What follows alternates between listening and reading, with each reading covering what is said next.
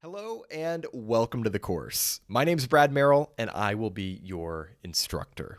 This course is all about WordPress and how you can use it to build beautiful, functional websites for yourself or for clients without writing a single line of code.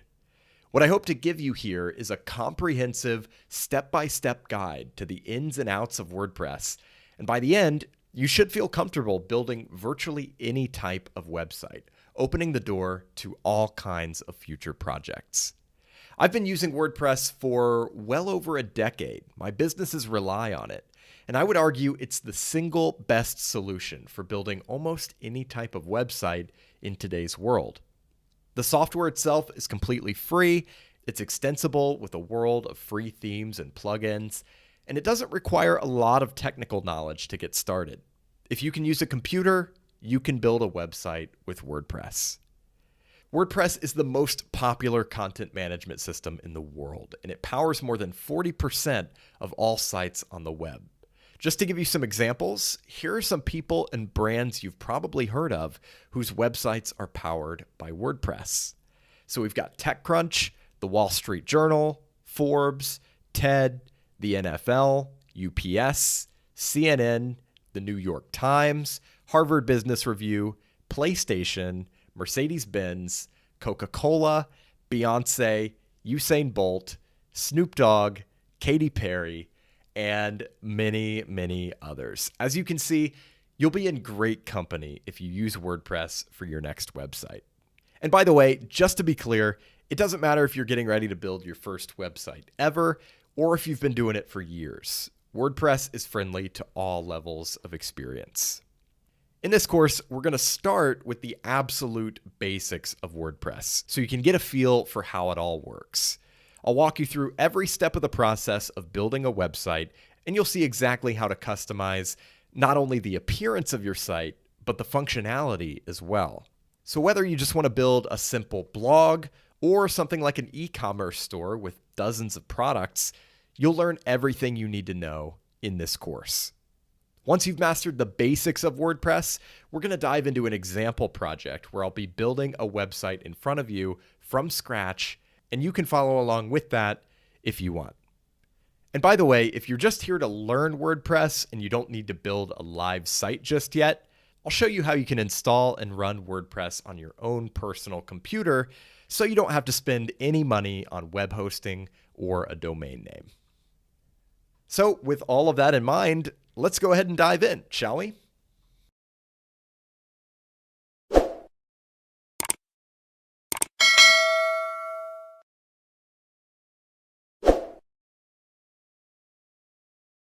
One of the big questions that often comes up when people are first getting into WordPress is, what is the difference between WordPress.org and WordPress.com? They are different things, which I know is just incredibly confusing. So I definitely want to take a moment to address this and hopefully put this question to bed once and for all before we get into the actual course material. So WordPress.com, which we're looking at here, is a fully hosted service that you can sign up for to build a blog or a website without having to manage the underlying technology yourself. WordPress.org, on the other hand, is home to the free WordPress software that you can install on your own web server. Now, there are pros and cons to both of these systems, and I've seen a lot of different explanations, but none of them illustrates the point quite as well as this old blog post from the Daily Post blog on WordPress.com. So I'm just going to read this excerpt for you, and hopefully this should get the point across. So it says, having a blog or website here on WordPress.com is a bit like renting an apartment in a complex. You don't have to worry about the pipes freezing in winter, you don't have to mow the backyard, and you don't have to fix the dishwasher if it breaks. All of that is your landlord's job. But on the other hand, you can't install skylights, knock down a wall to combine two rooms, or rent out your spare bedroom without the landlord's permission. Similarly, here at WordPress.com, we support your site and we take care of all the updates, the backups, and the security. But since all of our users share this platform, we don't permit you to use plugins since they can introduce security risks or outside themes. And there are a few terms of service that we require our bloggers to follow to keep WordPress.com nice for everybody. When you move to a self-hosted WordPress site, it's like buying your own house. You can knock down the walls or build an extension. You can rent out your garage for practice space to a local band. You can keep a lion in the backyard. But if your heat goes out in the middle of winter, you have to fix it or hire someone who can. If you self-host, you can install all the plugins you want, but if one of them breaks your site, you have to figure out how to fix it. Luckily, WordPress.org has a great support forum with many knowledgeable and helpful volunteers. You're also responsible for performing routine updates and backing up your content, but the only rules you're bound by are your own. So that's the end of the quote from the Daily Post blog on WordPress.com. Really appreciate that explanation. It illustrates the point really well. WordPress.com, definitely like renting an apartment in a complex. You know, you have a free version where you can create a website for free, but you have a lot of limitations to that. You're going to have advertising on your site that you don't necessarily get a cut from. And, you know, there's going to be certain things that you can and can't do. And then you have all these plans. You've got your personal plan, your premium plan, your business plan, and your e-commerce plan. Each of these, as they get more expensive, unlocks more potential for what you can do with your website. But on the base level plans, there are a ton of limitations, and you're not going to be able to do a lot of the things that we talk about in this course. On the other hand, if you use WordPress.org or the self-hosted version of WordPress, that's the same everywhere. You can take that to any web host, whether it's a budget web host or an expensive web host, and you can do essentially the same thing everywhere. You own your site, you have full control over it, you can do whatever you want with it. And then if you ever want to change web hosts, you can do that very easily. You can just take your existing WordPress site, move it to somewhere else, move to a different web hosting company, and you're good to go. So that would be the primary reason that I recommend WordPress.org. It just allows for a level of control and flexibility that you can't get from WordPress.com or any other hosted service like Wix or Squarespace, things like that. So that is what we're going to be focusing on in this course, the self-hosted version of WordPress that you can get from WordPress.org. And as we move forward, we're going to take a look at exactly how to set it up.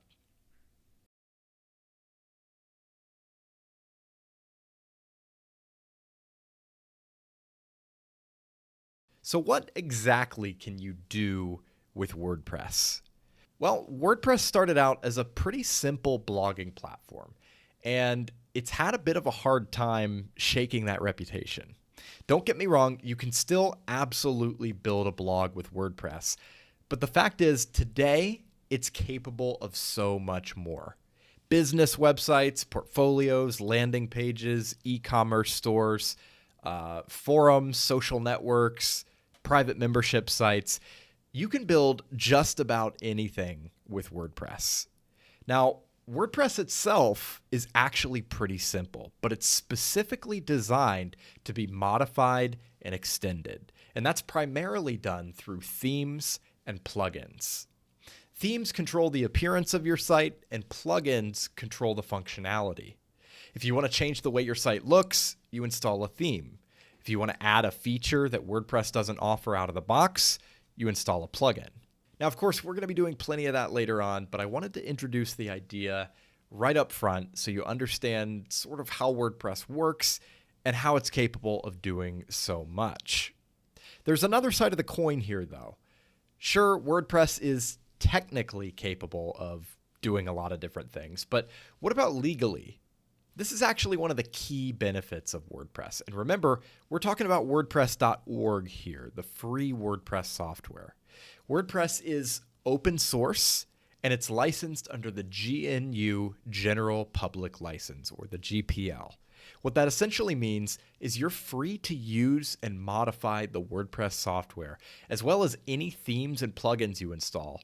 And you can use them for any purpose, personal or commercial, for as long as you want without having to pay licensing fees or anything like that. You own your site, you own your data, and you own your content. You're not at the mercy of some website building service that could shut down without notice or raise their prices at any moment. You control everything. So in other words, you can use what you learn in this course for all sorts of practical applications. Building a stunning website for your business or your side project, starting a blog, or even charging clients to build websites for them. That can be quite lucrative, either as a side hustle or a full-on freelance business if you want to go that route. So again, those are some of the things you can do with WordPress. As we move forward, you're going to see a lot of examples, and ultimately, we're going to get you to a level of proficiency where you will feel comfortable building any of these different types of websites, regardless of your individual goals.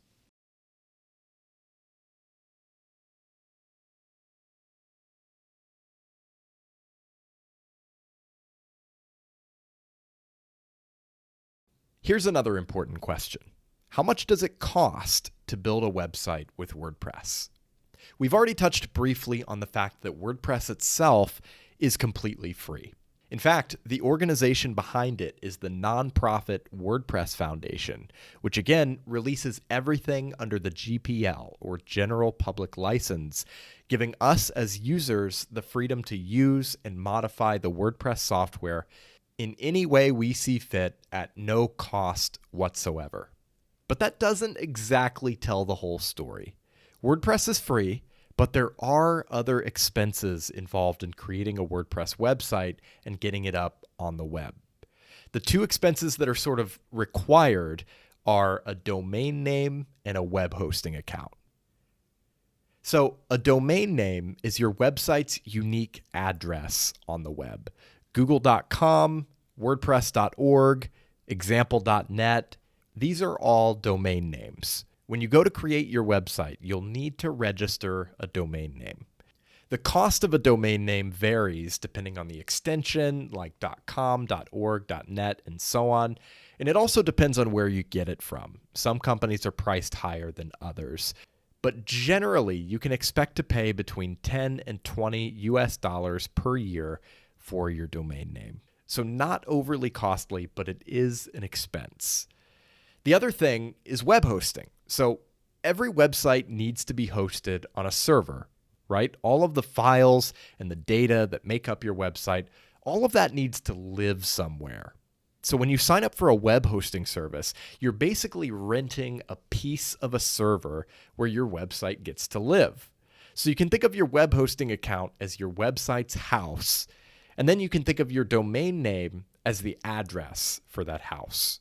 So when somebody goes to yourdomain.com, their browser sends a request to your web host, and your web host says, okay, here's that website you asked for, and sends all of that information back so the visitor can view your website. That's sort of what's happening under the hood. You never think about it because it happens so quickly, but there is that sort of exchange happening every time you visit a website. So yes, every website needs web hosting. There's no getting around it. It's the only way to make your website publicly accessible. So the question then is, how much does that cost? Well, it can vary pretty widely depending on your individual needs. A large, highly trafficked website is going to have very different needs from a brand new blog or website that's just getting started. For our purposes here, it's totally possible to get started for under 10 US dollars per month on an entry-level hosting plan. And as we move forward, don't worry, I'll show you exactly how to do that.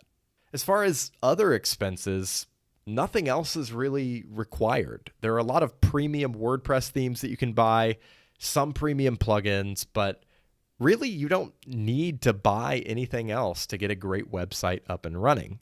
The vast majority of themes are completely free, although I do tend to use premium themes myself. Plugins, on the other hand, I rarely purchase premium plugins because pretty much everything you can think of in terms of the functionality you want for your website is available in the form of a free plugin. So hopefully that gives you an idea of the costs of building a website with WordPress.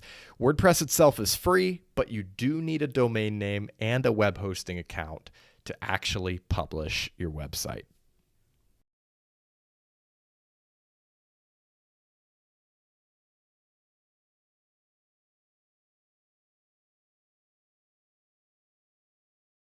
To help you get the most out of this course, I've created a free companion site at wpcoursetools.com.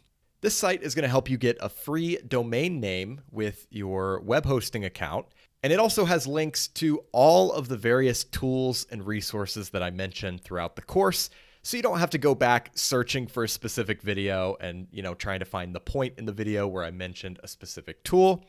It's all listed here. So once again, this is wpcoursetools.com. I recommend you just have this handy, maybe bookmark it, so you can come back to it and make use of it throughout the course.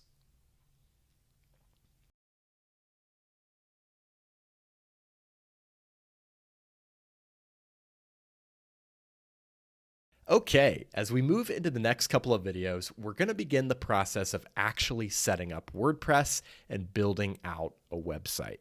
But there are two distinct ways to do this, and I want to take a moment here to help you identify which method is right for you. This is important because it determines what actions you're going to take and what actions you're going to skip during the setup process. So, as we mentioned, if you want to build a live website that people can actually visit, you're going to need to sign up for web hosting. So, of course, we will cover exactly what that process looks like.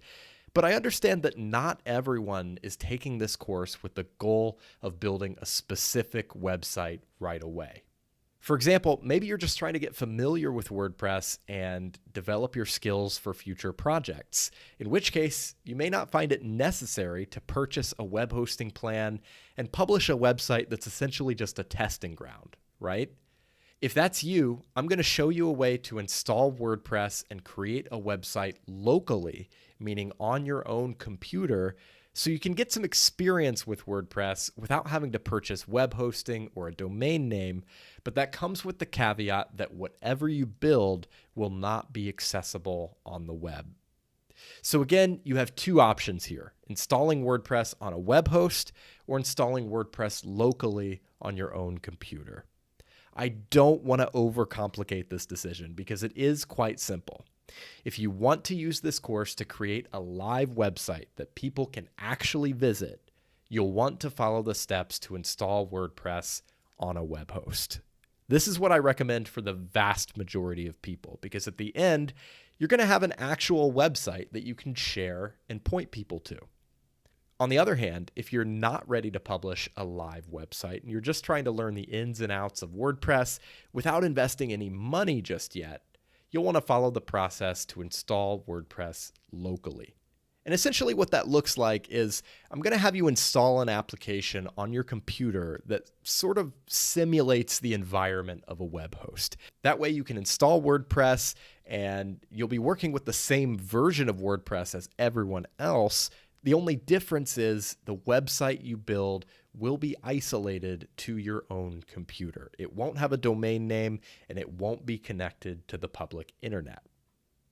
Both of these options are fairly quick and straightforward. I'm going to cover them both, but you only need to follow the steps for one of these two options. So those who want to build a live website should follow the web hosting process, and those who just want to experiment with WordPress on their own computer should follow the local install process.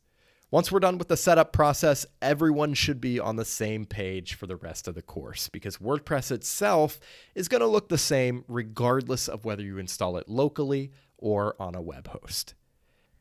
I hope that makes sense. Please don't be intimidated if you're a beginner. Like I said, we're going to walk through every step of this process together. I just wanted to stop and explain this sort of fork in the road, because you do need to choose one of these two options before we move forward. So go ahead and make that decision. Are you going to install WordPress on a web host, which is what I recommend for most people, or are you going to install WordPress locally? You only need to do one of these two things. So make that decision, and then you'll be ready to dive in.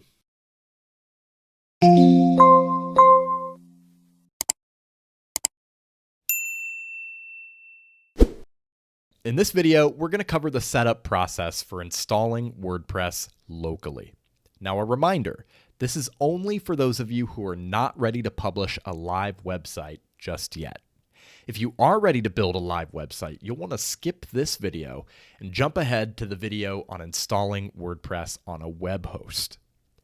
So again, installing WordPress locally means you'll be able to explore the WordPress software, experiment with it, and build out a private website on your own computer.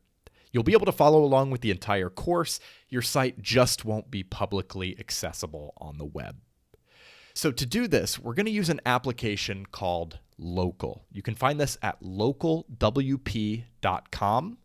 Alternatively, if you have our companion site up here, wpcoursetools.com, you can scroll down to this section on the local WordPress installation and click here to download the local application. Side note here, if you do end up following this process and you build a local website that you're happy with, and you decide, hey, this is pretty good, I actually do want to publish this site, you can do that pretty easily. And we'll have a video tutorial here at this link where you can, see how to do that and move your local website to a web host so you don't have to start from scratch or anything like that. It's very straightforward. You're never locked in to a local website. You can always move it to a web host later. So once you're on localwp.com, you'll want to start right here where it says download for free. You don't have to create an account. You'll choose your platform. I'm on a Mac, but it also supports Windows and Linux. And you can enter this information. I think the only thing required here is the email address. So you can skip the first name, last name, and phone number, then click Get It Now. That will download the installer right here. And of course, this is going to look a little different between Mac, Windows, and Linux, but if you've ever installed an application before, it's pretty straightforward. You're just going to follow the setup process as you normally would. And once you've completed the installation, go ahead and run the application. Agree to the terms of service. And we'll hit no thanks on that. You can create an account if you want to. You don't have to. You can actually exit out of this. And then it'll say you haven't created any sites yet, and it'll prompt you to create a new site. So go ahead and click on that.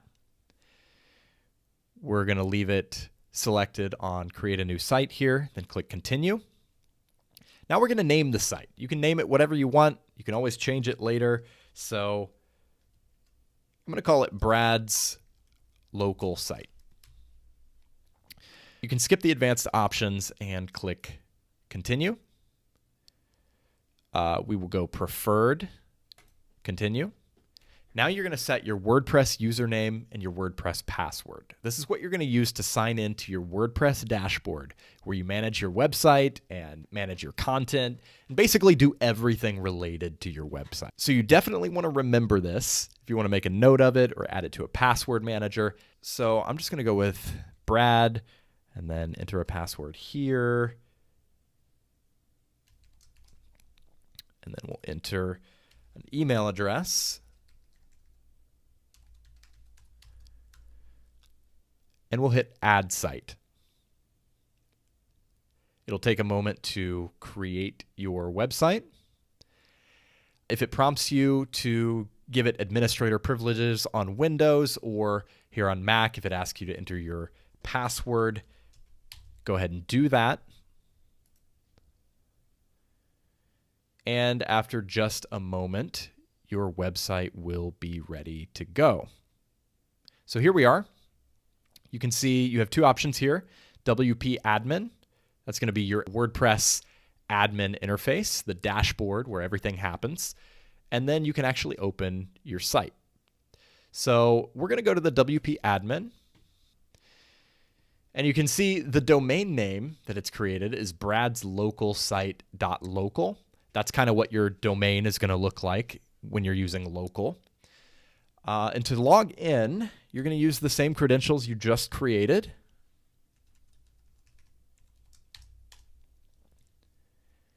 And this is your WordPress dashboard. This is where you're going to manage everything about your website. Again, your site's appearance, all your content, everything we do for the rest of the course is going to happen here. So remember this and notice that it's Brad's local site.local/WP-admin. So it's whatever your site is called /WP-admin. That is the location of your WordPress dashboard. And that's true whether you're creating a local site or a live site on a web host. It's always going to be /WP-admin. That's where you're going to manage your site. So again, this is your WordPress dashboard. We're going to look at this in a lot of detail as we move forward. But if you want to see what your website looks like, go right up here to the top where your site title is and hit Visit Site. So this is my website. This is what I've got so far. It's pretty simple. Not a lot going on here. We've got one post. We've got some very basic information here, a little menu. But it is a website. And as we move forward, we are going to customize this and create something really cool. So again, just because you're creating a website locally doesn't mean there's any limitations in terms of what you can do with WordPress. The only limitation is that your website is not live on the internet, right? So again, you'll be able to follow the entire course. And if you ever decide that you want to, you can move this to a web host and publish your site in the future. Just go ahead and check out that video on our companion site, wpcoursetools.com. So with that in mind, let's go ahead and move forward.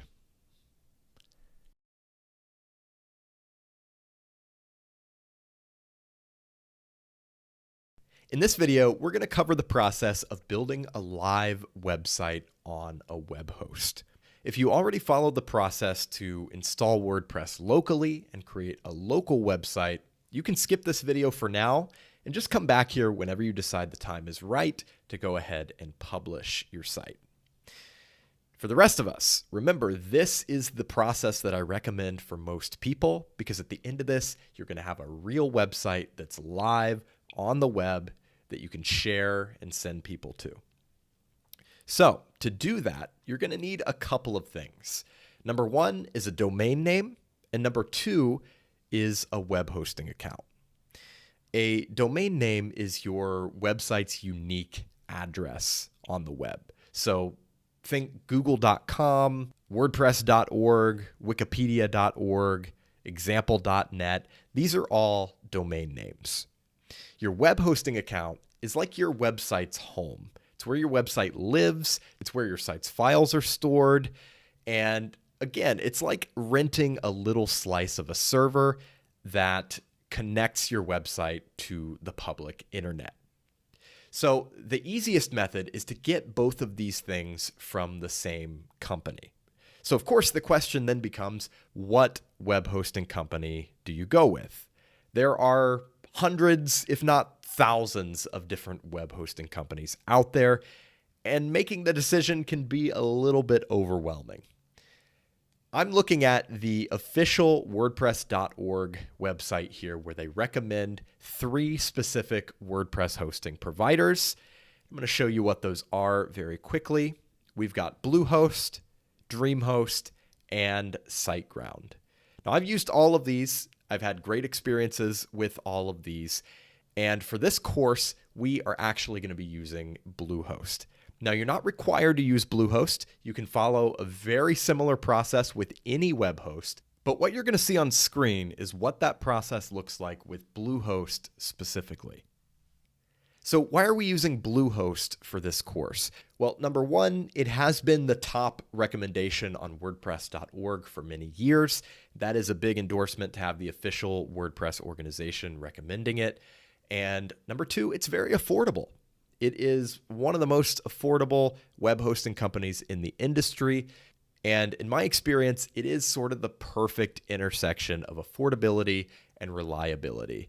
And you can, start out with a very entry-level plan and then scale that up over time as your website grows. And again, you're never locked into one specific web host. You can always move your site somewhere else if your needs ever change in the future. So that's why we're using Bluehost, and I've actually created a free tool for students of this course. If you go over to our companion site at wpcoursetools.com, you're going to see this section right here where it says find your perfect domain name and get it for free. So this tool is going to do a couple of things. Number one, you can enter any domain name that you're thinking about here, any ideas you have for your website. You can enter it with or without an extension. So we can type example.com, click search, and you're going to see that unfortunately example.com is unavailable, and so are all these other extensions. But if we enter something a little more original, like bradstestsite.com, we're going to see that that one is available. Now, the other thing this tool is going to do is when you click claim this name, it's going to pop you over to Bluehost and allow you to register that domain name for free. So find a domain name that you're interested in, go ahead and run it through that tool, and that will bring you over to Bluehost where you can select your web hosting plan. Now, they've got 3 plans here, Basic, Plus, and Choice Plus. Honestly, for a brand new website, Basic is probably going to be fine. Although I do want to point out the distinction between Plus and Choice Plus. They've got a few extra features, and then Choice Plus obviously has the most features, but they are the same price at the introductory rate. So there's really no reason to go with Plus over Choice Plus, and you can always downgrade whenever your renewal comes up and the price goes up a little bit if you want to. But for most of us, again, for a brand new website, Basic is going to be just fine. You can see all of the stats here, and you see that that domain name is included for free. So we can go ahead and click select. Here you'll see the domain bradstestsite.com is available. You can enter your account information here, just basic stuff like your name, address, phone number, email address, all of that. Double check your package information here. You can choose your billing period between 12 and 36 months. I'm going to go with 12 since this is just a demonstration account for me. You'll see your final hosting price here. Primary domain registration is included for free. Let's Encrypt SSL, which allows your website to load over HTTPS. That's also included for free. And then they're going to have all of these package extras. So most of these I tend to skip. The SiteLock Security, CodeGuard Basic, I typically uncheck those. The one thing I do recommend here is the domain privacy and protection. Let me explain what this is, and I'll show you this little example here. When you register a domain name, your information as the owner of that domain name will be listed in the public whois records. So that basically just shows who owns what domain name and how you can contact them. So typically when you register a domain name, you're going to see your name, your address, your email address, your phone number. All of this is going to be listed in the public database as the owner of your domain name. When you add the domain privacy service, Bluehost essentially acts as your agent. So instead of having your name, your address, your phone number, they're going to have their address, their phone number, their email address, all of these things so that your information is private. Now, the actual result of having your information public is that you're probably going to get some junk mail, some spam, maybe some telemarketing calls, because there are companies out there who are looking for new business owners that they want to market their services to. But of course, it is also a privacy and safety thing. Not everybody wants to have their address and their phone number listed in this public database. So again, I recommend adding the domain privacy just to obscure that and keep your private information private. So again, that's the only package extra that I typically add. Here you're going to enter your payment information. You can enter your credit card number and all that stuff. Or if you want to pay with PayPal, it's kind of hidden here. You can click more payment options, and then you'll see there is an option to pay with PayPal if you prefer.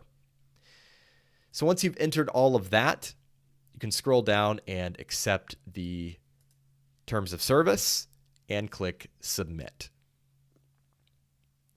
Okay, once you've done that, you can go ahead and create a password for your Bluehost account. So go ahead and enter that, agree again to the terms of service, and create your account.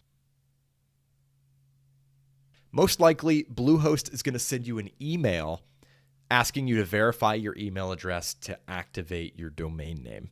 Make sure you hop over there and do that real quick because otherwise your domain name will not be activated and your website will not be accessible. So it's very important that you open that email, click the link to verify your email, and then you can come back and proceed with the next part of the process. So once you've verified your email address, you can go over to My Sites, and it's going to take you into this onboarding wizard. So click the button to create your website. And actually what I'm going to do is skip most of the steps in this wizard because I'm going to show you exactly how to set up WordPress on your own without Bluehost necessarily adding their own touches to it. So you'll see what I mean by that as we move forward. But for now, we're just going to click skip this step. You can choose whatever you want here. We'll say blog. Skip this step. Here you can add the name of your site. So I'm going to say Brad's example site, or what did I call it? Brad's test site. And then you can add a tagline if you want to. You don't necessarily have to, and all of this can be changed later on. So we'll click continue. Skip this step. They are installing WordPress, and in just a moment, you will be good to go.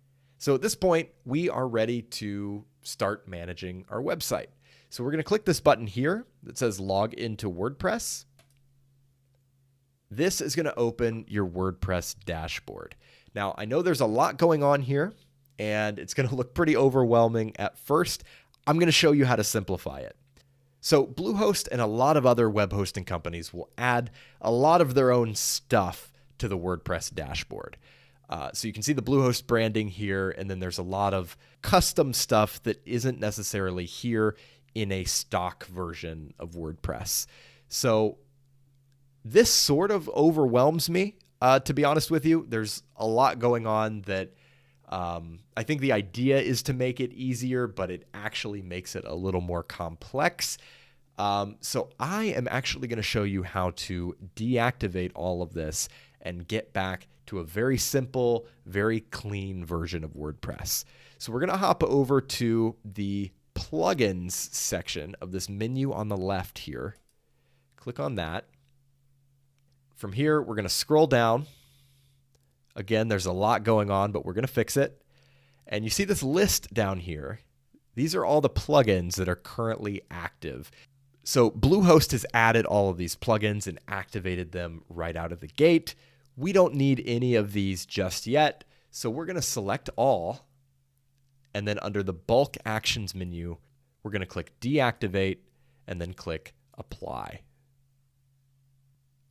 So right away, everything's going to look a lot more simple. If you click dashboard over here, this is sort of what WordPress is supposed to look like out of the box. So when we come back, we are going to go all through this dashboard, give you a full tour, and make sure you know where everything is within the WordPress interface. Now, one more thing that I would like you to do before we move forward is create a password for your WordPress account. Now, this is separate from your Bluehost account. Your WordPress account is just for this interface where you manage your website. So if you go over to the users section of this left menu, click profile, and then scroll down click Set New Password. So here you can enter whatever password you want, and then click Update Profile. And from now on, you can use that password to log into your WordPress site. Now, how do you access your WordPress site? Well, your domain name is probably not active yet. You're going to notice that it has this weird, like, temporary domain going on. It's going to take anywhere from a few minutes to a few hours for your domain name to fully activate. So that's why they do this temporary thing. In the future, you will be able to go to your domain /WP-admin. So in my case, it would be bradstestsite.com/WP-admin. That is going to be where you log in to your WordPress site, where you manage your content, manage your themes. Everything about your website is going to be managed there. But again, this may take a few minutes before you can actually go directly to that. And again, that's why they have this temporary thing, and you can always access it by logging into your Bluehost account and clicking Log into WordPress. I hope that's not too confusing. Again, you will be able to access this through your domain name. It just takes time for it to activate. When we come back, we're going to go through all of the WordPress dashboard, and you'll get a feel for where everything is and how it all works.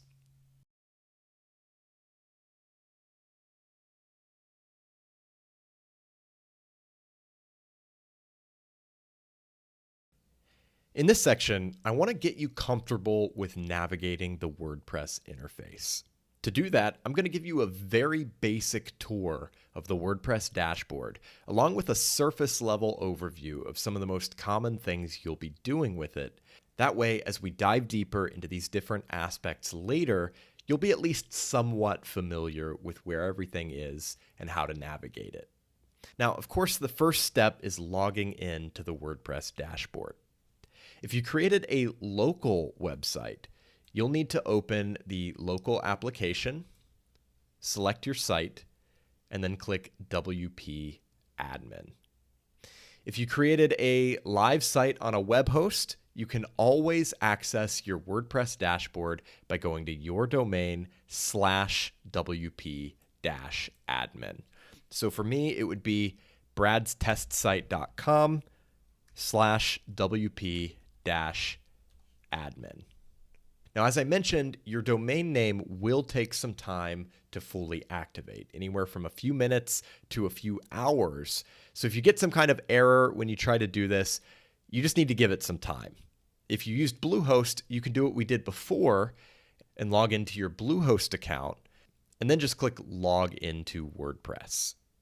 But in the future, again, the easiest way to get into your WordPress dashboard is just to add WP-admin to the end of your domain name. So we'll do that, and you'll see this login page. Here you're going to use your email address and the password you set for your WordPress account.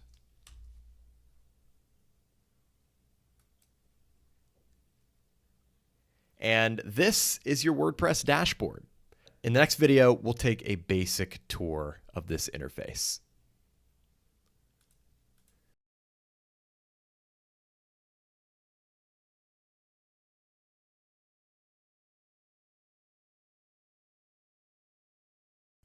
So here we are in the WordPress dashboard, and it's time to take a very basic tour.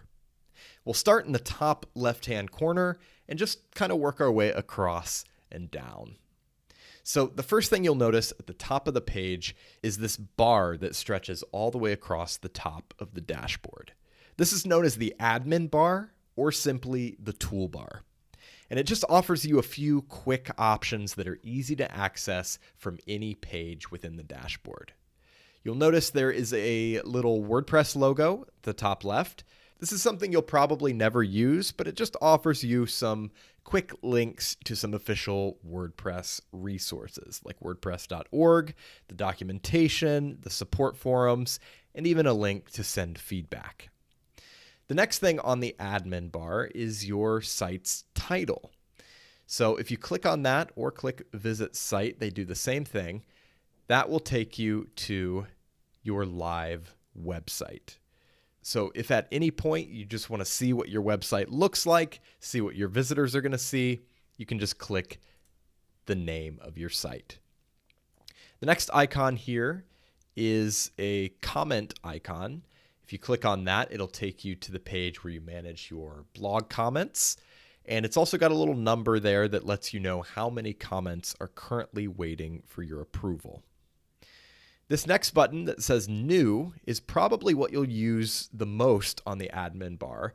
And this just allows you to quickly add a new post, page, media, or user. And then jumping all the way over to the right-hand side, you'll see it says Howdy and then your username. And your username, by the way, if you didn't set it yourself, is normally generated from your email address. So that's where that comes from. And this little menu just gives you the option to quickly edit your profile or log out. Now moving over to the left-hand side of the page, you're going to notice this big menu. This is sort of the main navigation menu within the WordPress dashboard. So we're currently on the dashboard page, and you'll notice that the dashboard menu is highlighted and expanded, and it has these little sub-menu options underneath it. The same is true for the rest of the menu options here. Just hover your mouse over each one to expand it. So let's just go through these menu options and just give you an idea of what they all are. So dashboard, of course, is sort of the home page within the WordPress dashboard. Posts is where you manage your blog posts.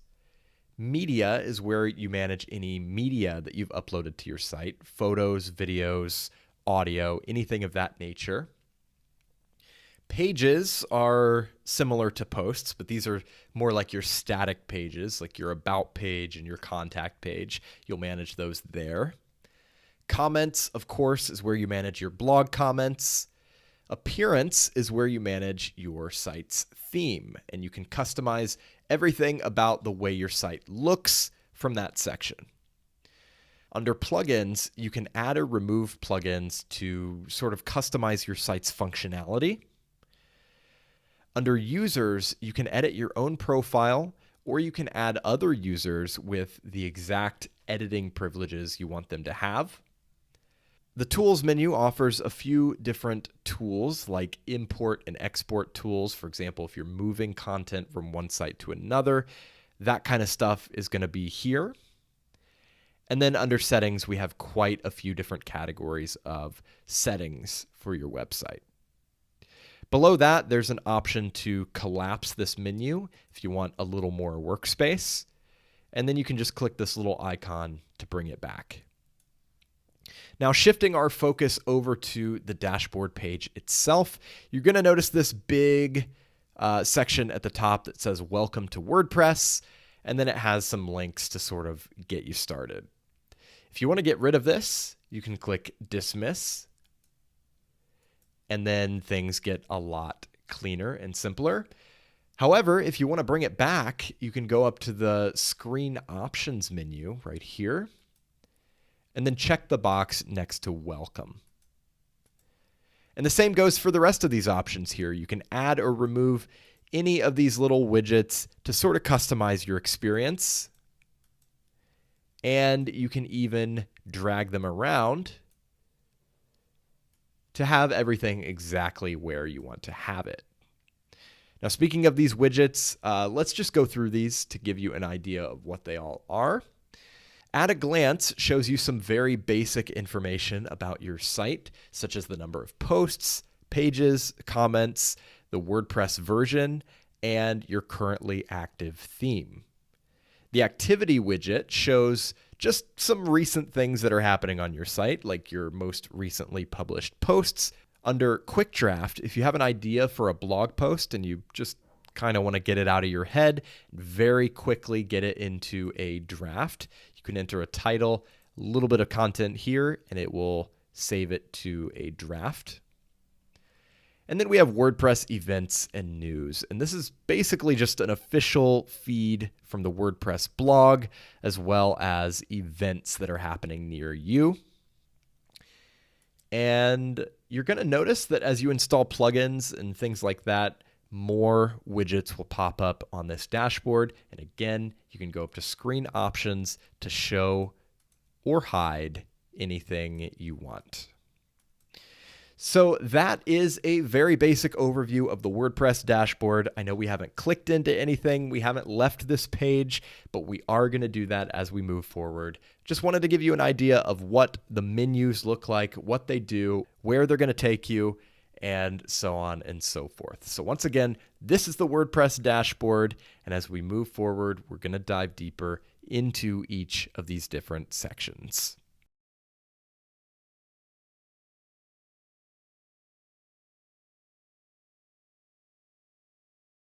In this video, we're going to take a brief introductory look at the process of managing posts and pages in WordPress. Now remember, this is just the basics. We're just trying to get familiar with the menus and the interface so you know where everything is for later on when we build on this. So we'll start off with posts. And naturally, we're going to go over to the main menu to the posts section. And we can click on all posts. So this is where you're going to see all of your existing blog posts. And you can see we only have one at this point, but you can imagine you could have dozens, you could have hundreds, and it just shows up in a table like this, where you can see the title, the author, the categories, the tags, the number of comments, and the date. Above this table, you'll notice we have a bulk actions menu where we can select one or more posts from the table to then edit them or move them to the trash. And then you can also filter the posts that show up because, again, you could have hundreds of posts here. It's not always as simple as just having one post in this table. So you can select the dates or the categories and then filter the posts based on that information. Also at the top, you have menus for different post statuses. So we only have one post and it's published, so we've only got published, but in theory you could have posts that are drafts that have not been published yet, or posts that are pending review. For example, if you have another author who has submitted a post to you for your review, that would be another post status that would show up here. Of course, you have your Add New button. You can add a new post from there. You can also add a new post directly from the main menu, or as we discussed, the admin bar. Now, in terms of managing content, there are a couple of ways that you can do that. You can click on the title to open the post editor. I'm just going to do that in a new tab here. And you'll see, the first time you open this, you'll probably see this little introduction, and then you'll see the post editor. So we've got our title here, and we've got our content here. Very simple first post that sort of comes preloaded with WordPress. And then you'll notice this sidebar over here where you can manage a lot of metadata and manage individual blocks of content within the post. We are going to come back to this. We're going to do a deep dive on this content editor. So don't worry too much about it yet, but this is how you edit your content. Now, going back to that table, you can also do a few different actions right here. You can edit, which will open the same content editor we just saw, or you can do a quick edit, which is an interesting little way to manage your metadata on the fly, like your date, the post status. Like I said, you could make it a draft or pending review. You can turn comments on or off. You can manage the categories and tags. All these little quick things that you may want to do with a single post, or under the bulk actions, you can do edit, and then you can make any of these individual changes to a large number of posts. So that's sort of a quick way to make changes to a post without having to open the full editor and do it there. So we'll hit cancel. You can also trash the post to get rid of it. It'll move it to the trash, and then it's sort of like the recycle bin on your computer. You can then empty the trash later, and it keeps those posts around for a period of time if you do want to restore them. And then there's also an option to view the post, which we'll go ahead and do that in a new tab as well. And this is my post live on my site. And you can see there's a comment here on this post as well. So we'll go back, and the reason I wanted to introduce this table is because this is a very familiar design language that's used a lot throughout WordPress. So you're going to see this on the posts screen. You're going to see this on the pages screen, on the plugins screen, and a lot of different places. You're going to see these tables and a very similar interface, right? So when you get familiar with this, you're going to be familiar with a lot of other things within WordPress. Speaking of pages, let's hop over there and just take a look at that. Like I said, very similar. You can do the edit, the quick edit, trash, or preview, because this one happens to be a draft. So a preview is just showing what it's going to look like on the site when it is published, although this page is not yet published. Our sample page is published. We can view that one. Take a look at that.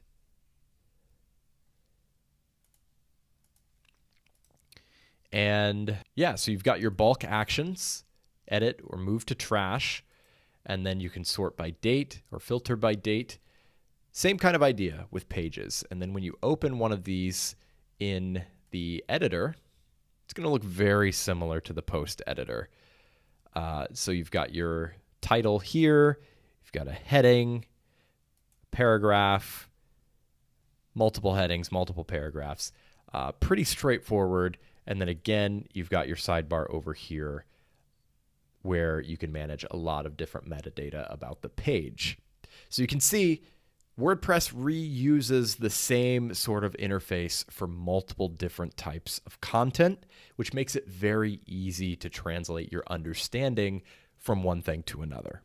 One more thing I want to showcase here, which is the screen options menu. We saw this on the dashboard page, and you'll notice this is a feature on many different pages within WordPress. When you're managing your posts, especially if it's a large number of posts, this can really come in handy. You can decide which columns are going to show up, like your author, your categories, tags, comments, and date. The number of items per page. You could have 20 items. You could have 500 items, right? Because on a big site with a lot of content, this table is going to be a lot more extensive than it is right here. Then you've got different view modes. You've got compact view and extended view. So if we switch to extended, you'll see that we do have a little bit of content right here that shows up from the actual post itself. And you can go back up to screen options to switch that back. So that is how you manage your content in WordPress, your two primary types of content, which are posts and pages. And don't worry, we are going to come back to this. Like I said, we'll do a full deep dive on the post editor. I just wanted to get you familiar with how and where to actually manage your content.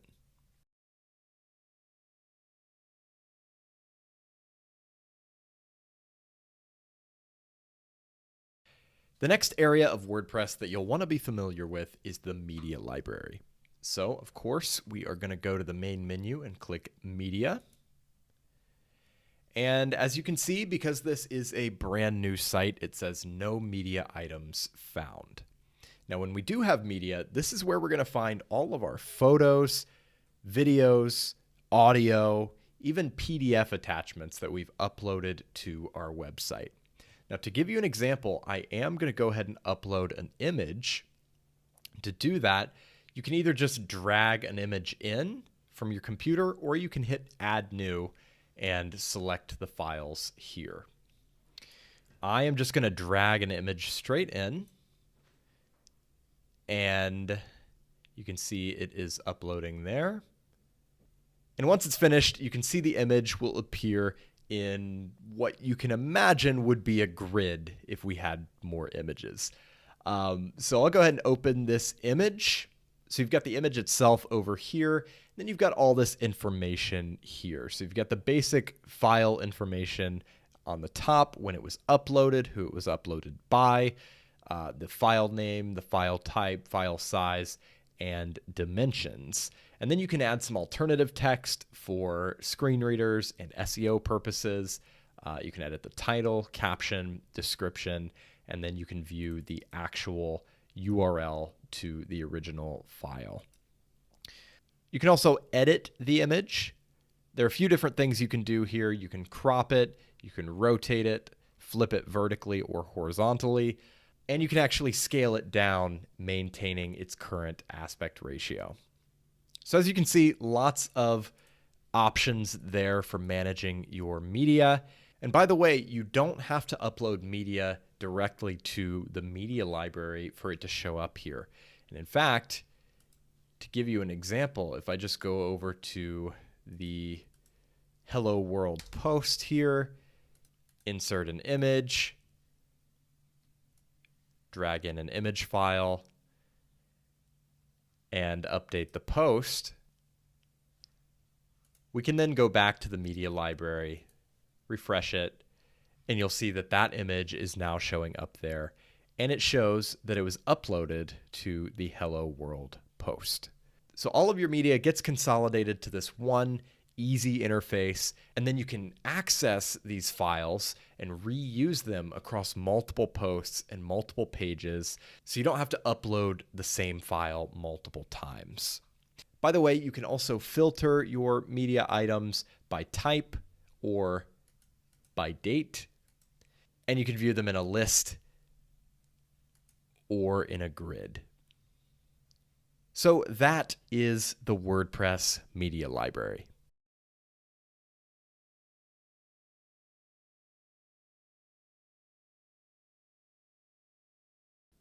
Moving right along, let's take a look at managing comments in WordPress. So go ahead and click Comments in the main menu, and you'll see this is a very familiar interface. It's the same table that we saw for managing posts and pages. They're just different columns with different information in them. So we've got the comment author, as well as their email address and website. We've got the comment itself, the post it's replying to, and the date it was submitted. We've also got some different functionality here. So this comment has already been approved, so we have the option to unapprove it. I'm going to go ahead and do that. And then you'll see that we have a little number indicating here and here that we have a comment waiting for our approval, and that would be this one. So then we can click Approve to make the comment appear on the post again.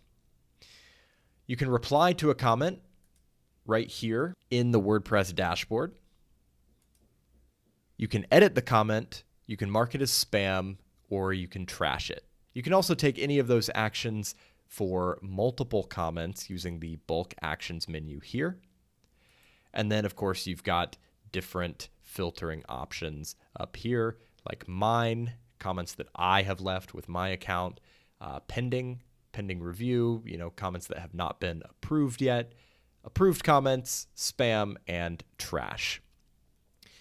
Then you can view the comment on the post on which it was left by clicking View Post. And we can scroll down and we can see that comment here. And if you didn't reply in the WordPress dashboard, you can also reply right here on the front end of the site. So that is how you manage comments in WordPress. Pretty straightforward. And again, that interface is incredibly similar to other things you're going to see in WordPress.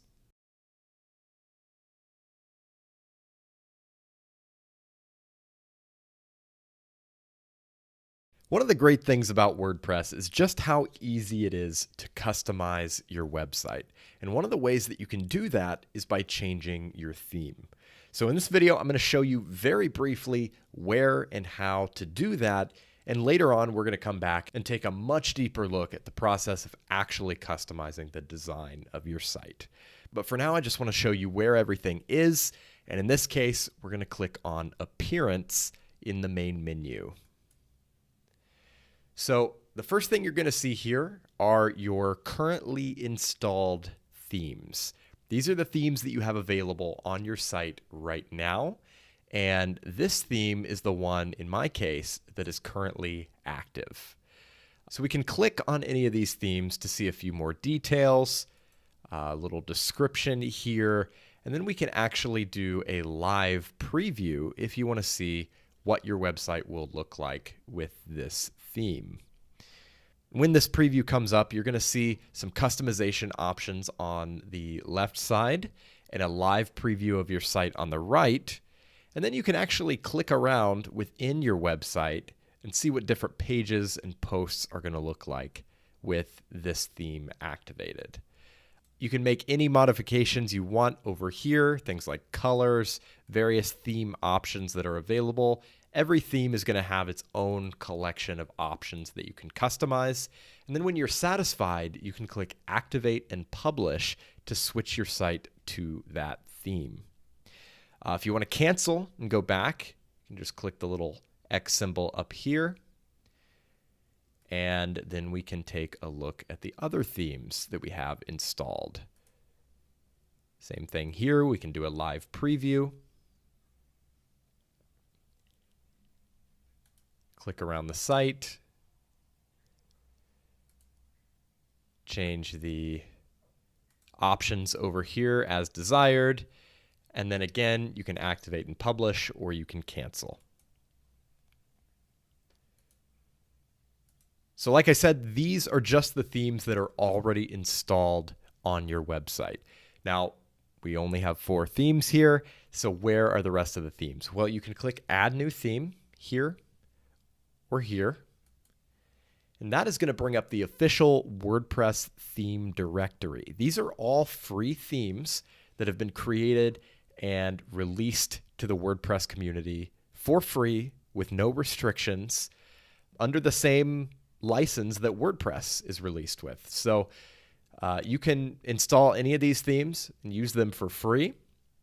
One thing I will mention is that the thumbnail often looks a little bit different than what you're going to get right out of the box. You're going to need to do some tweaking and actually configure your website to match what you see in the thumbnail. And we will get into that a little later in the course. We're going to go through everything, including customizing your website and really building out something beautiful. So don't worry, we're not going to be stuck with this very basic design. We're going to create something a lot more compelling. But for now, you know where the themes are. And if you want to go and experiment and take a look at a few of these themes, I do encourage you to do so. And the process is quite similar to what we saw when I showed you the currently installed themes. You can just click on any of these. You'll get a preview, and then you can install the theme. And after you install it, you can see a live preview with your website and your content. So actually, we'll go ahead and install this one. And get out of here, go back to our installed themes. Then we have Cadence here, the one we just installed. We can do the live preview. And again, doesn't exactly look like the thumbnail because there are a few extra steps to get it to that point. But you see we have all of our options over here, our colors, fonts, header, footer, and you can click around and see what the theme is going to look like on your website. So you can see it's just a couple of clicks to completely overhaul the design of your website. And like I said, as we move forward, we're going to really get into the weeds and you'll see how to build something truly unique.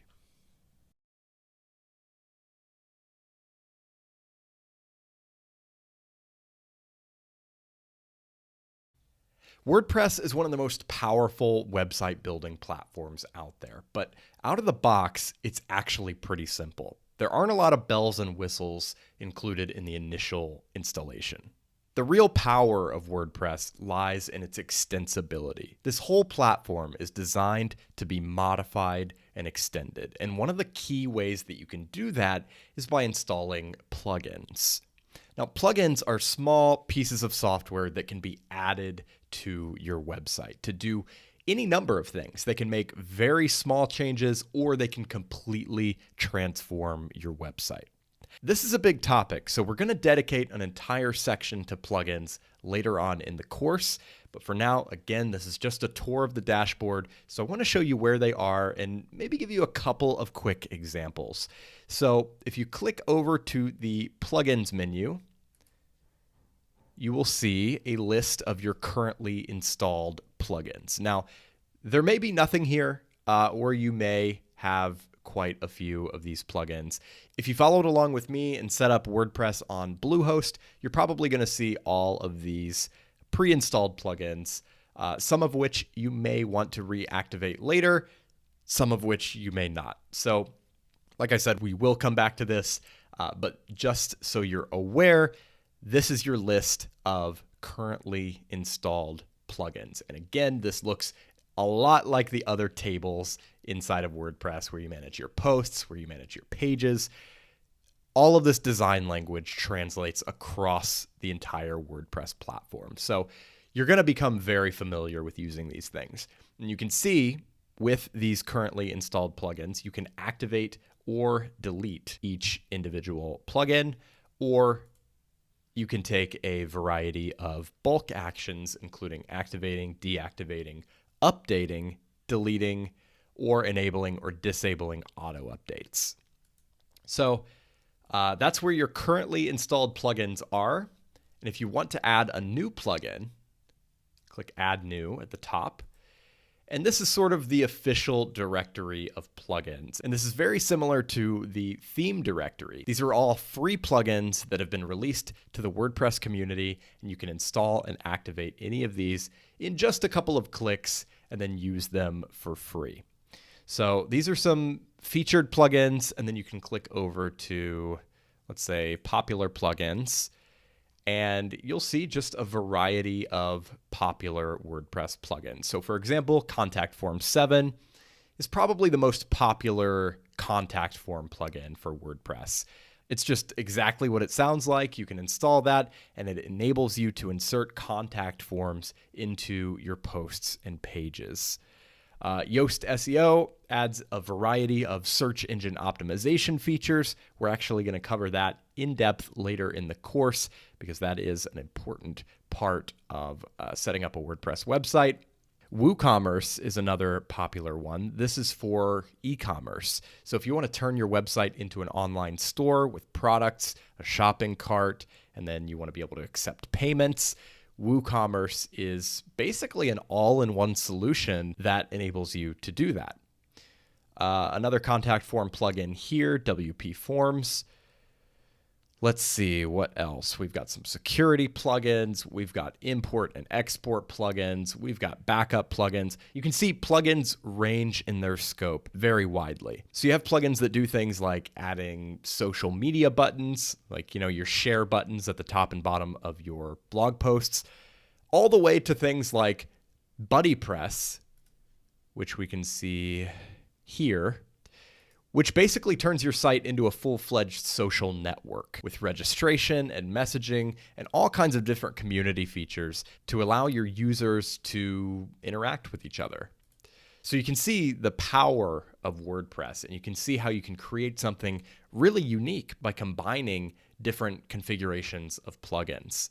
And all of these plugins are free. You can install these for free. There are premium plugins out there, but everything you find in the WordPress directory is going to be free. So when it comes to installing a plugin, I'm just going to show you what that looks like. So as an example, I'm going to install Contact Form 7, and it's very straightforward. So to see some more details about the plugin, you can click on the title of the plugin, and you'll see a description here. You can see maybe some frequently asked questions, screenshots, and then importantly, reviews from the WordPress community. So you can see what other people are saying about the plugin and if it has any conflicts with other plugins, for example. And that can help to inform your decision on whether this is something that you actually want to install on your website. So just for this example, we are going to go ahead and install this. Again, I recommend checking out the details before you install, but you can just go ahead and install right here from the list. Install now. Once it's installed, the button will change to activate. So you can click on that to go ahead and activate the plugin. And just like that, the plugin has been activated. And what you'll notice is that plugins will often add a menu item to your WordPress dashboard. So we have a new contact option here, and that is where you manage your contact forms. So if we go there, we're going to see this same familiar design language, the table where you have your contact forms, and it's created one as an example for us. So we can click there, and this is our contact form. And if we want to insert this somewhere, all we have to do is copy and paste this little short code into a post or page, and the contact form will show up. So that's just an example. That's just one plugin. There are many contact form plugins out there. There are many other plugins out there that do a lot of different things. So just wanted to show you where your plugins are, how to activate them, and of course, if you want to deactivate them, you can also do that from this menu. Just click deactivate next to that plugin, and you can see it's been deactivated and that contact menu is gone. So that is a brief look at plugins. We will come back to this, of course, and take a deeper look later on, but that is a brief introduction.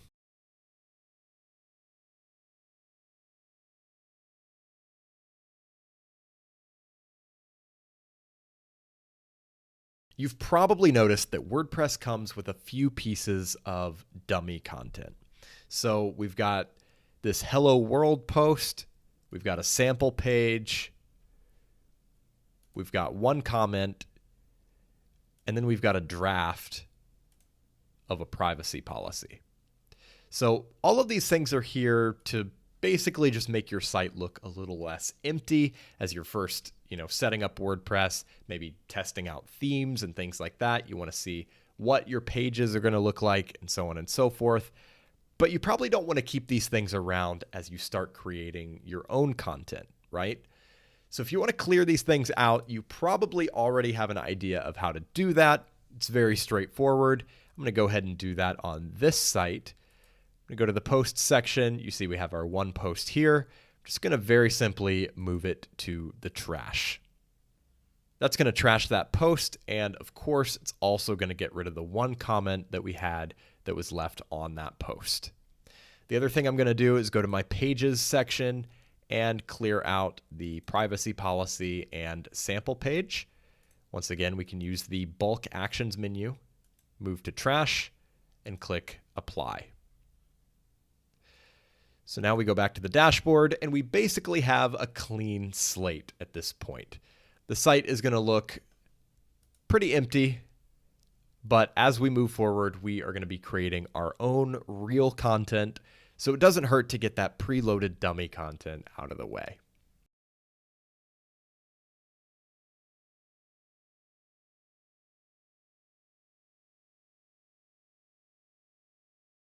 WordPress has a lot of different settings that influence how your website behaves.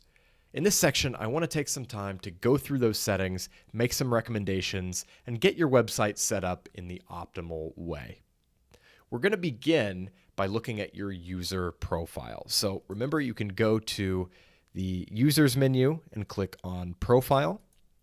This will open up the settings for your personal WordPress account. And you're going to notice a lot of this is pretty self-explanatory. A lot of it's just personal preference. For example, the admin color scheme here just kind of customizes what your WordPress dashboard is going to look like. You can choose whether to show the admin bar or the toolbar when you're viewing the front end of your site. So you can see here, as I'm viewing my site, I have the admin bar here. I have quick links to add a post or get back to the dashboard. But if you disable that, you'll see that you view the site very much like your visitors would see the site without the WordPress admin bar at the top. I personally like to show the toolbar because it is convenient to have those links at my disposal, so I'm going to leave that checked. Here you can customize your name and how it appears on your website. So you can add your first and last name, as well as a nickname, which can be whatever you want. And then you can choose to display your name publicly, meaning on your website itself, as any combination of those. So I'm just going to use my full name. And you'll notice in the upper right corner, the greeting just changed to reflect my name configuration. You can change your email address, add a website URL, some biographical info, which may show up on your author page on your website. Then you can add a profile picture. Now, your profile picture is controlled by Gravatar. Gravatar stands for Globally Recognized Avatar. And this is a service provided by Automatic, which is the company behind WordPress. And basically the way this works is you sign up for Gravatar, you upload an avatar or a profile picture, and that profile picture is going to follow you around the web. So this works on all WordPress sites, as well as Slack, GitHub, a few different other popular services, and it's linked to your email address.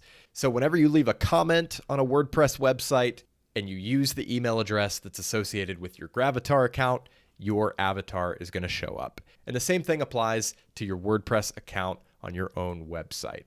So whatever email address you use here is what you should use for Gravatar, and then you upload an avatar here and it will be reflected on your website. So this is actually based on your WordPress.com account. So if you have one, you can just log in or you can create one. So what I'm actually going to do is log in with my existing WordPress.com account. I'm going to add an email address because the email that I'm using with my website here is not yet linked to this Gravatar account. So I'm going to add that real quick.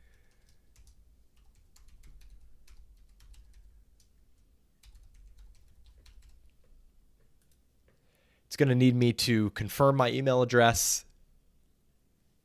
And now that I've done that, I can set an avatar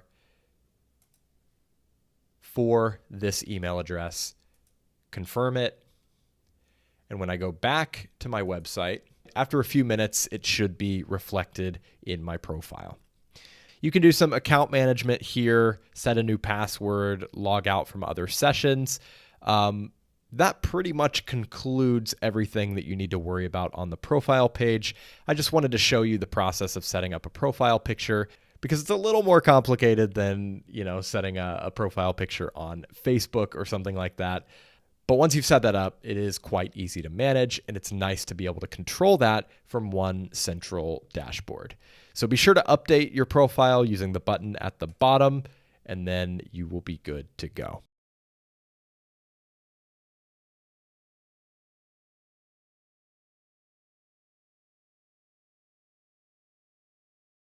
In this video, we're going to go through the general settings in WordPress. So if you hover your mouse over the settings menu and click on general, you'll see this page. This is basically just a bunch of global settings for your site as a whole. So you can see at the top, you have your site title and tagline. You can change either of these at any time. Your tagline, if you're not familiar, will sometimes show up in your header. Oftentimes it'll be under your site title, somewhere around there. It depends on your theme where this is actually going to show up. Myself, I tend to skip the tagline. I just don't find it particularly necessary, especially if the theme doesn't use it. So I typically will leave that empty. Your WordPress address and your site address, most likely you are never going to edit these. Your WordPress address in particular, you should never edit this field because if you do, it will break your site. So do not edit this field. Your site address, again, you're probably never going to use this, but I will explain the sort of edge case where you might use it, and that is where you have a different homepage from where your WordPress installation is located. So say you've created your WordPress site as a blog that's attached to a different website, you would put that different website URL here so that when you click on your home link in your menu, for example, it's going to go back to the main website and not the homepage of the WordPress site. But again, that is sort of an edge case. If you're using WordPress for your whole site, you don't ever need to edit this. The administration email address. This is used for various alerts and things that come from WordPress, like update notifications or security alerts, things like that. All of that's going to go to this email address. So if you want those things to go somewhere else aside from your personal email address, you can change that here. Under membership, you can decide whether anyone should be able to register for an account on your site. Now, most likely, you're going to want to leave that unchecked because as soon as you check that, you're going to start getting random registrations from bot accounts, spam accounts, things like that. But if you're building a community site or an e-commerce site, anything where people need to be able to create their own accounts, you will want to check this box. And there are ways to mitigate the spam accounts and stuff like that. So if you are creating a community website or an e-commerce website, there are plugins and solutions that you can use to keep the bots and spam accounts away. So don't worry too much about that. But if you don't need people to be registering at all, leave that unchecked. The new user default role, you can probably just leave that as subscriber. We'll talk about user roles a little bit later, but that is going to be the user role that people get when they register themselves. Here you can set your site language. You can set a time zone by choosing a city near you or the appropriate UTC offset. You can choose the date format and time format that you prefer, basically just the way you want dates and times to show up on your website. You can choose the day that you prefer as the start of the week. And then if you're using Bluehost, you're going to see this endurance cache section at the bottom. That's just a feature that they add to sort of speed up your WordPress site. You can leave all of that as is. Once you've got all that configured, be sure to save your changes and we will move right along.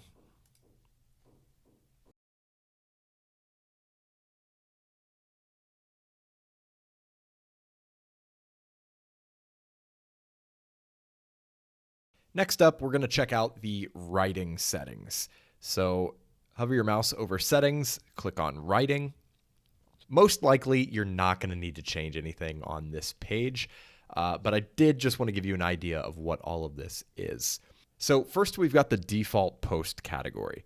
Now, every blog post in WordPress has to have at least one category associated with it.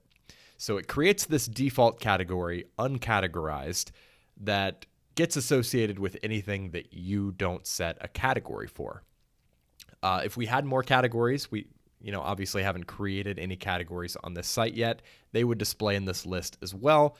So if you want all of your uncategorized posts to be associated with a different category that you've created, you can select that here.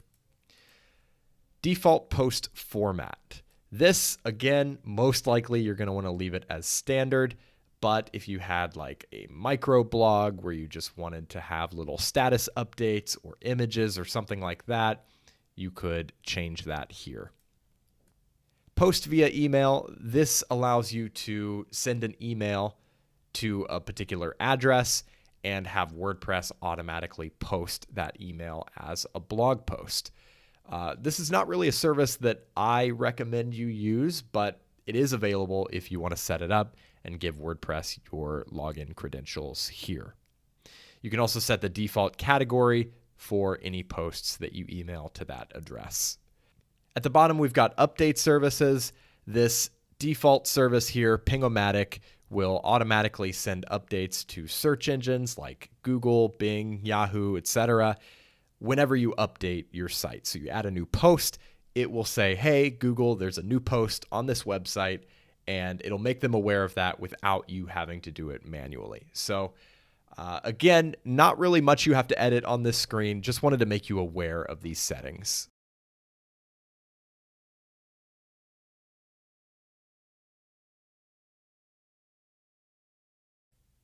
Moving along to the reading section of the settings menu, we've got a couple of simple options here. So the first one you'll see here, it says blog pages show at most blank posts. And the default is 10, and that is exactly what it sounds like. The blog pages on your website, the archive pages, are going to show 10 posts or whatever number you set here. And that's 10 posts per page. So you'll have to click to the next page after the first 10 posts. 10 is a good number. That's the default. So that's usually how I leave it. The one time I would adjust this is if the layout of my website doesn't really work with 10 posts. So for example, if we've got a grid of posts that's 3 by 3, that's 9 posts. If we have it set to 10, we're going to have a row on the bottom that only has one post in it. And it's going to look a little weird. So I might set that to 9 or maybe 12 just to make it cohesive with the design of the page. But again, generally, I just leave this as is. Syndication feeds show the most recent blank items. That's for your RSS feed. Same thing here. 10 is probably fine. But if you want to show more or fewer items in your feed, you can adjust that here. Also for the RSS feed, you can choose to show the full text of your articles or a short excerpt if you want people to have to click back to your site to view your content. Finally, we have search engine visibility. This is important. There's an option here to discourage search engines from indexing this site. If you want to show up in search engines like Google, make sure this box is not checked. And that's it for your reading settings.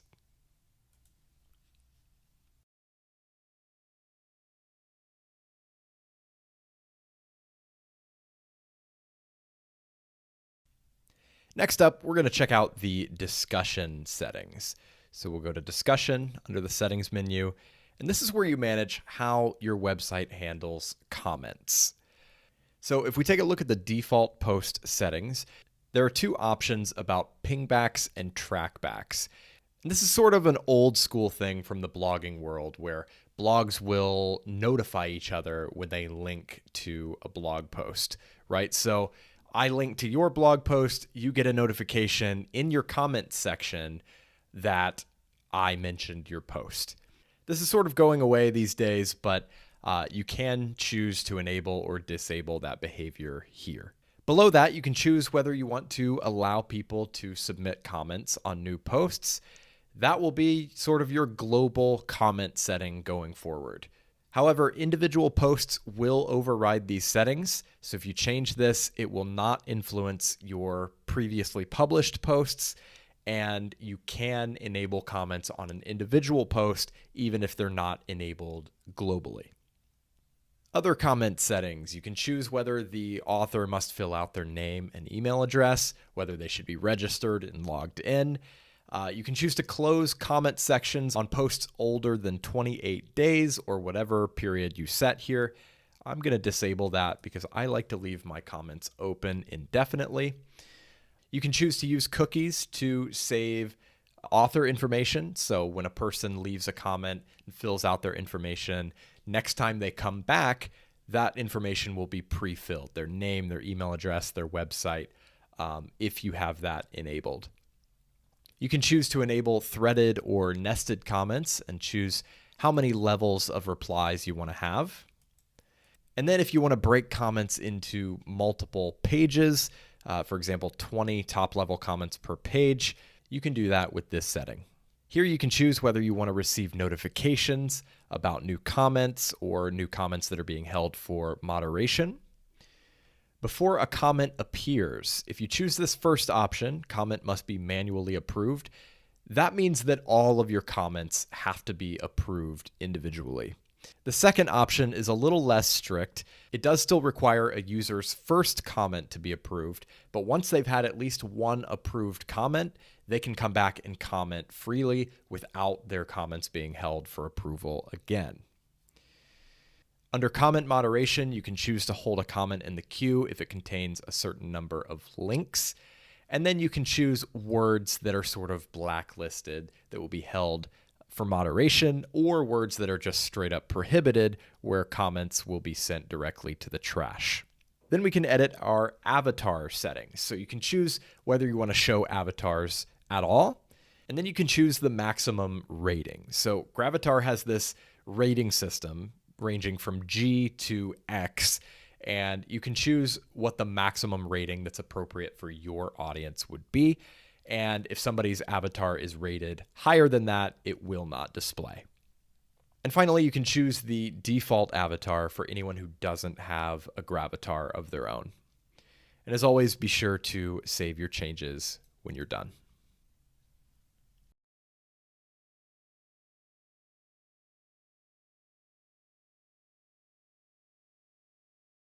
Our next settings menu is going to be Media.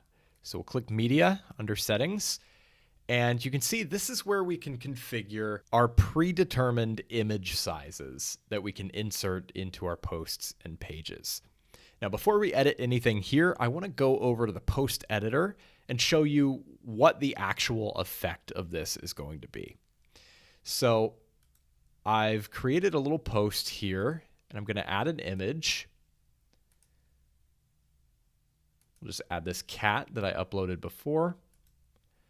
And you can see over here on the right-hand side, the image size is large. So we've got full size, large, medium, and thumbnail. Full size obviously is going to be the actual image that you uploaded. It's not going to be sized down at all. Large is going to be a maximum of 1024 pixels on either side. So the way it's going to be scaled is that the longer side is going to be scaled down to 1024, and it's going to maintain the aspect ratio. So the other side is just going to be scaled down to, whatever that equivalent is. So we've inserted the large size here, which is a maximum of 1024 pixels. And you can see in practice, in this post, in this particular theme, it's essentially full width. If we change the size to medium, you can see it's considerably smaller. We'll preview again. That's what it looks like. That size, the medium size, is a maximum of 300.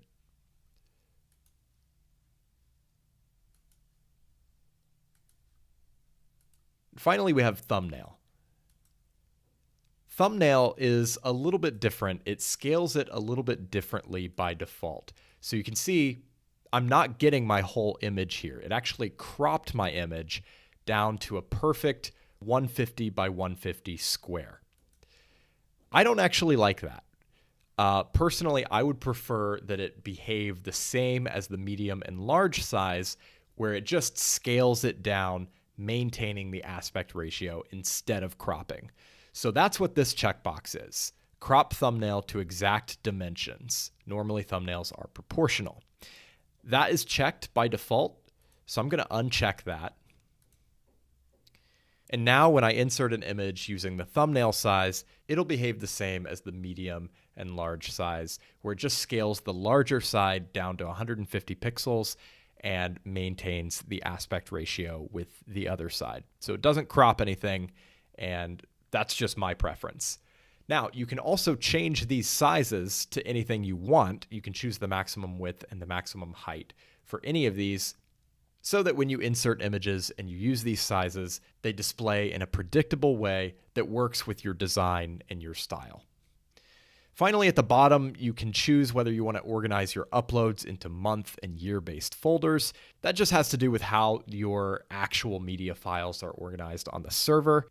I would leave that as is unless you have a specific reason to change it.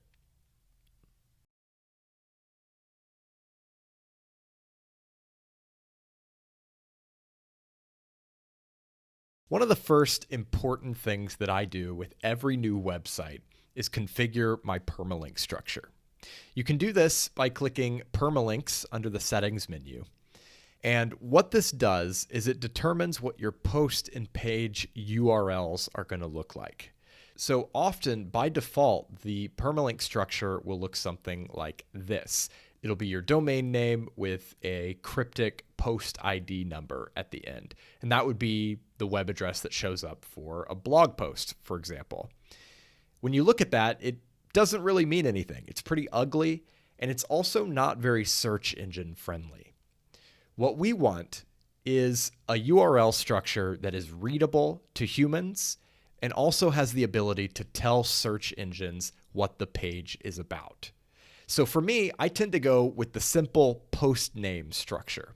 So that's literally just adding the name of the post to the end of the URL. So like bradstestsite.com/sample-post. That's perfect.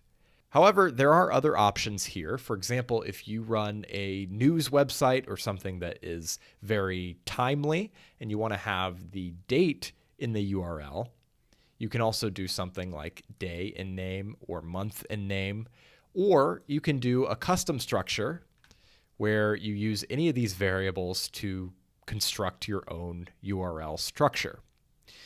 I'm just going to go with post name because that's simple.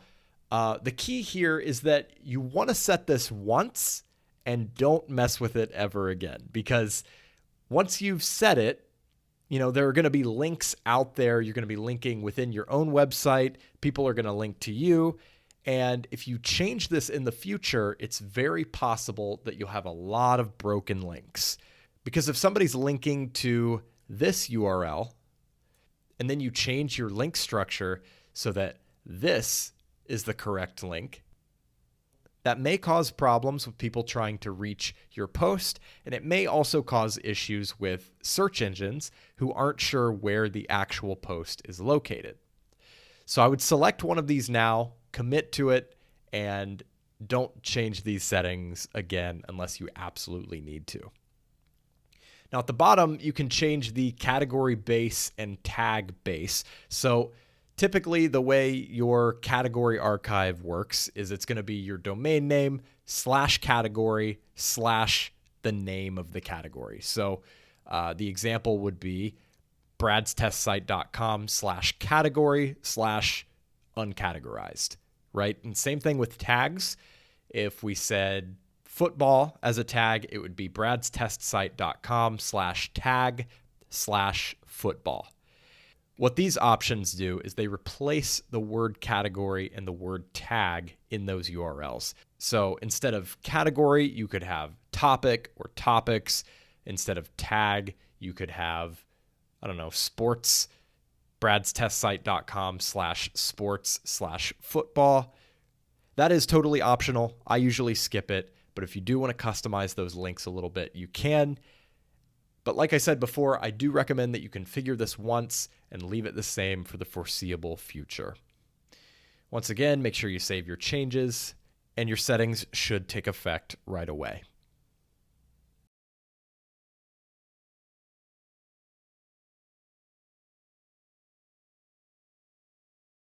In order to comply with national and international privacy laws, many websites will need to create and publish a privacy policy.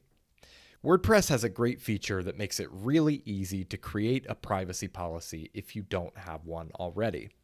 So if you click Privacy under the Settings menu, you'll see this page, and you can click Create to start creating a privacy policy page. What this is going to do is it's going to analyze your current WordPress configuration, including your current theme and your plugins, and it's going to create a customized privacy policy with suggested text for each major section. So you can use this as is. It's recommended that you do read through it and make any necessary modifications. But this is a really handy way to accurately disclose how you are collecting and using your visitors' personal information. Once you've made any necessary modifications to your privacy policy, you can publish the page. And then later on, you may want to add it to a navigation menu, such as in your website's footer. So I'm going to go ahead and publish this, although we do want to remove the suggested text. And again, you do want to go ahead and read through this, make sure that everything is accurate.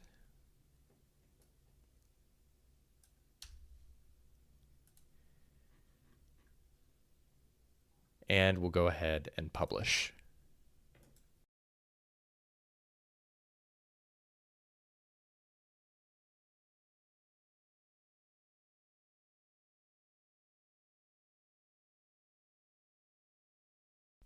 WordPress offers you the ability to add additional users to your website for a variety of purposes. So, for example, if you have a business partner who is also going to be managing your website, you could add them. If you have a writer for your blog or even a team of writers and editors, you can add them. And you can give these individual users the specific privileges that you would like them to have.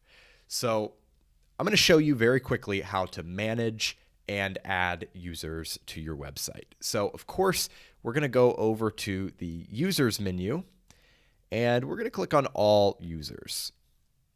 Once again, very familiar design here, the same table that we've seen time and time again. And you can see we've got one user on this website and it's me. So we've got my username here, my name, email address, my user role, which we'll talk about momentarily, and the number of posts that I've authored. So you can edit a user, you can view their author page on the front end of the site, which is where you'll see a list of their blog posts. And then in the bulk actions menu, you can choose to delete a user or send them a password reset link. You can also use this menu to change the user role. So let's go ahead and add a new user and see what that looks like. So you can click Add New at the top of this page, or you can click Add New in the Users menu in the sidebar.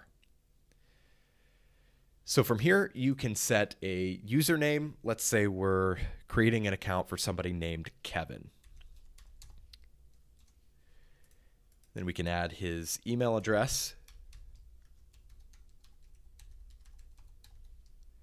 You can add a first name, last name, website, and then set a password for the user. I'm going to skip last name and website for now, and we will enter a password here for him. And then you can choose to send the user an email about their account so that they can log in. I'm actually going to skip that since this is just a demonstration. And then at the bottom, you can choose the user role. So this is important. This determines what editing privileges the user has on your website. And this is all encompassing. So a subscriber is basically just someone who can view your content and log in and manage their profile. So a lot of times this is what community websites will use, and membership sites, maybe e-commerce stores for customers. This is a very basic user role. It just gives them an account. It doesn't give them any editing privileges. The next role up the list here is contributor. This role provides limited capabilities for content creation. So contributors can create and edit their own posts, but they can't publish their own posts and they can't upload media. So a contributor can write a blog post, they can submit it to you for review, but they cannot edit any previously published content, and they can't publish posts themselves. Users with the author role can write, edit, and publish their own posts, but they can't edit others' posts, and they can't make any administrative changes to your site. So an author basically has unrestricted publishing rights. So they can write blog posts, they can publish them immediately to the website without your approval, but they can only manage their own posts. Moving one step up, editors can manage all of the posts and pages on your site, including those written by others. So editors will often oversee the work of authors and contributors. While editors do have a high level of access, they cannot manage your global site settings, your plugins, your themes, or your users. They can only manage the content on your website, the posts and pages. And of course, moving up to the top level role, the administrator role, this is essentially what you are. This is the site owner, although you can have multiple administrators. It's the most powerful user role, and it's what you're assigned when you create a new website. Administrators have full control and can manage all aspects of your WordPress site. So I would encourage you to be very selective about who you give the administrator role. Generally, it should be reserved for the site owner. But if you have, again, like a business partner or something like that, somebody who is equally in control of the website, you can give them that role. So for this example, let's say we want Kevin to be a contributor. We want him to be able to create his own content, submit it for review, but not be able to publish it without approval. And we also don't want him to be able to edit other people's content or anything like that. So Kevin will be a contributor, and we'll go ahead and hit Add New User. Now we're back on the user's screen, and you can see Kevin has been added to this table. And if we click on Kevin's username, you'll see that we have a very similar page to what we saw earlier, editing our own profile. So you can actually make all of these profile changes for other users on your site in the exact same way that you would make them for your own profile. So that is a brief introduction to managing users on your WordPress site.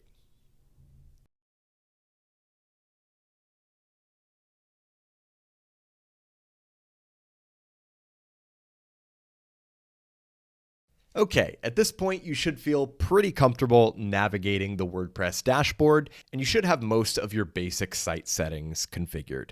In this section, we're going to dive into the WordPress content editor so you can start creating some posts and pages for your website. Now, if you recall, the post editor and the page editor are nearly identical, but the post editor has a few extra options that I want you to be aware of, so that's what we're going to look at in this section. So we'll go to Posts and click on Add New. And this is the WordPress content editor. You'll see you can create your content here and modify some settings over here in the right sidebar. This is pretty straightforward. It's going to be very familiar if you've ever used a text editor before, but there are some distinctions that I want to point out. So over here on the left side, you're going to see your content. You have your title at the top, and then your individual blocks of content below that. And this is going to look a little different depending on what theme you're using, because the idea here is what you see is what you get. So the way your content looks here is going to mirror what the content is going to look like on the front end of your site. So it's going to use the same fonts, the same layout, all that stuff from your actual website and your theme. You're not going to have your header or your sidebar if you have one. It's just going to be the content itself, but it is going to mirror the same layout as your website. So that is handy to be able to see exactly what your content is going to look like as you're editing. Up here in this top bar, you can choose to save the post as a draft. If you want to come back and edit it later, you can preview it on the front end of your site, or you can publish. This little settings icon allows you to toggle the right sidebar if you want to have a little more workspace. And then in this sidebar, you have two tabs. You have the post tab for all of the settings and metadata about this post. And then you have the block tab, which allows you to make some modifications to the individual block of content that you are editing. So that's what the content editor looks like. When we come back, we're going to talk about these content blocks and take a deep dive into creating content with WordPress.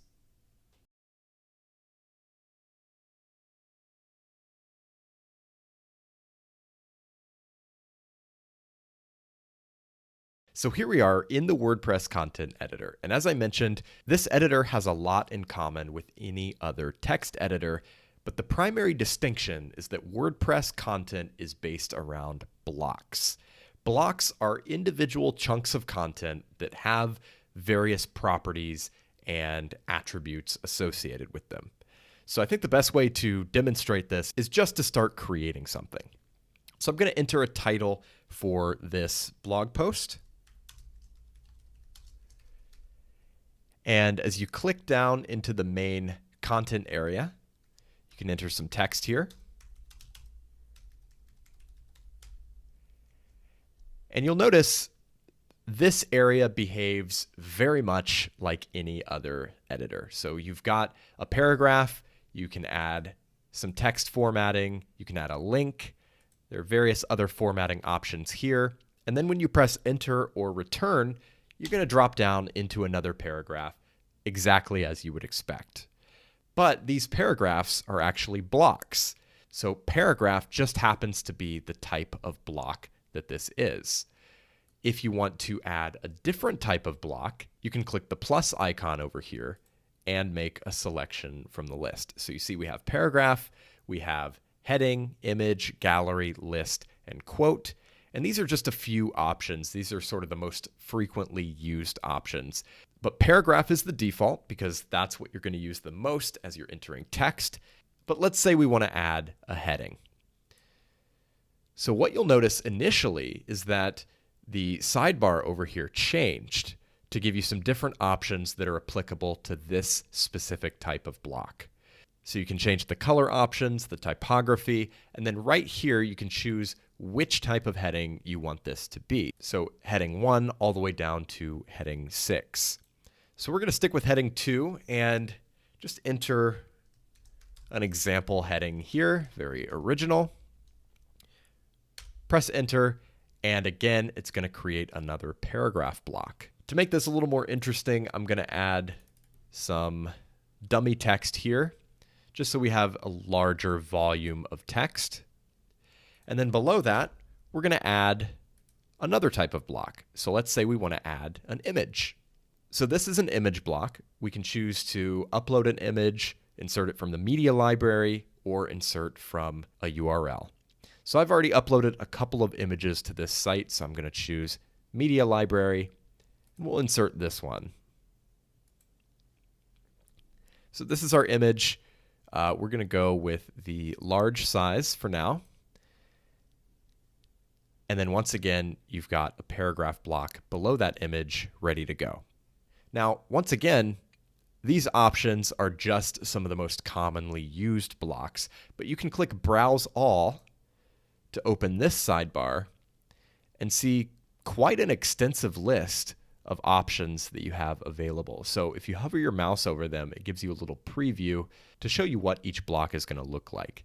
So we've got a quote, list, which is basically your simple bullet list or numbered list. You can insert code. You can add a table. Of course, we've got image, image gallery. You can add audio, downloadable files, video. You can do a cover where you have a text overlay over top of an image or video. And then down here, you've got various design elements that you can use to organize and structure your content. And you can see the list just goes on and on. There are a lot of different options for blocks, and it allows you to create unique content that's visually compelling without having to write any code or do any difficult formatting. So we'll add a list here. And you can see this behaves very predictably. As you press enter, you're going to get another list item. Press it again, you'll jump down into another paragraph block. And again, as you're editing each of these blocks, you will notice that the sidebar changes to give you options that are specific to that type of block. So when we click on the image block, we can change the image size. We can style it a little bit differently. We can change the specific dimensions here. We can add a border. All of these options that are specific to this type of content. Another interesting thing that I want to mention, when you go to Browse All and you open up this block sidebar, you can choose a pattern, which is sort of a pre-configured collection of blocks that allows you to create something really beautiful without having to configure all the individual blocks from scratch. So you can see we've got like layered images here. We have a wide image with introduction and buttons, a large list of names, video with header and details, list of events, and these are all pre-formatted with colors and everything that match your theme. So you can just insert these very easily and then customize them for your individual needs. So let me insert one of these. Let's do the pricing table. So you can see with one click, I've created this beautiful pricing table that I did not have to configure at all. But if you look a little closer, you're going to notice that these are individual blocks.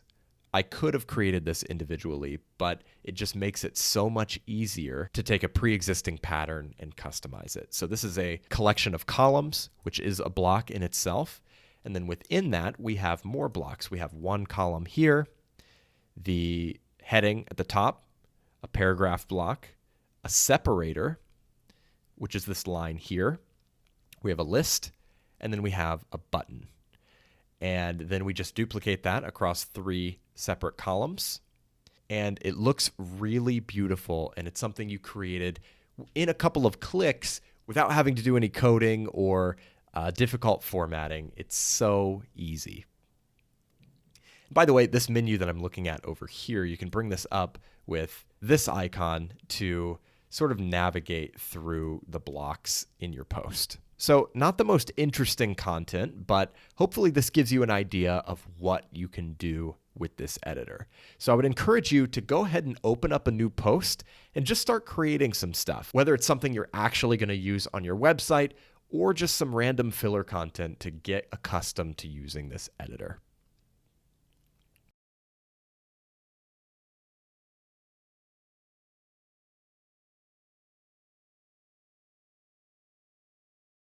For most websites, images are a very important content element. So I want to dive a little bit deeper into the process of uploading and working with images in the WordPress content editor. So I'm going to scroll down to the bottom of this post I created in the previous video, and I'm going to insert an image block here. So as we saw before, we can upload an image, we can add an image from the media library, or we can insert from a URL. This time I'm going to upload an image. So I'm actually just going to drag an image file in, and you see when I drop it, it will start uploading. And once the upload is complete, I will see my image in my post. So what's the next step? Well, it depends on how you want to display this image on your website. There are a variety of tools and options that you can use to customize how your images show up. So to give you an example, in this little bar here, we have the option to add a filter to the image just to display it in a slightly more artistic way.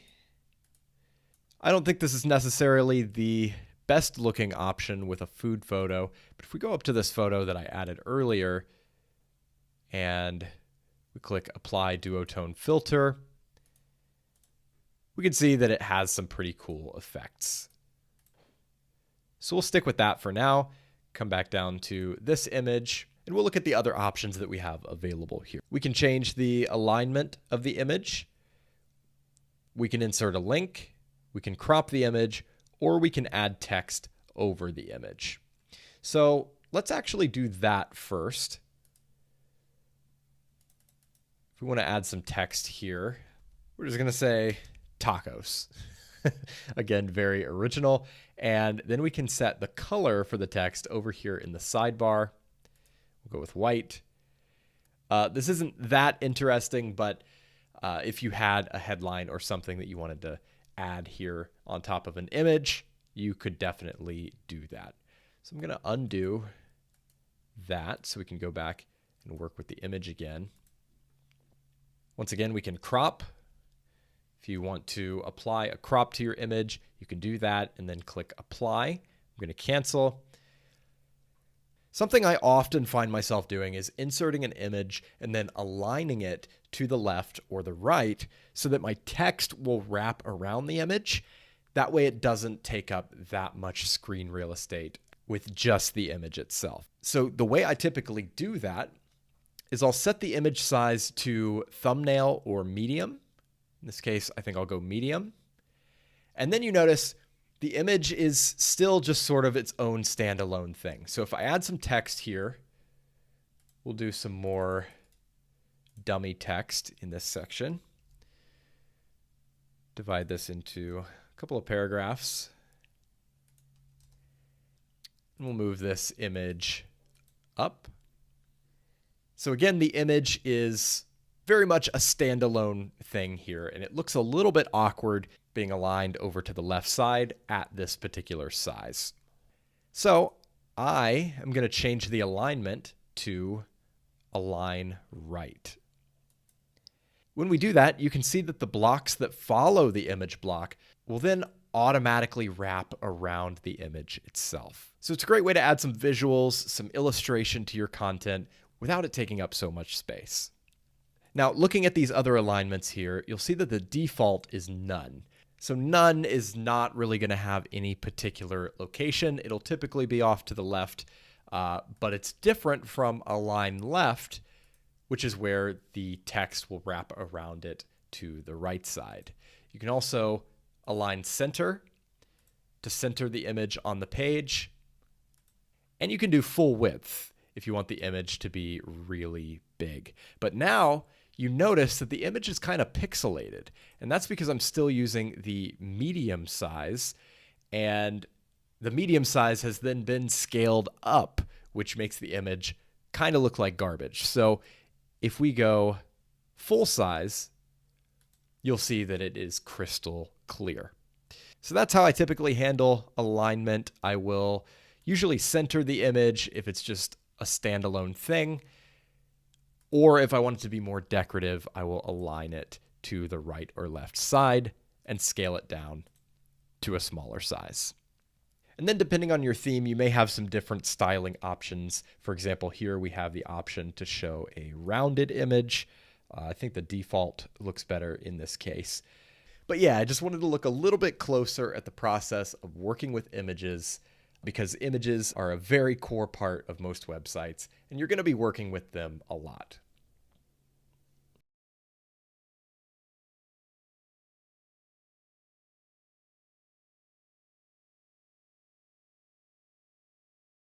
In this video, I want to show you a few ways to arrange and organize your blocks within your WordPress content. So you remember, each of these individual pieces of content is a block. So we've got a heading block, a paragraph block, and an image block. And if you want to move these around, say we want to move this image up, you can do so using these little arrow icons. So when you select the block, this menu comes up. You can click on these arrows, and you can see the block easily moves right around the post, shifting the next block down below it. Alternatively, if you don't want to use these arrows, or if you need to move the block across the entire post, for example, you can drag and drop for a very simple sort of visual way of moving the block around. You can even drag it within a column. So if we wanted that image to be there, and if we want to drag it back out, we can drag it here, for example.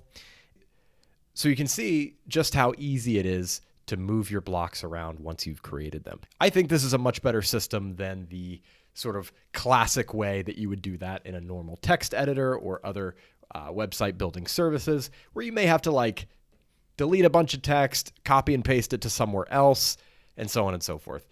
Here you can just move it around very easily, and you can even do that in the list view over here. If you want to grab the image and then just move it down to here, for example, you'll see it moved down to that position. So for now, we'll just leave this here. Now, in terms of arranging your blocks, columns are a very common way to do that. And you can see we have a column arrangement here for this pricing table, although we did create this sort of automatically using a pattern earlier. So I want to show you what that looks like when you go to create a row of columns manually. So you can click the plus icon to add a new block, and I'm going to click columns. If columns does not show up in this menu here, remember you can click browse all and then scroll down to the design section and click columns right here. So when you bring up the columns block, you have several options for how you'd like to arrange your columns. In this case, I'm going to do a simple 50-50 split, but of course you can do any ratio that you prefer. So we're going to do a 50-50, and you see we have two empty columns where we can go ahead and insert a block. So I'm going to create like a simple pros and cons list. Like if I were creating a product review or something like that, we're going to do pros and cons. So I'm going to insert a heading. We'll say pros. And then on this one, we'll do the same thing with cons. Now from here, we can hit return and it'll create a paragraph block right there within your column. Now let's say we want to make a list of pros and cons, right? So we'll click the button to create a new block. We'll select list, and then we'll just add some list items here.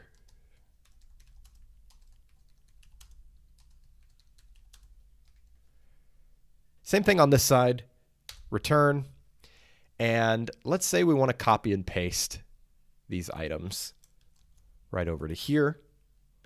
We'll paste it into this paragraph block, and you'll notice there are no bullet points here because this is still a paragraph block. But you can actually convert a paragraph to a list block by clicking on the paragraph icon here and selecting list. So that block has been transformed into a list, and you can see we have our 4 list items there. So those are our 2 columns, and if you click down below, you can add another block below that row of columns. Now, if we want to make this a little more interesting, because of course, this row of columns is a lot more visually compelling than this row, you can click into one of your columns here. And actually, I'm going to use the list view to select columns. Actually, we'll go to the individual column. And then over here, you have some options for, say, a background. If you want to choose one of these, you can go with that. And then to make this a little more aesthetic, we can add padding.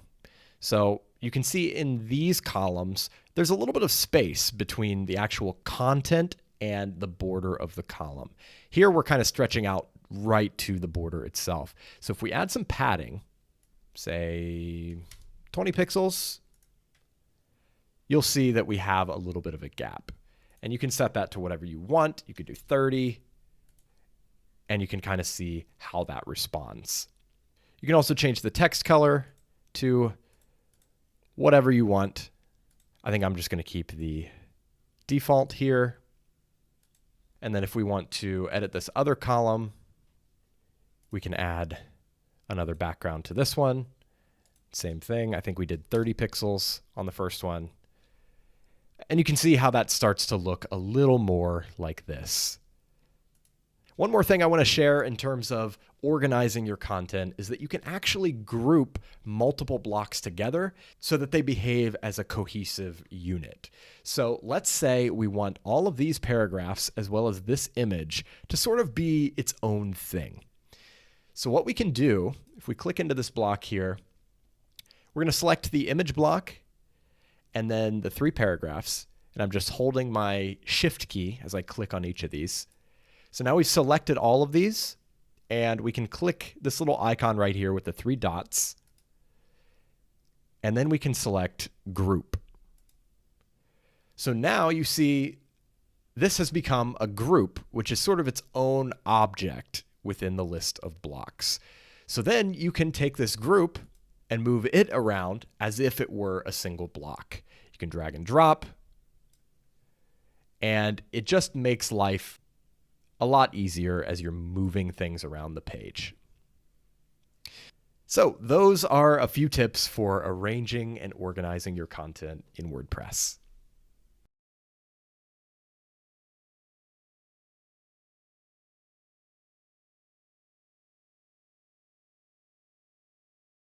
Okay, so at this point, I have created a blog post, I've made use of several different types of blocks, and I'm ready to publish my post. But before I do that, I need to configure the post settings. So let's go through these real quick and talk about what each of these settings does. So at the top, you're going to see the section on status and visibility. So visibility determines whether your post is public, private, or password protected. Public obviously is visible to anyone. Private posts will only be visible to administrators and editors. And of course, password protected means you set an individual password for this post, and then anyone who tries to visit it will have to enter a password to view the content.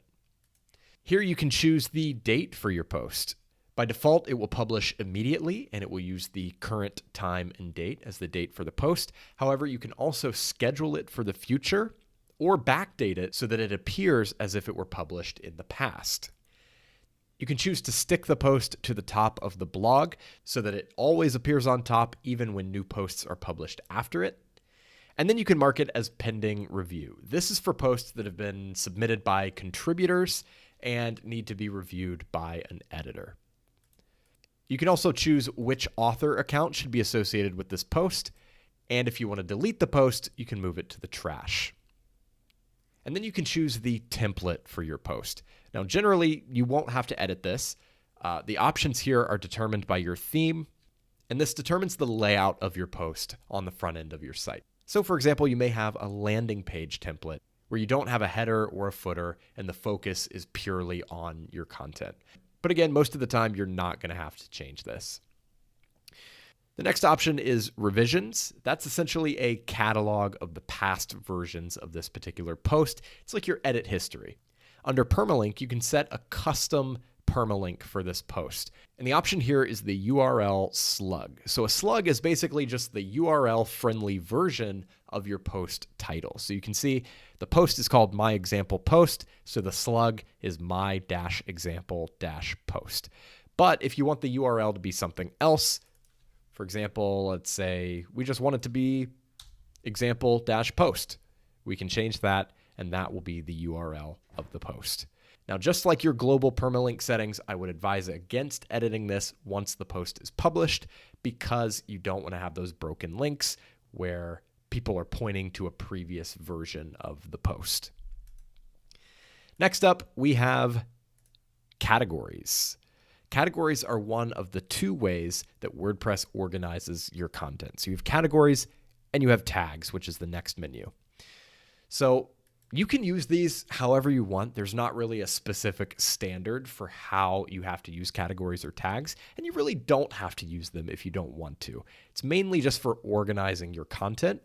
So all of your categories will appear here as checkboxes. All we have is the default category, which is uncategorized. So if we want to add something new, we can say food. And we'll click Add New Category.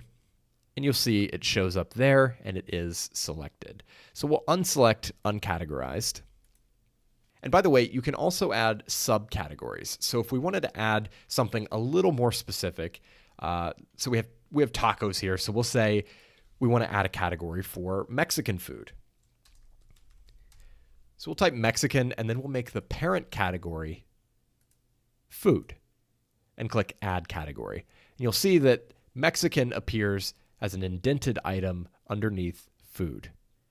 Now moving down to tags, you don't have to use tags, and a lot of people these days don't use tags, but this is generally sort of a more specific way to organize your content. So we categorize the post under food and Mexican, and if we want to narrow that down a little bit more, we can tag it tacos.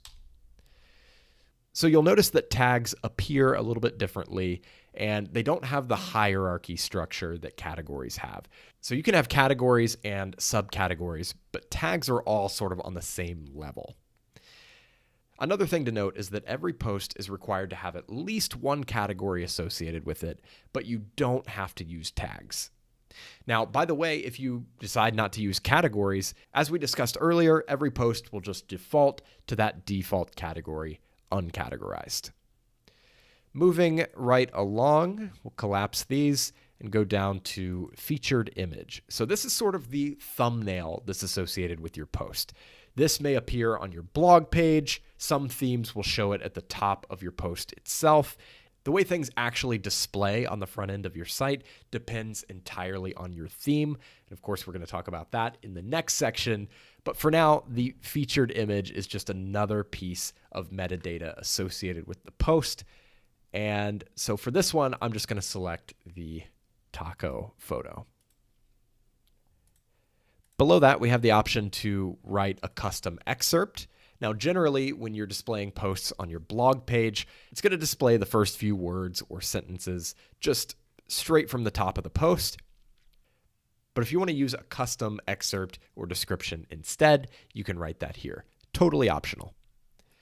And finally, we have our discussion settings. So this overrides the global setting for your website, and you can choose to allow or not allow comments or pingbacks and trackbacks.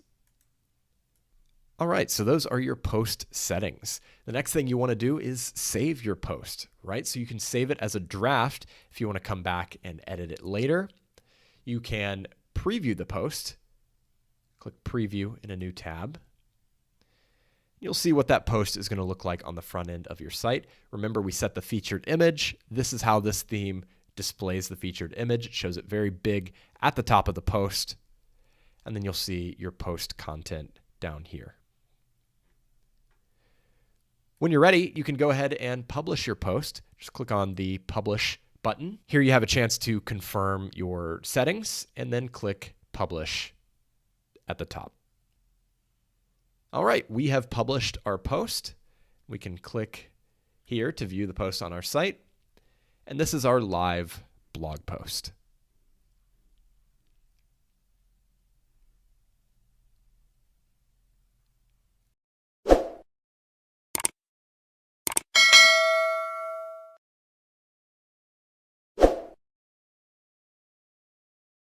Okay, if you've made it this far in the course, I want to congratulate you and commend you for your patience.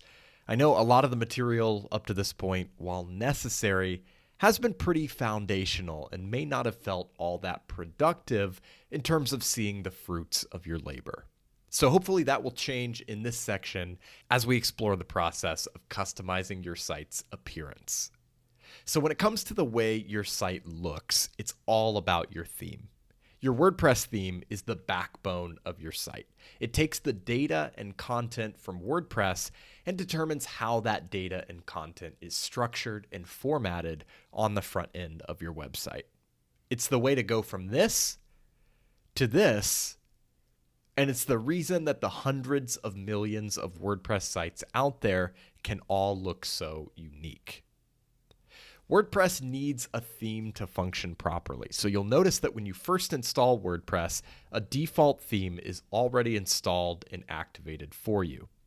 The default theme gets an overhaul about once a year, and as you'd expect, it's compatible with most of the things you'd want to do with a WordPress site. However, while it is highly customizable, you don't need to limit yourself to the default theme because there are many thousands of WordPress themes out there that may be better suited to your particular needs. There are a few ways to get a WordPress theme. You can get a free one from the WordPress theme directory. You can buy one from a third-party seller or marketplace, or you can even create your own or hire a designer to create one for you if you want something truly custom. One of the great things about WordPress is the huge community around it. There are thousands of themes out there, and there are plenty of WordPress developers who can help you with custom jobs if that's something that you need. But in most cases, you should be able to find something that looks and feels exactly the way you want with a little searching and a little customization. Now, you do want to spend some time on this because good design is extremely important for any website. And the reason is simple: trust.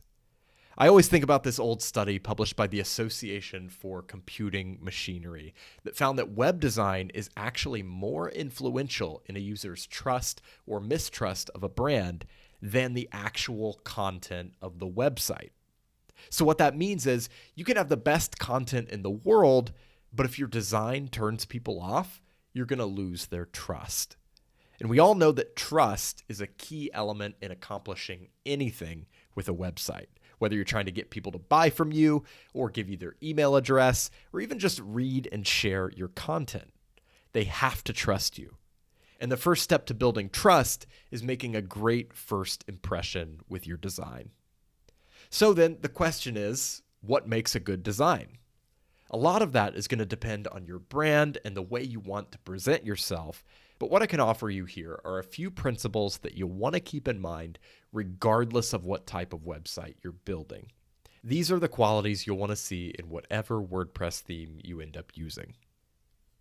First and foremost is good responsive design. Now, almost all WordPress themes today are responsive, which means they automatically adapt to different screen sizes. So whether you're viewing the website on a big 27-inch monitor, a tablet, or a smartphone, it automatically scales down and looks great on any device. The vast majority of people today are using smartphones and tablets as their primary web browsing devices. So it's incredibly important that your site is easy to use on a small screen. This also has SEO implications, that's search engine optimization, because Google prioritizes mobile-friendly websites in the search results. So it's essential that your website is responsive, and again, that's pretty much universal across newer WordPress themes. But the key here is that you always want to double check and make sure you're happy with the scaled down version of your theme. When we're building websites on a desktop or laptop computer, it's easy to fixate on the desktop version of the site and forget the fact that in all likelihood, most of your visitors are going to be seeing the mobile version. So keep that in mind. The next thing is performance. As we discussed, your theme is the backbone of your website. Most of the files and assets that are actually loaded when you visit a WordPress site come from the theme. There are a lot of themes out there that have a lot of bells and whistles, a lot of added features and functionality, but that often comes at the cost of speed and performance. Here's the thing, people's attention is more limited than ever before. If your website is taking 5 to 10 seconds to load, people are clicking away before they see the first word of your content. And like mobile-friendly design, there's an SEO benefit here as well. All other factors being equal, a faster website will appear higher in the search results than a slower website. And your theme is arguably the single biggest factor in your website's speed and performance. And finally, it's important to make sure the theme you choose will help you accomplish what you want to accomplish with WordPress. If you're building a blog, just about any theme can handle that. But if you want to build a really visually striking portfolio site, for example, you're going to need to find a theme that supports that style. The same idea applies if you want to build an e-commerce store. Any theme could theoretically support WooCommerce, which is the most popular e-commerce plugin for WordPress. But ideally, you'll want to find a theme that has out-of-the-box support for the various specific design elements you need for a store. So those are a few things to think about as you move forward. And with all of that in mind, let's go ahead and dive into the process of finding and installing a WordPress theme.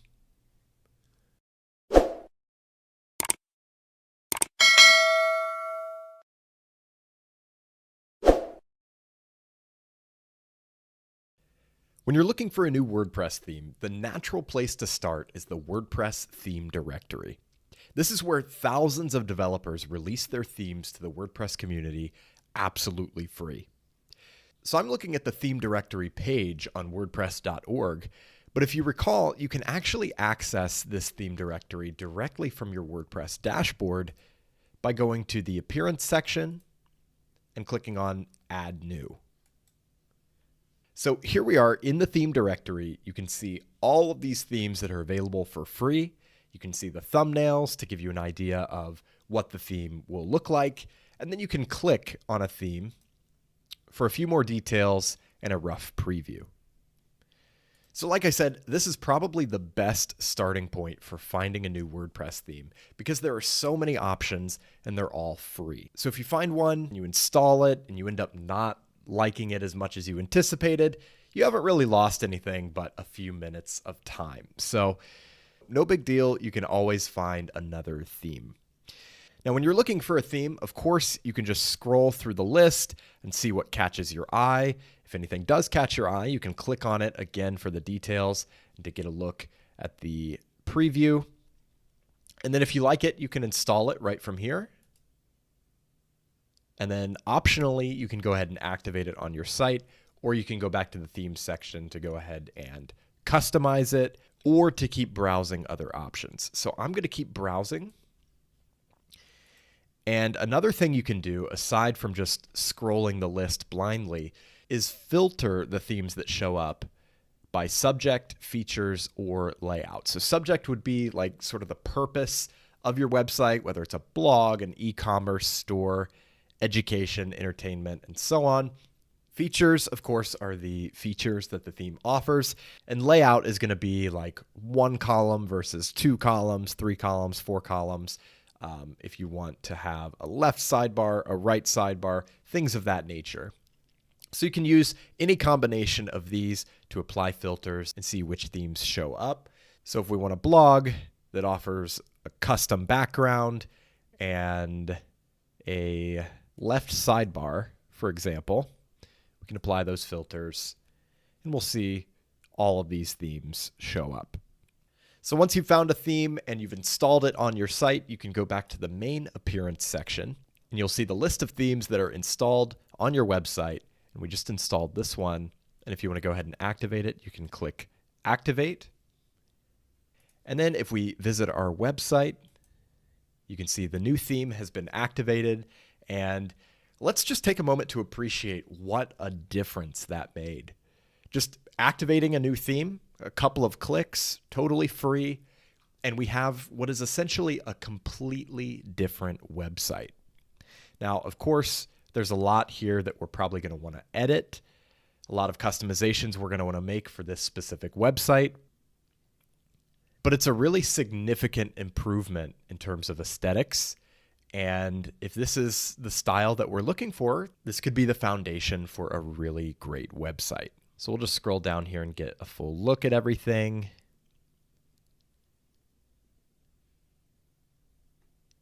Really, really nice. We can click over to our blog post we created, see what that looks like.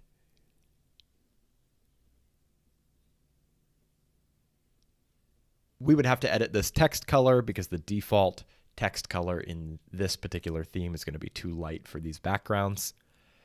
And those are the things you'll have to sort of check and catch when you change your WordPress theme. But yeah, that is a quick introductory look at the process of finding and installing a free WordPress theme.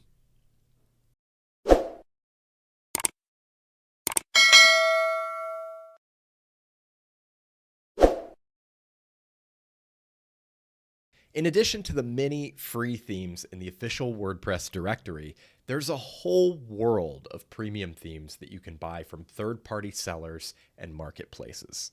Now, like I said, free themes are a great place to start, and there are a ton of great free WordPress themes out there. So there's nothing wrong with using a free theme, but premium themes as a whole do tend to offer more advanced functionality and higher quality design than free themes. And on top of that, the purchase price usually includes support and documentation. So if anything goes wrong or you need help getting set up, you've got a lifeline there to help you out. So if you have a little money to spend, a premium WordPress theme can be a great investment. There are a lot of different places to buy WordPress themes. If you just start searching on Google, let's say photography, WordPress themes, you're going to be browsing theme after theme on site after site for hours.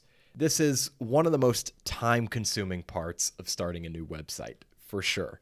Personally, one of my favorite places to buy WordPress themes is themeforest.net, which is a huge marketplace of independent developers selling their themes in one central location.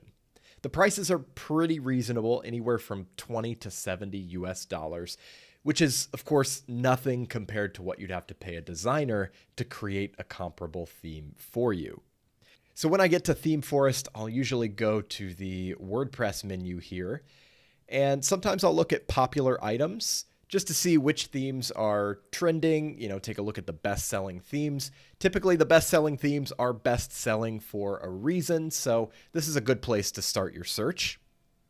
However, you can also filter by the sort of category of website you're building. So if it's a blog or a magazine-style website, you can find a lot of great options for that particular type of website. So let's take a look at this newspaper theme.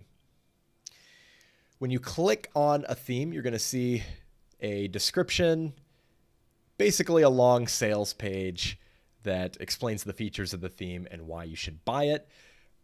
Personally, I'm more interested in seeing the theme in action. So I'll typically go straight to the live preview right here.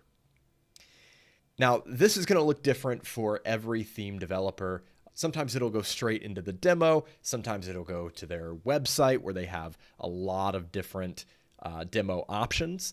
So in this case, this particular theme has 150 pre-built websites. So we'll go ahead and click View All Demos, and we'll just click into one of these. Real Estate Pro. Let's see what this looks like.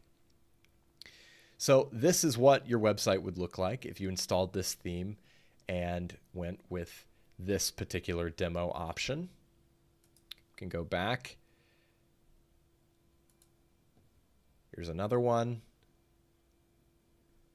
Again, this one is largely for news and magazine websites. So that's the kind of style you're going to see with a lot of these demos. Heading back over to ThemeForest, we can take a look at a couple more options. Let's go to a different category.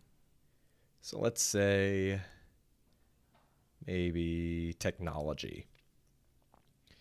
So these are some technology themes. We'll look at this IT solutions and services theme. Again, I usually jump straight to the live preview. We'll go to demos. Take a look at one of these home pages, IT agency, for example.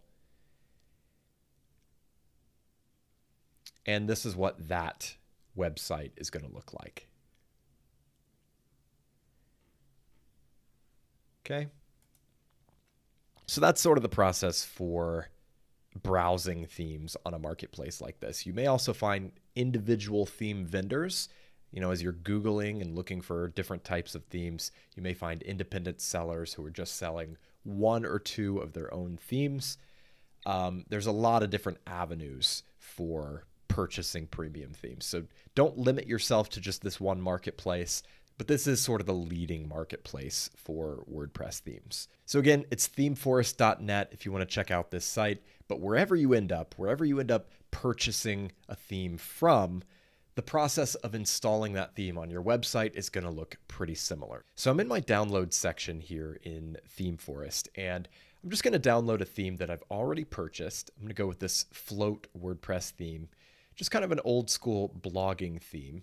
So I'm going to click the download button, and importantly, when you download a theme from ThemeForest, you're going to want to download the installable WordPress file only. So we'll select that, and you'll see it downloads a zip file. This is generally how themes are going to be delivered when you purchase them from a third-party marketplace. So now when we go back to our WordPress site, we're in the appearance section. We can see our installed themes here.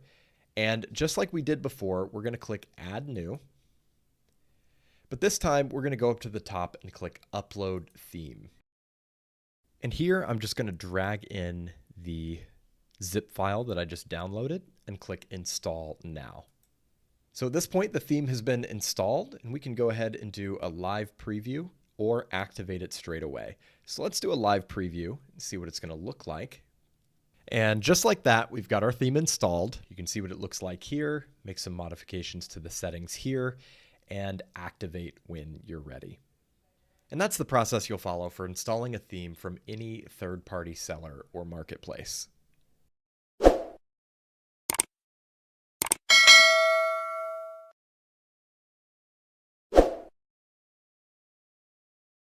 I gotta be honest, the process of choosing a WordPress theme can be a bit overwhelming. There are just so many different themes out there. There are so many demos to look at. Some of them create just one type of website with a very specific look, while others take more of a multi-purpose approach with hundreds of different possibilities in terms of the end result. And then it can be hard to evaluate things like the performance of a WordPress theme, because the last thing you want to do is install a theme that looks pretty but slows your site to a crawl. Like I said, it can be overwhelming. For that reason, I would like to give you a couple of specific theme recommendations that I keep coming back to for all sorts of different projects. And those themes are Cadence and Astra.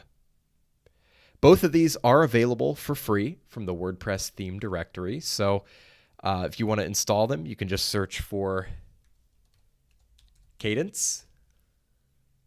We have that right here. Or Astra, which is right here. We'll go ahead and install that. And these are very popular themes, so you will most likely also see them on the popular tab. You can see we have Astra here and Cadence here. I like both of these themes for similar reasons. They satisfy all the requirements we laid out earlier. They're mobile friendly, they're extremely well coded and optimized for speed and performance, probably better than any of the other themes I've worked with, and they're versatile. You can create virtually any type of website with these two themes. Both Cadence and Astra have an extensive library of starter templates that you can import with a single click. And basically what these do is they configure the theme settings to give your site a specific overall look, and they also import a little bit of content, usually a home page and a few other static pages, complete with pre-configured blocks, so you don't have to create anything from scratch. You can literally just go in and edit the content, rearrange things, and even use the pre-configured blocks as inspiration or as a framework to go ahead and build out your own stuff. This has fundamentally changed the way I build websites with WordPress. In the past, I would have to find a theme that I'm happy with and that I like enough to just use as is. Or if I wanted something custom, I'd have to go in and make changes to the code of the theme itself. Now with themes like Cadence and Astra, everything is so customizable, and using these starter sites gives you a great boilerplate to work with. Of course, you could just take the starter site and use that, but it's so easy to modify and create something totally unique, while of course saving all that time you would have spent building out a site from scratch. So feel free to use any theme you like, but if you're looking for a theme that's battle tested and suitable for pretty much any type of website, Cadence and Astra are definitely worth a try. Personally, I use Cadence for almost all my projects these days, mostly just because I like the continuity of being able to move from working on one site to working on another and have everything behave the same way because I'm using the same theme. But honestly, if you're trying to choose between these, I would just go and look at the starter templates on each of these two sites, and if you find one you really like, that's probably the theme you should use. Now, something to keep in mind, not all of the starter templates are available for free. So if you don't want to upgrade to the premium version, be sure to limit your search to the free templates. So you can see on Astra, there's a little badge here that says free, or if it's premium, it'll say premium. And over on Cadence, you can actually filter by free here at the top. Now, like I said, Cadence is kind of my bread and butter. It's the theme I'm going to use as we move forward in the course, so you're definitely welcome to follow along with that. And just to give you a couple of examples, I built this entire website with Cadence. I'm really happy with the way it looks. Performance is amazing, and I remember as I was building it, I was just blown away by everything you can customize with this theme. So even though there are thousands of websites out there using Cadence, there's not a single one that looks exactly like this one. I also used Cadence for the course companion site, wpcoursetools.com. And for this one, I basically just took one of the starter sites and used it as is, just replacing some of the content. I thought that would be a great example of how you can create a beautiful website with minimal effort if you don't necessarily care about the design being 100% unique or custom. And that's just like using any other WordPress theme that only offers one specific design, right? The difference is I know that themes like Cadence and Astra are made by reputable developers, and they're known for well-optimized code and lightning-fast performance, which is what a lot of themes out there are lacking. So again, no pressure to use either of these themes. There's no sponsorship or anything like that here. These are just the two themes that I personally use for pretty much every new site.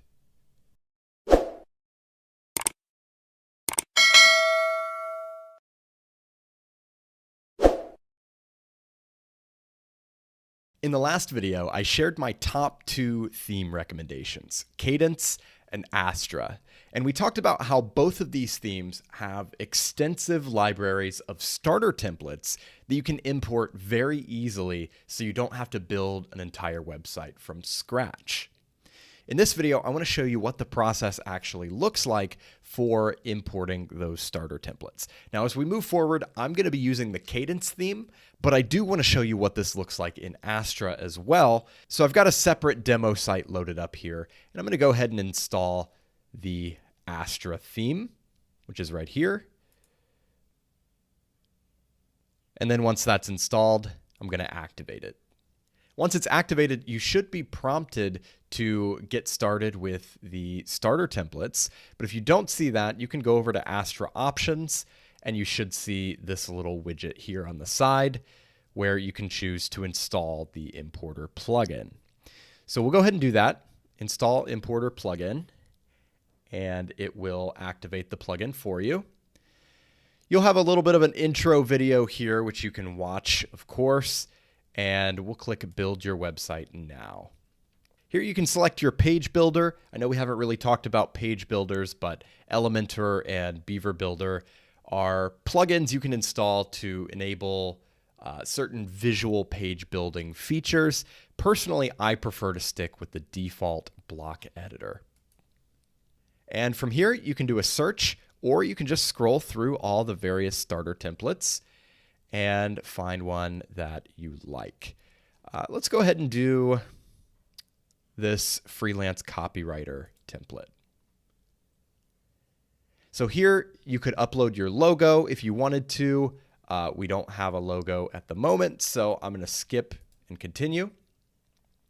You can change the color palette for this starter template. And you can see just how easy this is to create something unique, because all of these are based on the same template, but they have a slightly different look.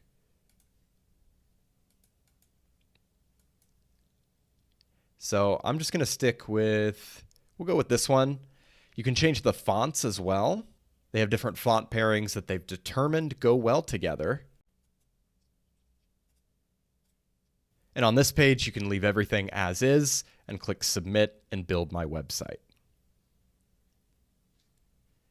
So what this is going to do is it's going to install some plugins that are required for this particular template. It's going to import your content, your menus, posts, pages, widgets. All of this stuff is going to be imported from the starter template to your website, along with the actual theme settings and things like that. So here we've just finished our import. It took just 22 seconds to build. That's a cool little stat there. And we can click View Your Website. So just like that, we've gone from a blank WordPress installation to what will soon be a complete website. All we have to do from here is go in and edit this content. And of course, we can make some changes to the theme settings. But yeah, I mean, this is a really nice looking website, and it took us, again, 22 seconds to install. So that is how you import a starter template with the Astra theme. Now, as I mentioned, I am actually going to use the Cadence theme as we move forward. So let's take a look at that process. So I'll hop back over to my main demo site here, Brad's test site, and I'm going to go to the Appearance menu and activate Cadence. And from here, just like Astra, you should see a prompt asking you to install Cadence starter templates. Alternatively, you can go over to the Cadence menu under Appearance and go to the Starter Templates tab. So click Install Cadence Starter Templates. And from here, Just like Astra, you're going to see this list of starter templates that you can use. Some of these are going to be for the pro version of the theme. So if you want to just see the free ones, you can filter by free only. And at this point, you can just choose a theme that you think would work for your website. I'm going to go with this one. And this is going to look very similar to the process we just followed. There are different color scheme options.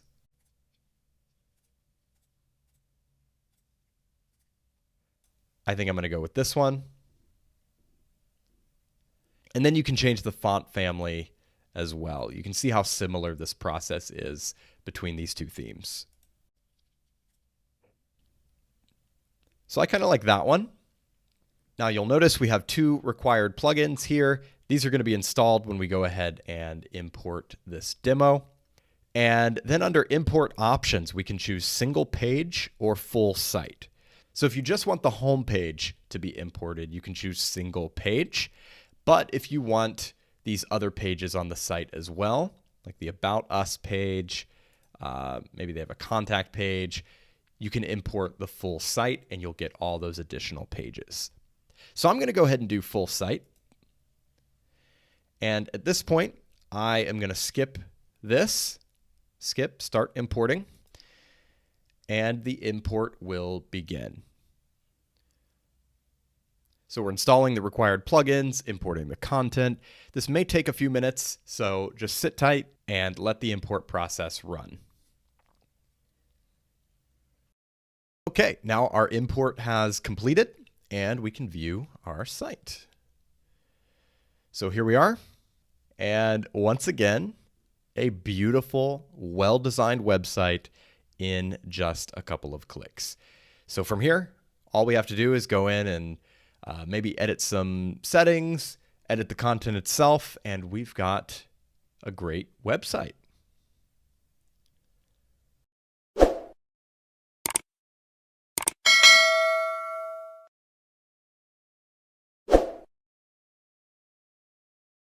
Something you may want to do, depending on the type of website you're building, is create a static homepage. Now, by default, with most themes, your homepage is basically just going to be a list of your most recently published posts. If you want to change this, you can actually create a page to use as the front page of your site. So because I imported a starter template in the previous video, this has already been done for me. So I'm going to show you where the setting is and then how you can replicate this if you're not using a starter template. So we're going to go to the settings menu and click on reading. And you'll notice this very first setting says your homepage displays, and you've got two options here, your latest posts or a static page. So your latest posts is the default setting, and that's where you just have a list of your latest blog posts in reverse chronological order. So basically the traditional blog layout. But if you want more control over your homepage, you'll want to select a static page and then select the page that you want to use as your homepage here. So if you haven't created a homepage yet, you'll have to go to Pages and click Add New, and then just construct a new page, probably name it something like Home, and come back here and select it. Now you'll see I do have a homepage. So if I go over here and I go to Home, you'll notice it's marked as my front page. And if I go to edit this page, you can see exactly what it looks like here. And of course, I can make modifications to the content. This is my homepage. And it's my homepage because I've selected it in this menu. Now, you'll notice there's another option here, which is Posts page. If you're using a static page as your homepage is no longer going to be your blog page. So then you need to create another page that you can use to display your latest blog posts. So in this case, you can actually just create a blank page. You don't have to add any content to it, and you could just name it something like blog or articles or something like that. And if we go and look at this blog page that was imported from the starter template, it is completely empty. It just says blog. So when we select that page here as our posts page, and then we view that page, you'll see that our latest blog posts show up on that page, even though the content of the page is empty. So that's the way to create and set a static homepage in WordPress.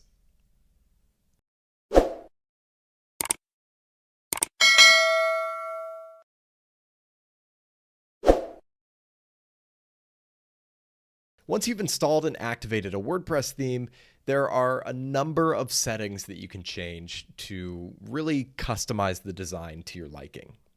So we're going to go over to the Appearance menu and select Customize. This is going to open a live preview of your site on the right with a sidebar on the left containing a bunch of different settings that you can change. So anything you change on the left is going to be reflected in real time on the right. And you can even scale the preview down to a tablet size or a smartphone size. So this is a great solution for customizing the way your site looks and being able to see the effects of your changes in real time. So I'm not going to go through and customize every individual setting here, but I am going to give you a quick overview of what options you have available. Now, keep in mind, this menu is going to look slightly different depending on what theme you use. Different themes are going to have different options, and it really all comes down to what the theme developer has programmed into the theme as a customizable option. So we have colors and fonts. Under colors, you can change your global color palette. This is a Cadence feature that I really like. So this color palette is going to show up in various places on your website. Like when you're editing your posts and pages, you'll have these colors available and you can select from this palette instead of selecting a color manually.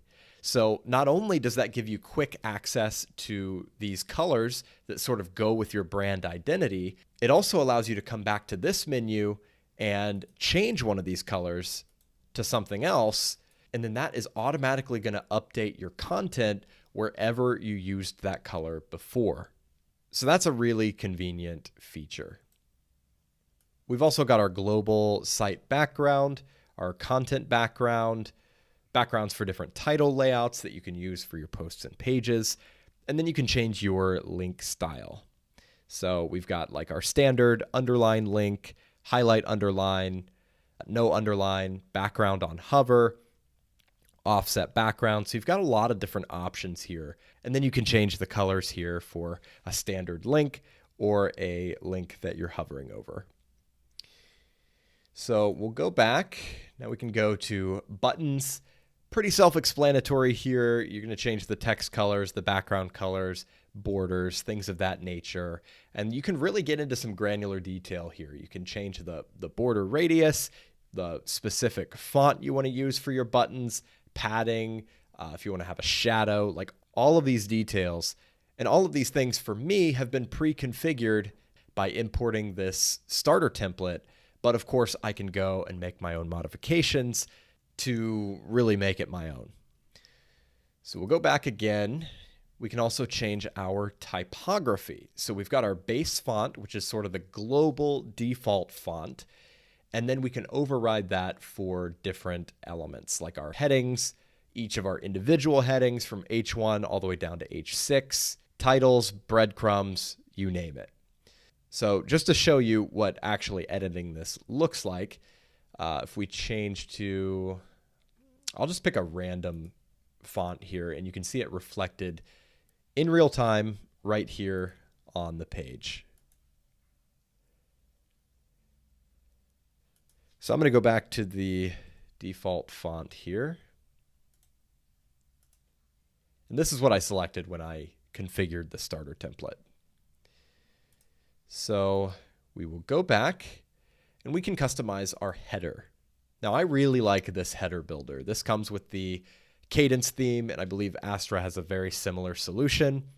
We've got 3 header areas, a top row, a main row, and a bottom row. Now by default, this starter template is only using the main row, but if we wanted to have a row on top, we could. If we wanted to have a row on the bottom, we could.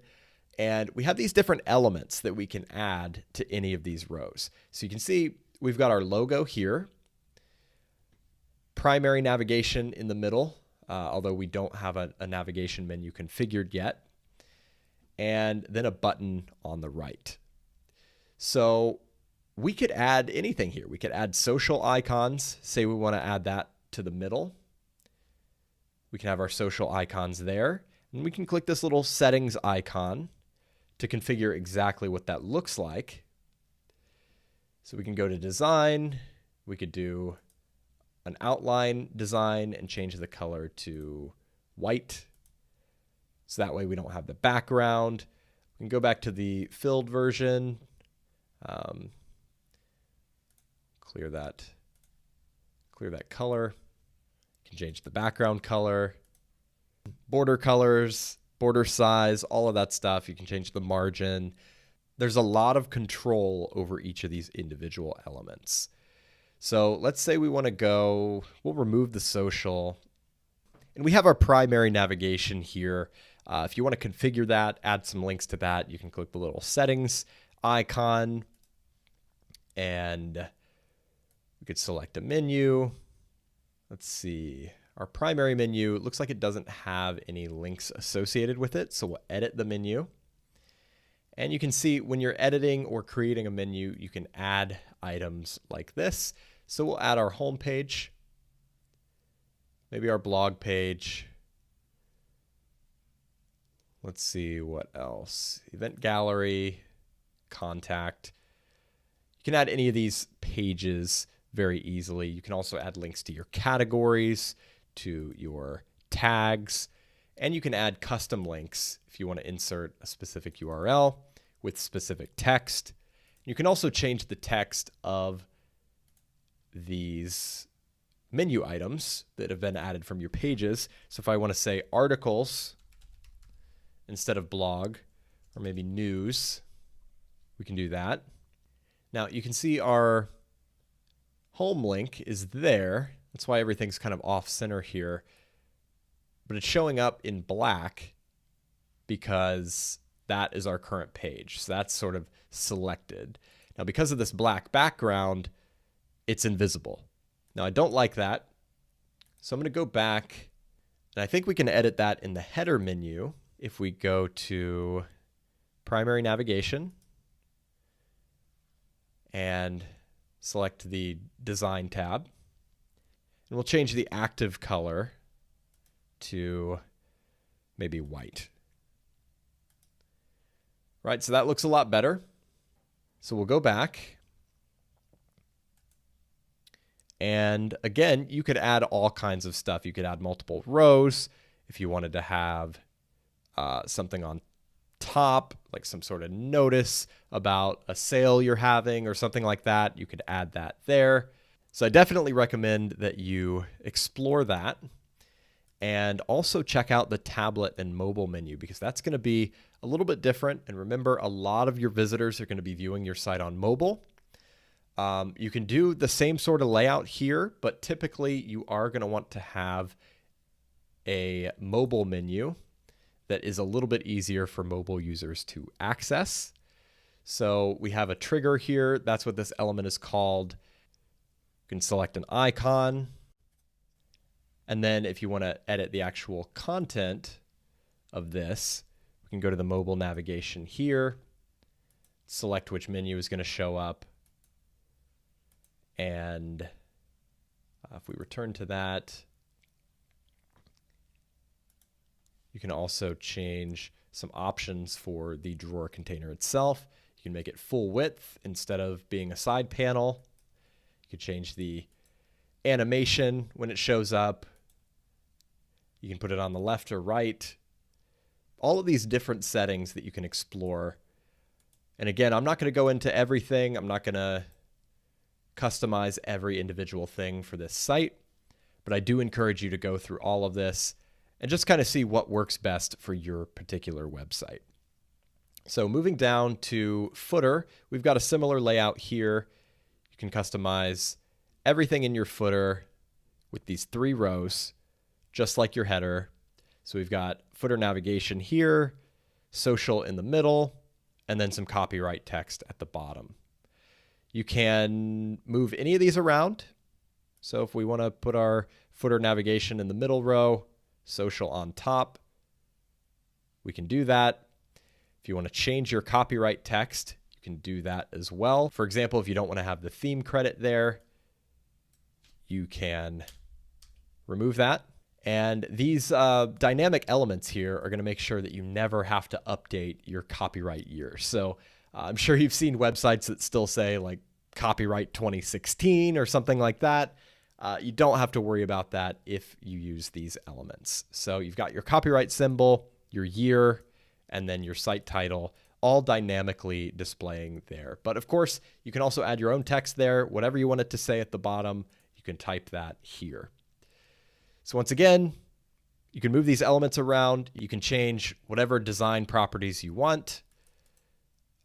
I am going to keep moving in the interest of time. We'll go to the general settings. Under layout, you can change things like your max width for your content.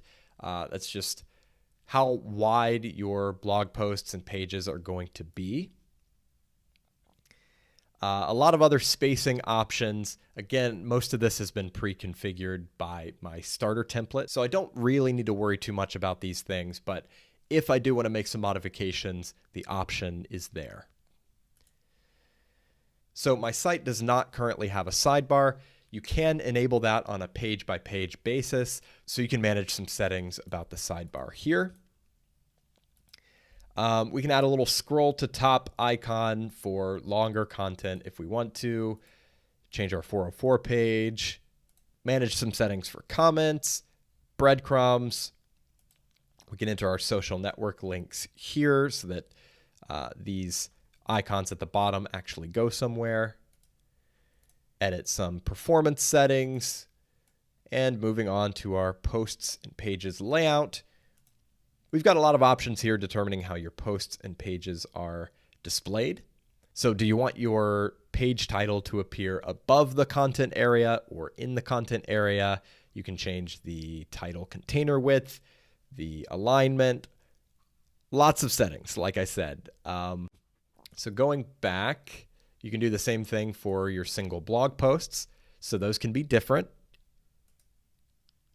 And then your archive pages. So that would be like your category pages, your tag pages, your blog pages, author pages. You can change all of those same settings for those particular pages. Oh, and you can also do the same for your search result pages.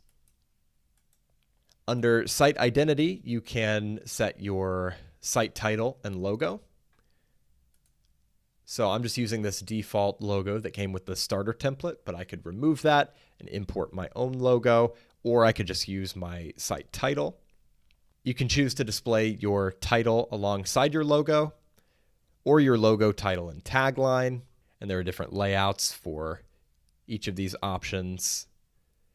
Or you can just do logo. Here you can customize your site title and tagline instead of going into the general settings for your site. And then you can add an icon if you want, which is what displays in your browser tab when you visit your website. Menus, we already saw briefly. We created a menu here. If you click View All Locations, it's going to show where your theme is going to have menus, and you can select which menu you want to display in each location. Now, widgets are little blocks of content that are typically used for sidebars. Sometimes they're used for footer areas. It depends on the theme. You can see there's no widget area on this page, so we don't really have anything to add here. And then you can change your homepage settings. This is what we saw in the previous video where we set a static page for our homepage and created a posts page as well. So you can also edit that from this section. The events calendar is a plugin that was added by this starter template because this is like a band website. So we can edit the display options for that plugin here.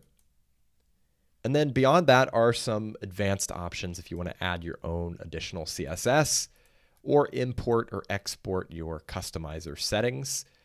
So if you want to take all the theme options you've configured here and export that as a file to then import to another website, you can do that through this page. So that's a quick look at the customizer. I know I kind of blew through everything here, but I would like you to go through all of these options and tweak them a little bit, see how they respond. Like I said, if you're using a starter template from Kadence or Astra, most of this is going to be pre-configured, and it just comes down to which options you want to tweak and customize for your specific website. But if you are building something totally from scratch, you can see just how much granular control you have over every aspect of your website. And again, the options that are available here are going to depend on which theme you're using. So I highly recommend that you get into the customizer, do some exploring, and see what changes you'd like to make to your site's design.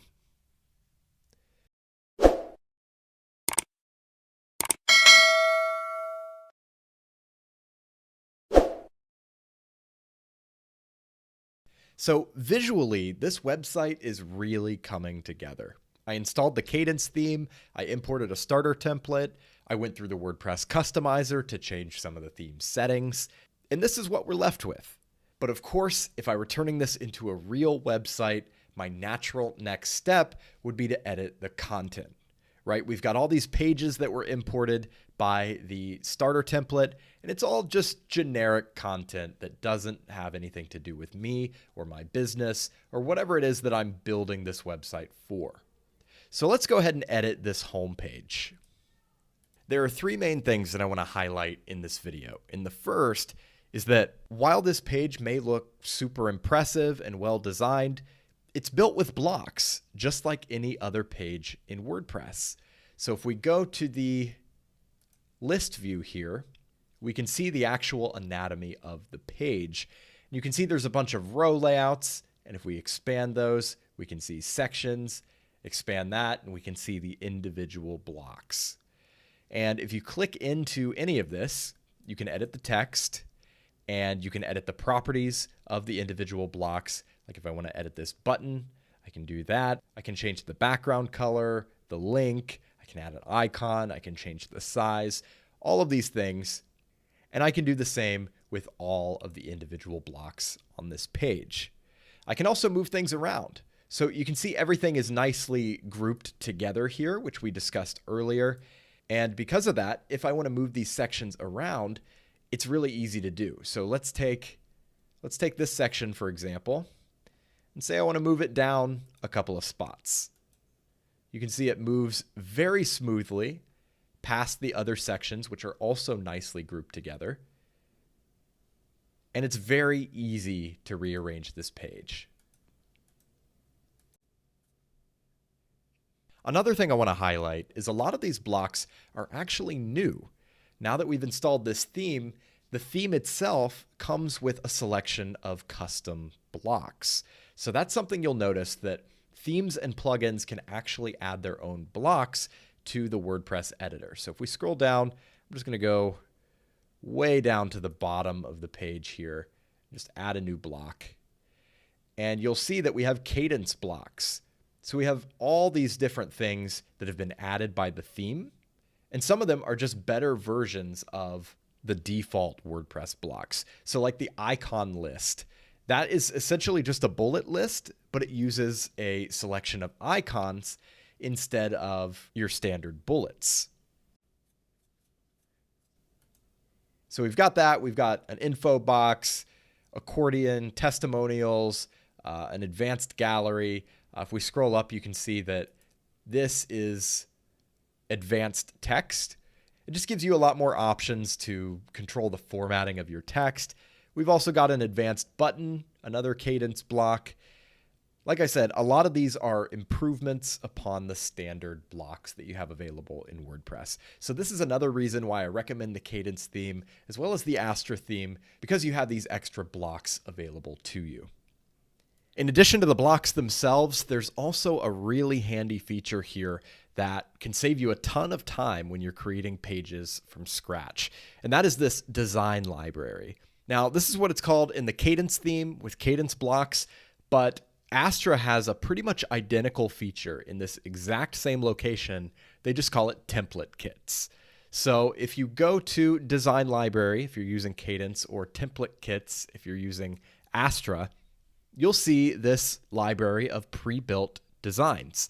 So you can see we've got sections, we've got starter packs, and we've got wireframe. So sections are pre-built and pre-designed sections, very similar to the sections that are already on this page.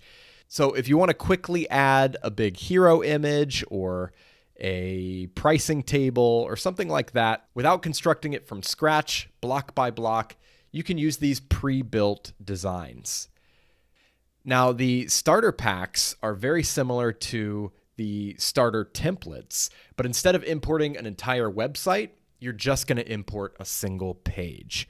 So if you like one of these pages and you want to use it for whatever page you're building, you can do that from here. Now, the feature that I really like in this design library, and again, this is available in both Cadence and Astra, is the wireframe section. Now, in Cadence, it is going to ask you to join the Cadence mailing list to get access to these wireframes. So you would just enter an email address here, accept the privacy policy, and click subscribe for access. And then as soon as you've done that, you have full access to these wireframes. So what are wireframes? These are very similar to the pre-built sections we saw before, but they're unstyled. So if we go back to the sections, you can see a lot of these are pretty heavily styled, and they're going to require a lot of customization to get them to fit into your website. But the wireframes have no styling. They're just a template. It essentially just gives you a structure for the type of content you want to create. So you can create a pricing table, for example, add your own styling, add your own content.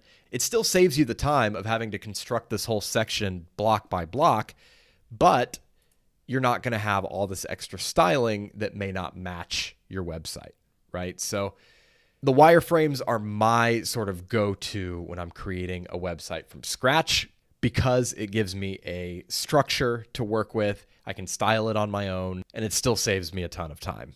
So definitely recommend making use of these wireframes and the sections if you want to, if you're using Cadence blocks or if you're using the Astra theme. The third and final thing I want to mention is that many themes will add their own options to the WordPress editor to allow you to configure how an individual page looks on the front end of your site. So often this will be a tab up here at the top. In my case, with Cadence, it's this little icon that says Page Settings. But sometimes themes will just insert these options right here below the standard WordPress settings. It just depends on your theme. But for Cadence, it's going to be this icon, Page Settings. If you open that, you're going to see a different sidebar here, and you're going to have a variety of options that determine how this page looks on your site. So taking a look at some of these settings, you can choose to use a transparent header. You can disable the page title, which you can see that's been done here because you don't necessarily want it to say home over top of your nice big hero section. So the page title is disabled. And of course, you can set the default on any of these options. This is all just to override your global theme settings. So then you can set your page layout. You can choose whether you want a full width page, which we have here, or if you want a left or right sidebar, a narrow layout, etc. Then you can choose whether you want your content to be boxed or unboxed. That just sort of separates the content area from the background. Content vertical padding adds some empty space at the top and bottom of your content. Then you can choose to show or hide the featured image. And if you want to, you can disable the header or the footer, which may come in handy if you want to create a landing page where your content is the main focus.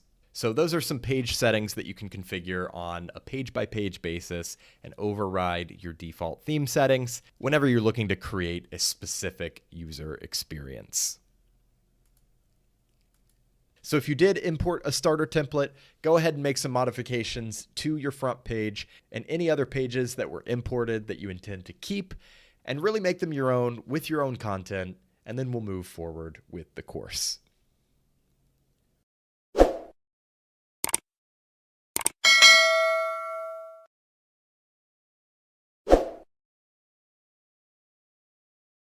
Now that I've decided on a theme, customized it a little bit, and I've got a website that I'm happy with, I want to return briefly to the topic of content. So we've already explored the WordPress content editor pretty deeply, but we haven't really discussed the practical aspects of publishing content with WordPress. Right out of the box, WordPress supports two main types of content that you can publish: posts and pages. Now, as we saw, the editing screen for a post is pretty much identical to the editing screen for a page. So it makes sense that this confuses a lot of people as they're just getting started. What's the difference between a post and a page? Well, we're going to settle this right now. Posts are listed either on your homepage or on your posts page, depending on how your site is set up, in reverse chronological order. In other words, the posts appear from newest to oldest. So whenever you add a new post, it's going to appear right at the top. Posts are also typically dated and organized with categories and tags, and they'll often have comments. Posts are what most people use to publish the sort of central content of their sites, the content they're putting out on a regular basis. Blog posts, news articles, podcasts, these are all things that you would publish as posts. Pages, on the other hand, are more static. They stay in one place. They don't show up on your blog archives. They don't have categories or tags, and they generally don't have comments, although they can if you want them to. A few examples of pages would be your About page. If you're running a business site, you may have a company history page or a staff page, and then you may have a contact page. All of these are kind of permanent things that aren't time sensitive and that you want to keep in the same place for a long time. So a page is the more appropriate option.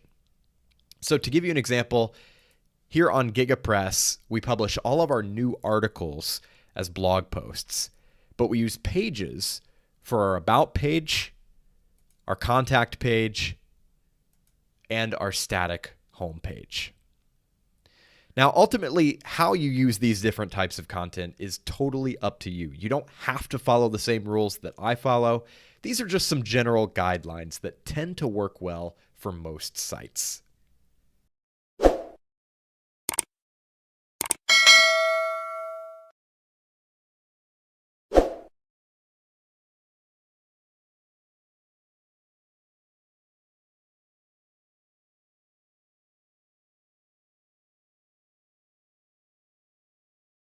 Another common point of confusion when it comes to creating content in WordPress is the difference between categories and tags, as well as the actual function and utility of categories and tags.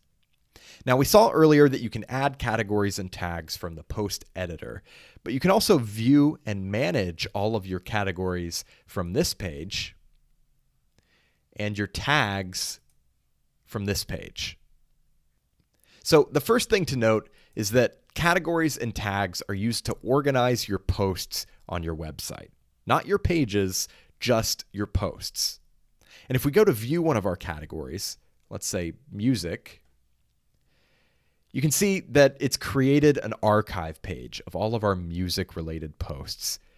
And you can see what the link structure looks like: bradstestsite.com/category/music.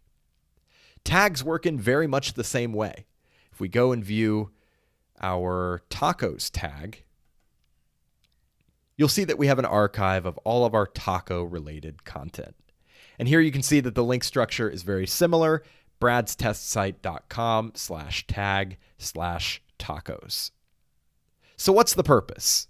Well, if one of your visitors notices that a blog post has a particular category or a particular tag, and it's a topic they're interested in, they can click on that category or tag to view related content on your website, other taco-related posts, other food-related posts.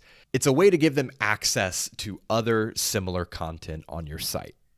You can also use categories and tags to display related posts right below the content of a blog post. Now, if the purpose is the same and the functionality is largely the same, what's the difference? Why would you use categories over tags or vice versa? Well, one of the key differences between the two is that every post must be attached to at least one category, but you're not required to add tags to every post. If you don't add a category to a post, it'll just be assigned to that default category, uncategorized. The other key difference is that categories have a hierarchy, whereas tags do not. So you can have a parent category with one or more subcategories, but tags are all on the same level. You can't have parent tags or sub tags. Now, in practice, categories are typically used for broad groupings of topics, whereas tags tend to be used for much more specific topics.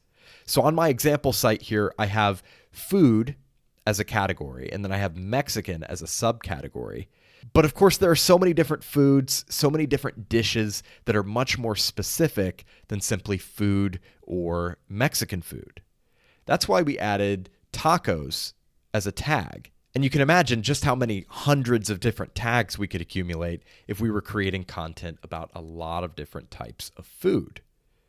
To give you another example, I used to run a website that covered news in the tech industry, and we had a category for social media, but then we used tags for the individual companies and platforms that we were covering in the social media space: Facebook, Twitter, Instagram, and so on. So if we were writing an article about Instagram, we would use the social media category, but then we would tag it as Instagram to be a little more specific. So once again, how you use categories and tags is completely up to you. You don't really have to use them at all if you don't feel that they're necessary for your particular website, but they can be a really helpful way to organize your content.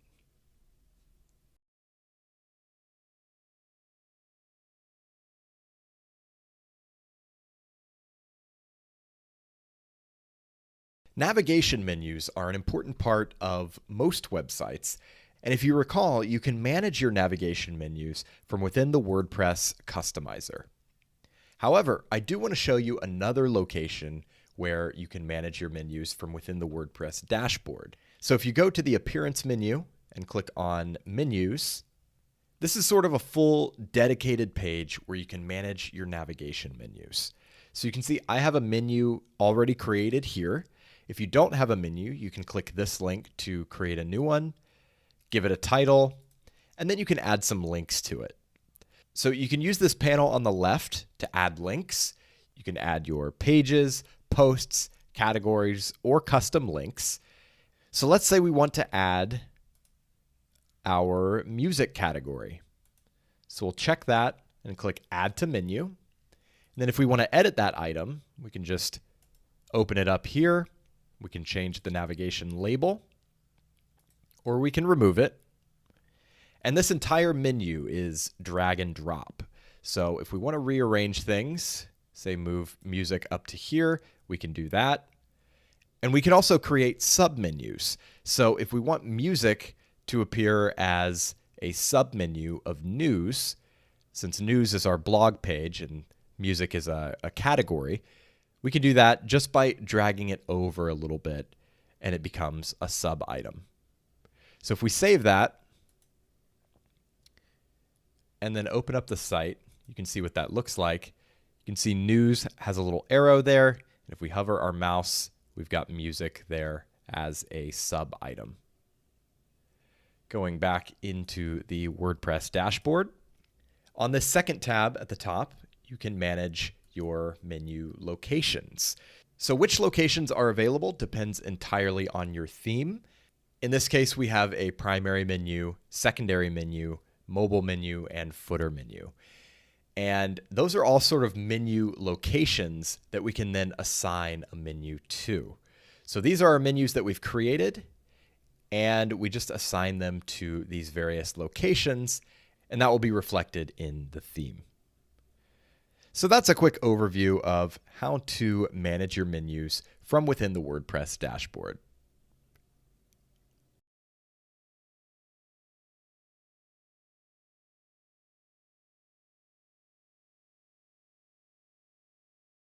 Another aspect of WordPress that you'll want to be aware of is widgets. So what are widgets? Well, if you go over to the Appearance menu and click on Widgets, you're going to see this page.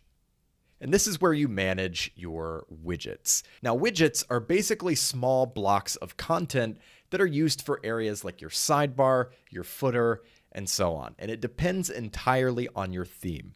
So your theme developer can define certain widget areas within the theme where the content is going to be pulled from this section and reused across your website. So this is most often used in sidebars and sometimes footer areas. And so you'll notice the widget areas defined by this particular theme are sidebar 1, sidebar 2, and then a bunch of footer areas. So whatever content we add to this sidebar 1 area is going to be used on any page that uses sidebar 1. So this is our sidebar. We're basically just building our sidebar or our footer areas from this page. Now, you've probably noticed that this editor looks quite familiar, and just like posts and pages, we're going to be building out these sidebars with blocks. So we can use this menu here to add new blocks to our widget areas. And our sort of traditional widgets are down here in the list of blocks, and these are the things you would most traditionally use in a sidebar or a widget area. But you can actually add any kind of block that you would add to a page to these widget areas. So just to give you an idea of what you can do here, I want to show you just the basic anatomy of this content that's already here. So just like the post and page editor, we have our list view here, and we can expand each of these widget areas and look at the blocks and groups that they contain. So on the top, you can see we have a search block, so people can search the content of your website. And then we have two groups. And if you recall, we can group blocks together so that they behave as one cohesive unit. And if we expand that group, you'll see that we have a heading block that says recent posts. And then we have a latest posts block, which you can configure over here in the sidebar. You can choose, things like the order. You can filter by category, the author, all of those things to determine which posts are actually going to show up here. The second group is recent comments. Now, we don't have any comments on this site, so nothing's going to show up here, but you'll see it's the same thing. There's a heading block followed by a latest comments block. So once again, you can really add anything to this, anything you want to show up in your sidebar or your footer area. Again, it depends on your theme. It's going to look different in every theme, and you're going to have different options here in every theme. But that is how you manage your sidebars and your widget areas.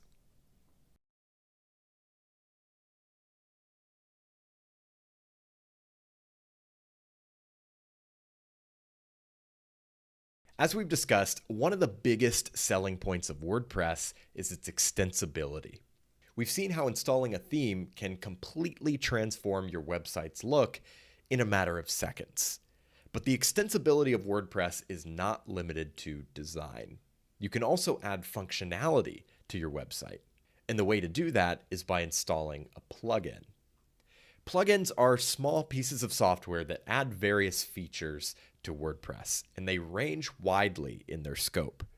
So you could have a simple plugin that just adds sharing buttons below the content of your blog posts, or you could have a plugin that transforms your website into a social network with all of the features that come along with that. So clearly there's a wide spectrum of plugins, and you can find one for just about anything you'd want your website to do. As I've said before, the power of WordPress lies in the community and the ubiquity of WordPress. Because there are so many millions of WordPress sites, there are a lot of developers building things to make those websites work. And in the true spirit of WordPress, the vast majority of plugins are free. In this section, we're going to talk about how to find and install plugins on your website. But before we do that, I want to quickly address some best practices for working with plugins. With great power comes great responsibility. WordPress plugins add additional code to your website, so we want to be sure that code is not compromising your site's security or its performance. So the first thing I'd recommend is to always get plugins from reputable sources. In most cases, this would be the official WordPress plugin directory, but there are other places to get plugins, particularly premium plugins. CodeCanyon.net is a popular choice. It's a marketplace run by the same company as ThemeForest, but you may also find yourself on the website of an independent developer who's selling plugins directly to users. There's nothing wrong with this, but I would encourage you to do some due diligence. Quickly Google the name of the plugin, the name of the developer, and just make sure, number one, that you're in the right place, downloading from the official source, and number two, that the developer or the company behind the plugin is legit and reputable. My next suggestion would be to limit your plugin use to those that are actually necessary. Pretty much every website is going to use at least a handful of plugins, but what we don't want to do is install every plugin under the sun because, like I said, every one of those plugins is adding code to your website, and that code has to execute every time someone visits your site. So if we have like 50 plugins, that's going to have a substantial impact on your site's speed and performance. Beyond that, if you ever run into a problem where a plugin is causing some kind of issue on your site, having too many plugins can make it difficult to isolate the problem and find the specific plugin that's causing trouble. Now, there's no particular number of plugins that's okay or not okay. It's more about being selective with the plugins you do install. On a similar note, it's always a good idea to vet plugins before you install them. The WordPress plugin directory has a helpful rating system where you can see what other people are saying about a plugin before you install it. Other marketplaces like CodeCanyon will typically have this as well. So if a plugin is broken, if it's conflicting with another plugin, things of that nature, you'll typically be warned about that in the reviews. The other thing you'll want to confirm is that the plugin is updated regularly. The biggest security risks with plugins are often not malicious. It's not that there's a bad actor developer behind it. They're just a result of outdated code.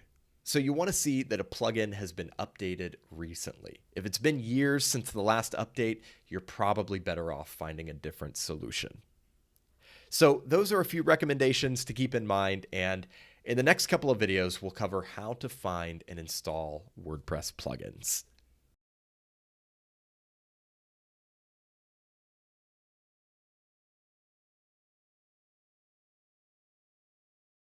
Let's take a look at the process of installing a free plugin from the official WordPress directory. So from your WordPress dashboard, you can click over to the plugins section. And from here, you'll see a list of your currently installed plugins. And to add a new plugin, you can click Add New, either in the sidebar here or up here at the top. And the first page you're presented with here is a list of featured plugins. You can also use this tab at the top to view the most popular plugins. These are plugins that are installed on the highest number of websites. Now, if you're looking for something specific, most likely you're going to want to use this search box up here. So if we're looking for like social media share buttons, because that's the sort of example I've been giving, we can type social buttons and we'll see the options we have here. So this plugin looks like it might meet the criteria we're looking for. So we can click on the title to get a little more information. There is a description here. It says this plugin has not been tested with your current version of WordPress. That's a pretty common warning, not really something you need to worry too much about. What I would worry about is if it says this plugin has not been updated for 2 years or something like that. You can see this was last updated 3 weeks ago, so I'm not too worried about it being compatible. So again, we can get some more information about the plugin here. Check out the screenshots.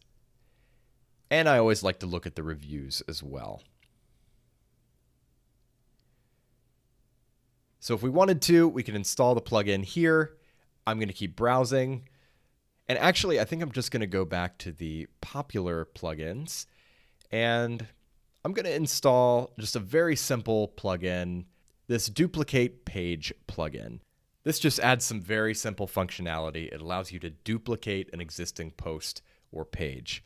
So I'm going to install this, and then straight away, I'm going to go ahead and activate it. Now the plugin has been activated, and if we go over to our pages, you'll see that when we hover over one of our pages, we have the option to duplicate. So if I hit duplicate this, you'll see that we have a copy of that page saved as a draft. So that's a great example of a plugin, just a little feature that WordPress doesn't come with out of the box that you want your site to have for one reason or another. Now, of course, plugins can do a lot more than that, but often it's going to be these little individual features that you're looking for where a plugin is the perfect solution. And by the way, plugins will also typically add a settings menu somewhere, and you can see the duplicate page plugin has added a new option under settings where we can configure some basic settings for that plugin. So that is how you find and install plugins within the WordPress dashboard. And in the next lecture, you'll see how to install a plugin from a third-party seller or marketplace.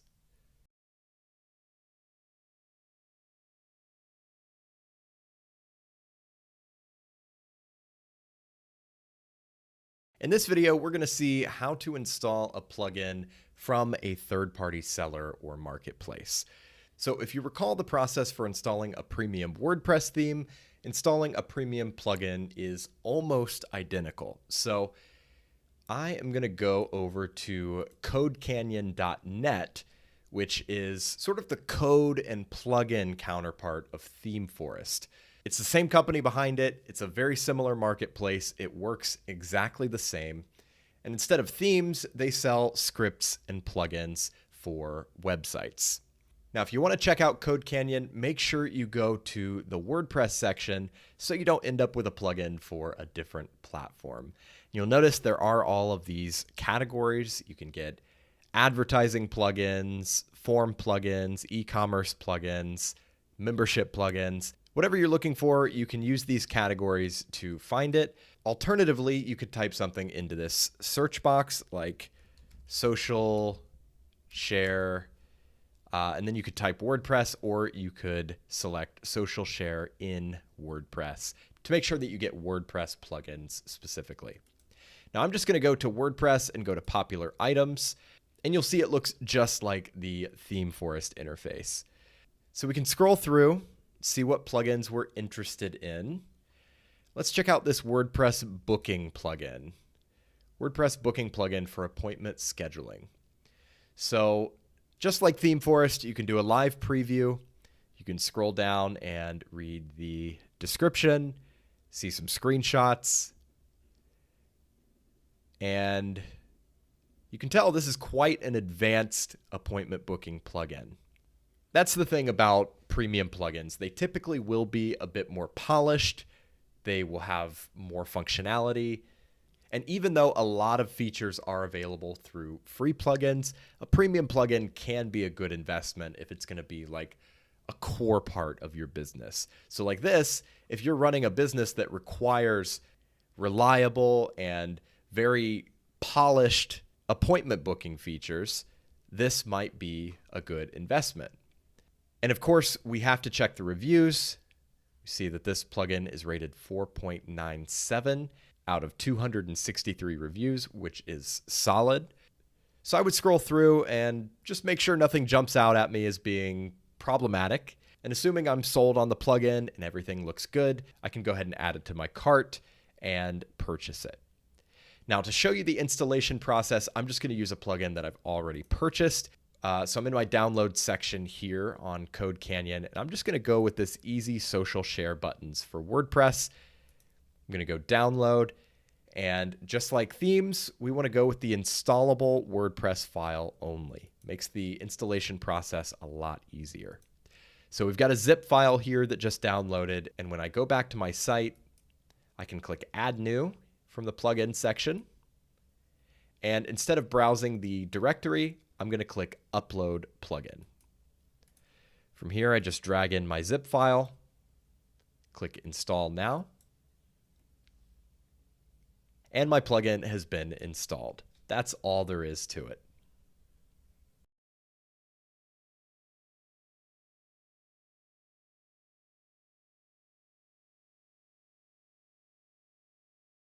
So we've talked about what plugins are, and we've seen how to install them. So naturally, the next question is, what plugins should you install? You probably know what I'm going to say here. It depends. Every website is different, and I don't recommend installing plugins just for the sake of installing plugins.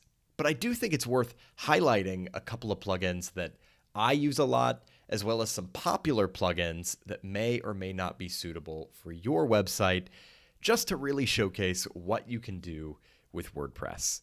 So that's what this section is about.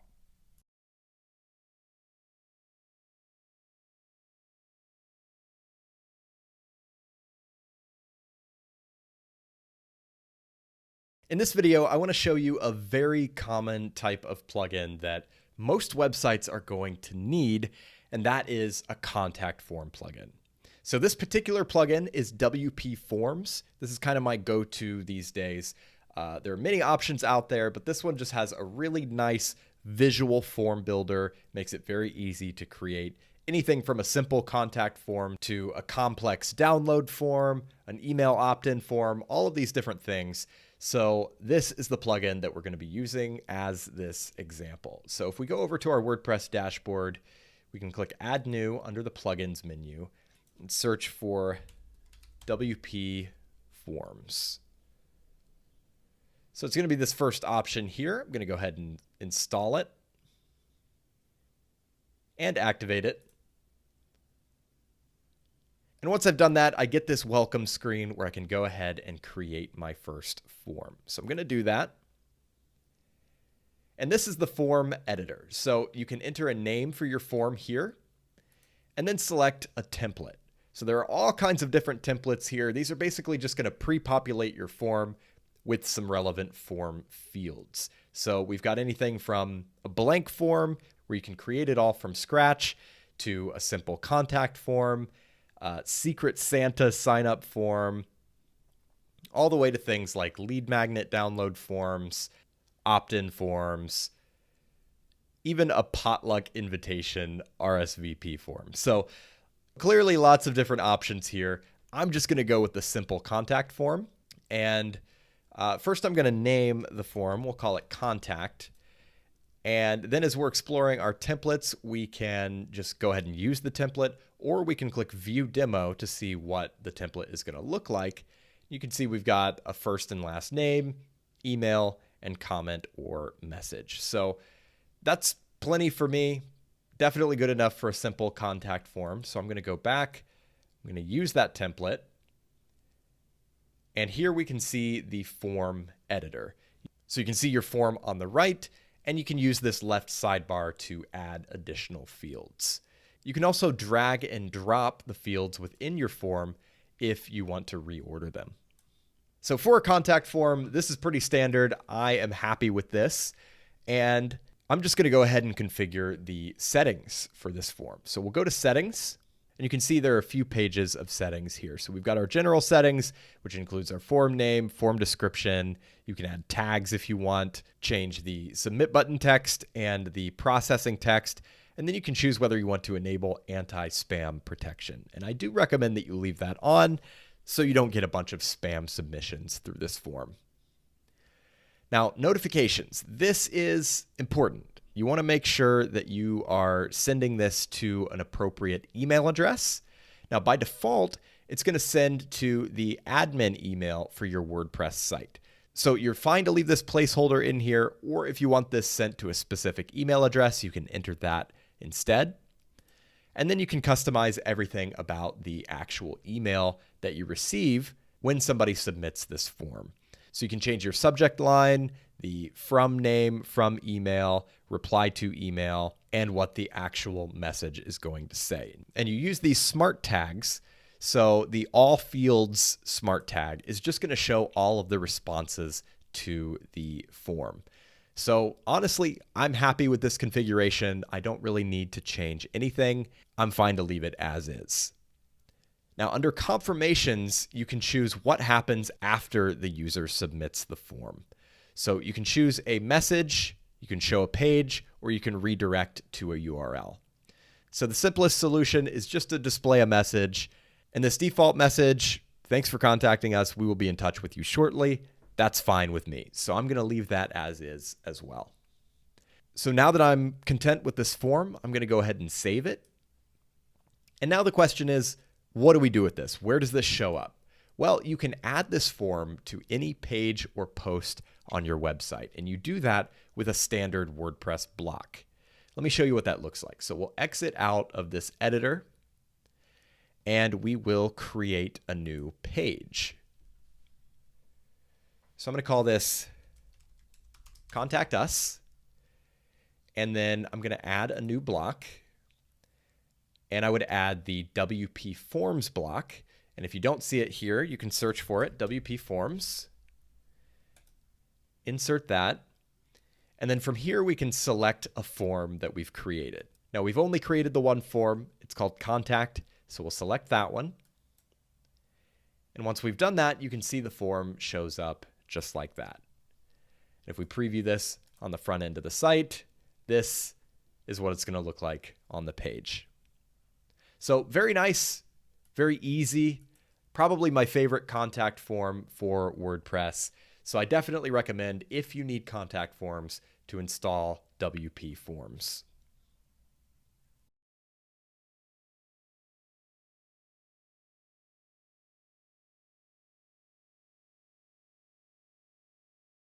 One of the unfortunate realities of the internet is that there's always going to be spam. Now, of course, you get spam in your email inbox, but when you're running a WordPress site, you also have to worry about spam comments. Now, these are automated, usually nonsensical comments that contain links to other websites. So the goal behind these comments is either to drive traffic to those other websites or influence search engine rankings, or they could be intended to mislead your website's visitors. So obviously that is something you want to avoid. You don't want to have your visitors clicking on sketchy links, and you also just don't want to have your website cluttered with all this garbage content, right? So if you have comments on your website, you need to have an anti-spam solution. Now, previously, the go-to recommendation would be Akismet, which is run by the company behind WordPress itself. It's a very effective solution. However, they are pushing more and more to make this a paid subscription plugin. So if you run a business of any kind, you're going to be paying a minimum of like $8 a month just to protect your site from spam. And personally, I don't think that's necessary.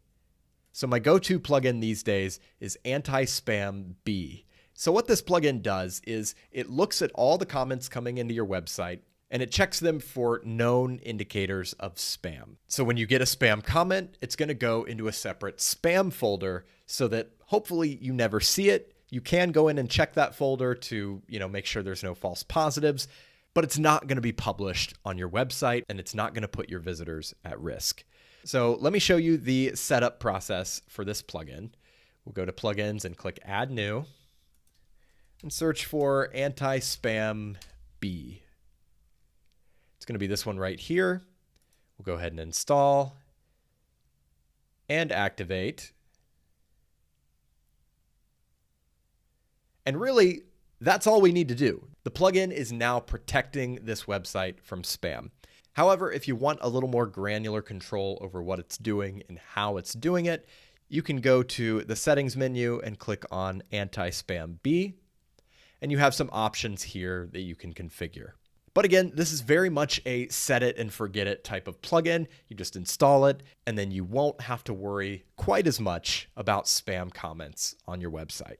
Definitely a must-have plugin for any website that has comments enabled.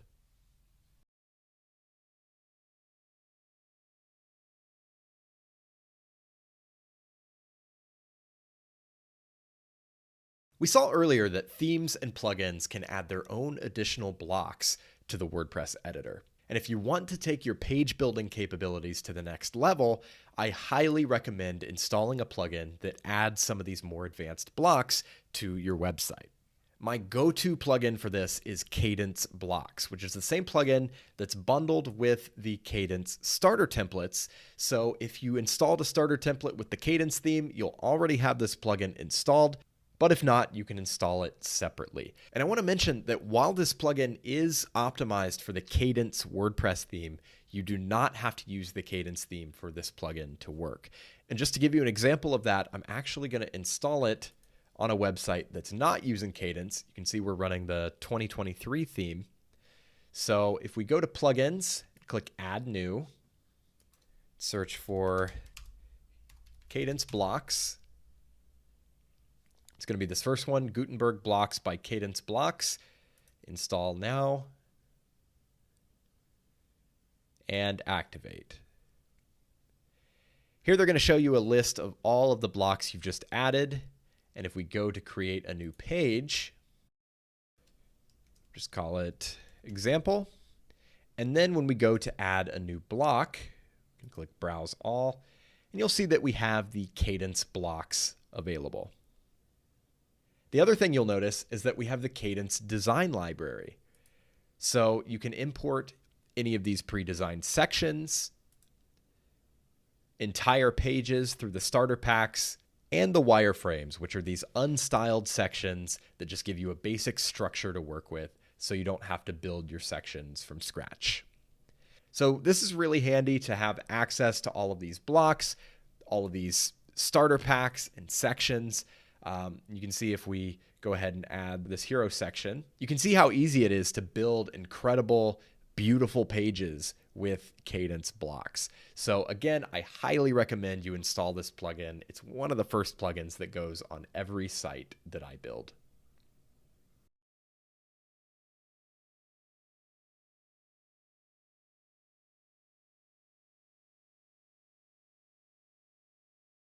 Another plugin I install on every single website I work on is Yoast SEO.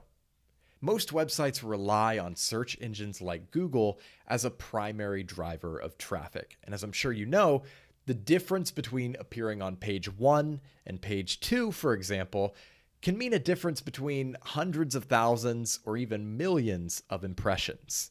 That's why search engine optimization, or SEO, is such an important topic. If you want to maximize your exposure in the search results, you have to make sure your site is following all the best practices that Google and other search engines like to see. Now, WordPress actually plays pretty well with search engines right out of the box. It is the most popular content management system in the world, so Google knows how to handle it. But it's still a good idea to dig into the details and tweak some things to make sure your site is prepared to rank as highly as possible. So to do this, we're going to be using the Yoast SEO plugin, which in my experience has proven to be the best SEO plugin available for WordPress. So to install it, just like any other plugin, we're going to go to the plugin section and click add new. We're going to search for Yoast SEO. Once that's done, it's going to say you've successfully installed Yoast SEO. And it's already doing a lot of things under the hood. It's making a lot of technical optimizations to make your site more descriptive, readable, and accessible to search engines. But you do want to go ahead and start this first time configuration to configure some basic settings. So it's going to ask you some questions about your website. We're going to go ahead and click continue. And you can choose whether your site represents an organization or a person. So if it's just you and it's your personal website, your personal blog, you'll click person. If it's an organization of any kind, a company, a nonprofit, a business, anything like that, you'll choose organization. Here you can enter the name of your organization,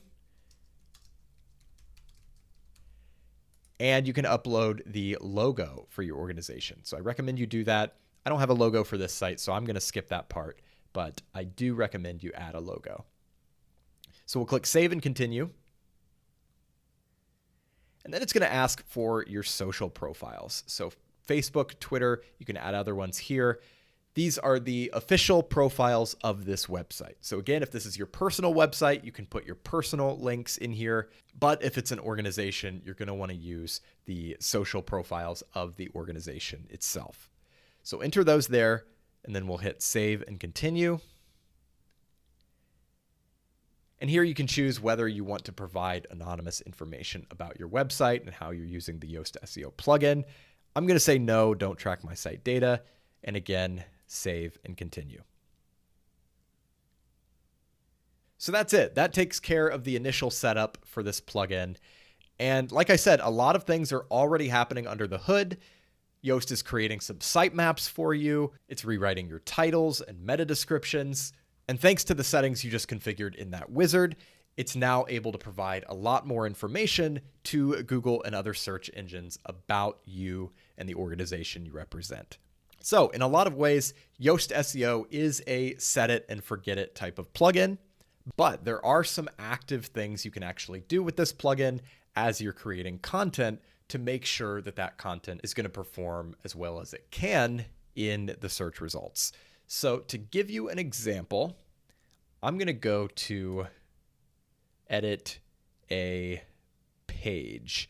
I'm going to go edit my home page, my front page.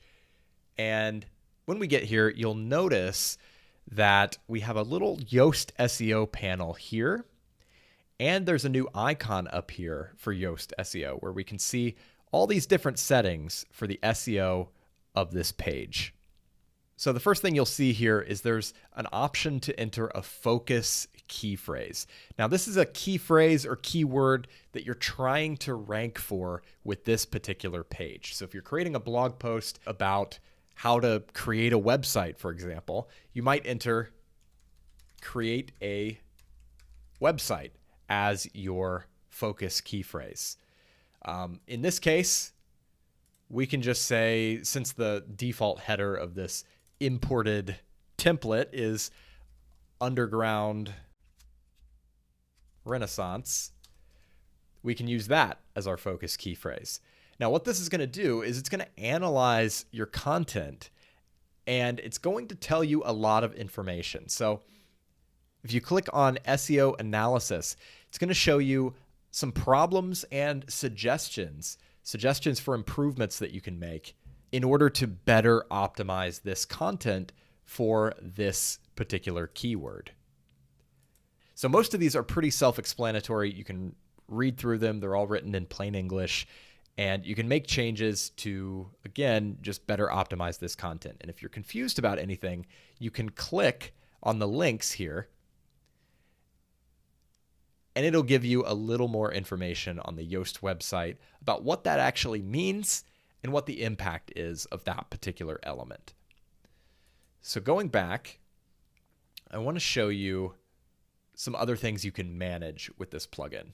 So if we go to Google Preview, you can see actually what your website is going to look like in the Google search results. So you can see the mobile result and the desktop result.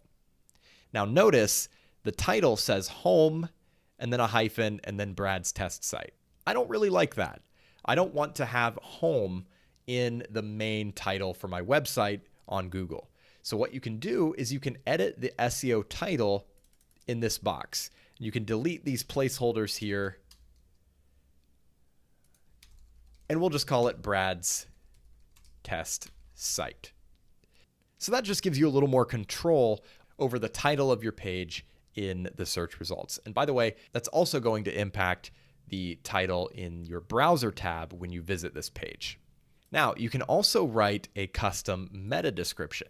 That influences this black text in the search results. So it's a little description about the page. It could be a short excerpt or just a short blurb to encourage people to click on this page. So if we enter some dummy text here, you can see that this bar completely filled up because the text is too long.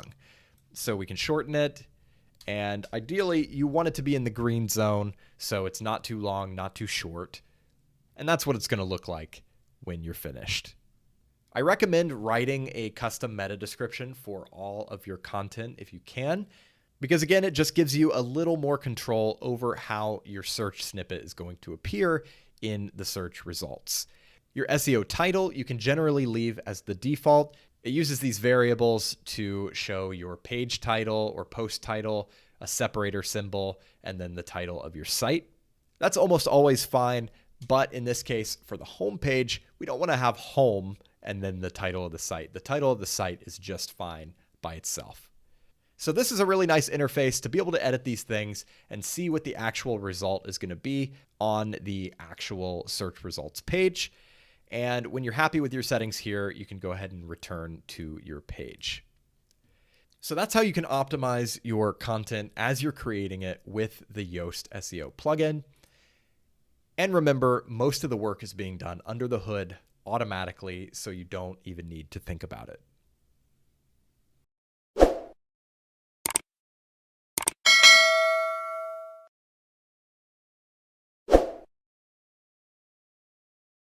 If you're building a website, chances are you're going to be using certain Google services like Google Analytics, Google Search Console, Google AdSense, and so on and so forth. Google Analytics in particular is something I generally recommend people install on day one. If you're not familiar, Google Analytics is sort of the industry standard for monitoring your web traffic, your conversion data, user demographics, all of this information about the people visiting your website. And like I said, I recommend you sign up for it and install it pretty much on day one if possible.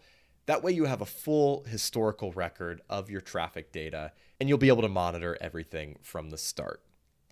Now, typically Google Analytics will give you a tracking code that you're supposed to copy and paste into your website so that it appears on every page and it can track your visitors on every page, right? So typically you would copy and paste that code into like your header or something like that. But Google has made it much easier to add that tracking code with this official plugin, SiteKit by Google. Now this adds support for not only Google Analytics, but Google Search Console, which helps you monitor your performance in the Google search results, and Google AdSense. So if you're running a content business, you want to have ads on your blog and make money from those ads, all of that is integrated into this one plugin. You don't have to install these things manually anymore. You can do it all from this one official plugin. So if we go to install that, we'll search, I guess, just SiteKit. And we'll see it's this first option, SiteKit by Google. So we can install that, activate it, and then you can click Start Setup. Now, I'm not going to go through the setup process here because you do have to connect your Google account, and I don't necessarily want to connect bradstestsite.com to my Google account, but I would recommend checking this box, signing in with Google, and then following the steps on screen to go ahead and get at least Google Analytics and Google Search Console set up on your website so that you can monitor your traffic and your search engine performance. And then later down the line, once you do get some traffic, if you want to add Google AdSense as well, you can do that right from this dashboard. Now, once that's set up, when you come back to this page, you'll actually be able to see your traffic stats right here within WordPress. So you won't have to go over to the Google Analytics website to see your data. It'll be right here on this page.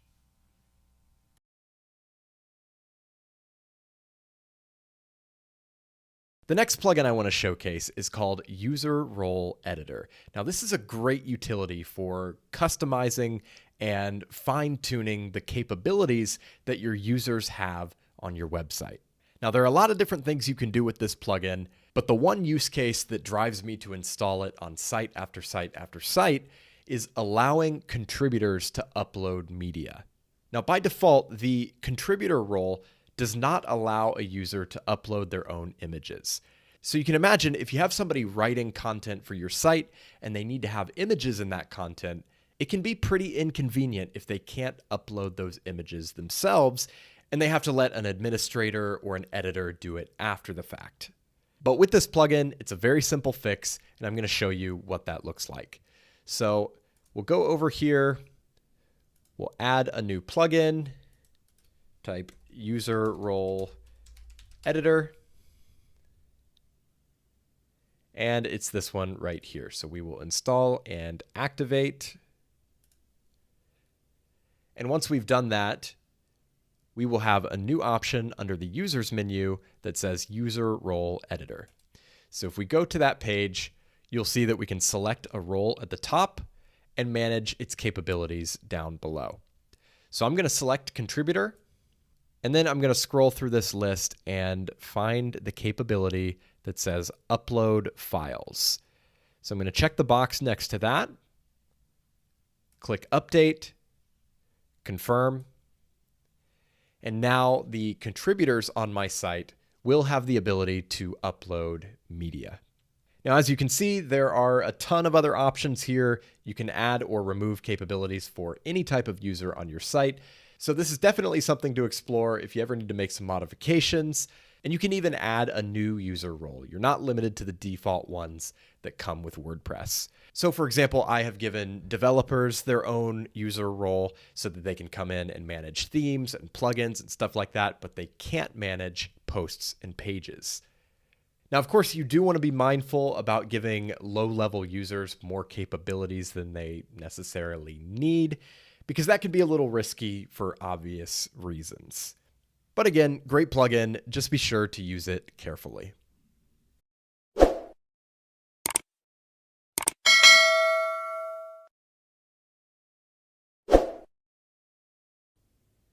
So we've talked about how plugins can be very simple or much more advanced. We've seen a couple of examples of very simple plugins, but now I want to give you a look at the other side of the spectrum. If you want to get a lot more advanced with WordPress and start selling your own products, whether they be physical products that you have to ship or digital products that your customers will just download, you're going to need an e-commerce solution to facilitate that. And WooCommerce is the most popular e-commerce solution for WordPress. WooCommerce is actually made by the company behind WordPress, Automatic, so it's open source. It's built on the same standards as WordPress itself, and it's supported by an equally vibrant community. So let's take a quick look at the process of installing it and setting it up. So I've set up a fresh WordPress site here. I called it Brad's Store, and we're just going to go straight into installing WooCommerce. So we'll go to the plugin section, add new, and search for WooCommerce. So it's going to be this first one here. Click install now and activate.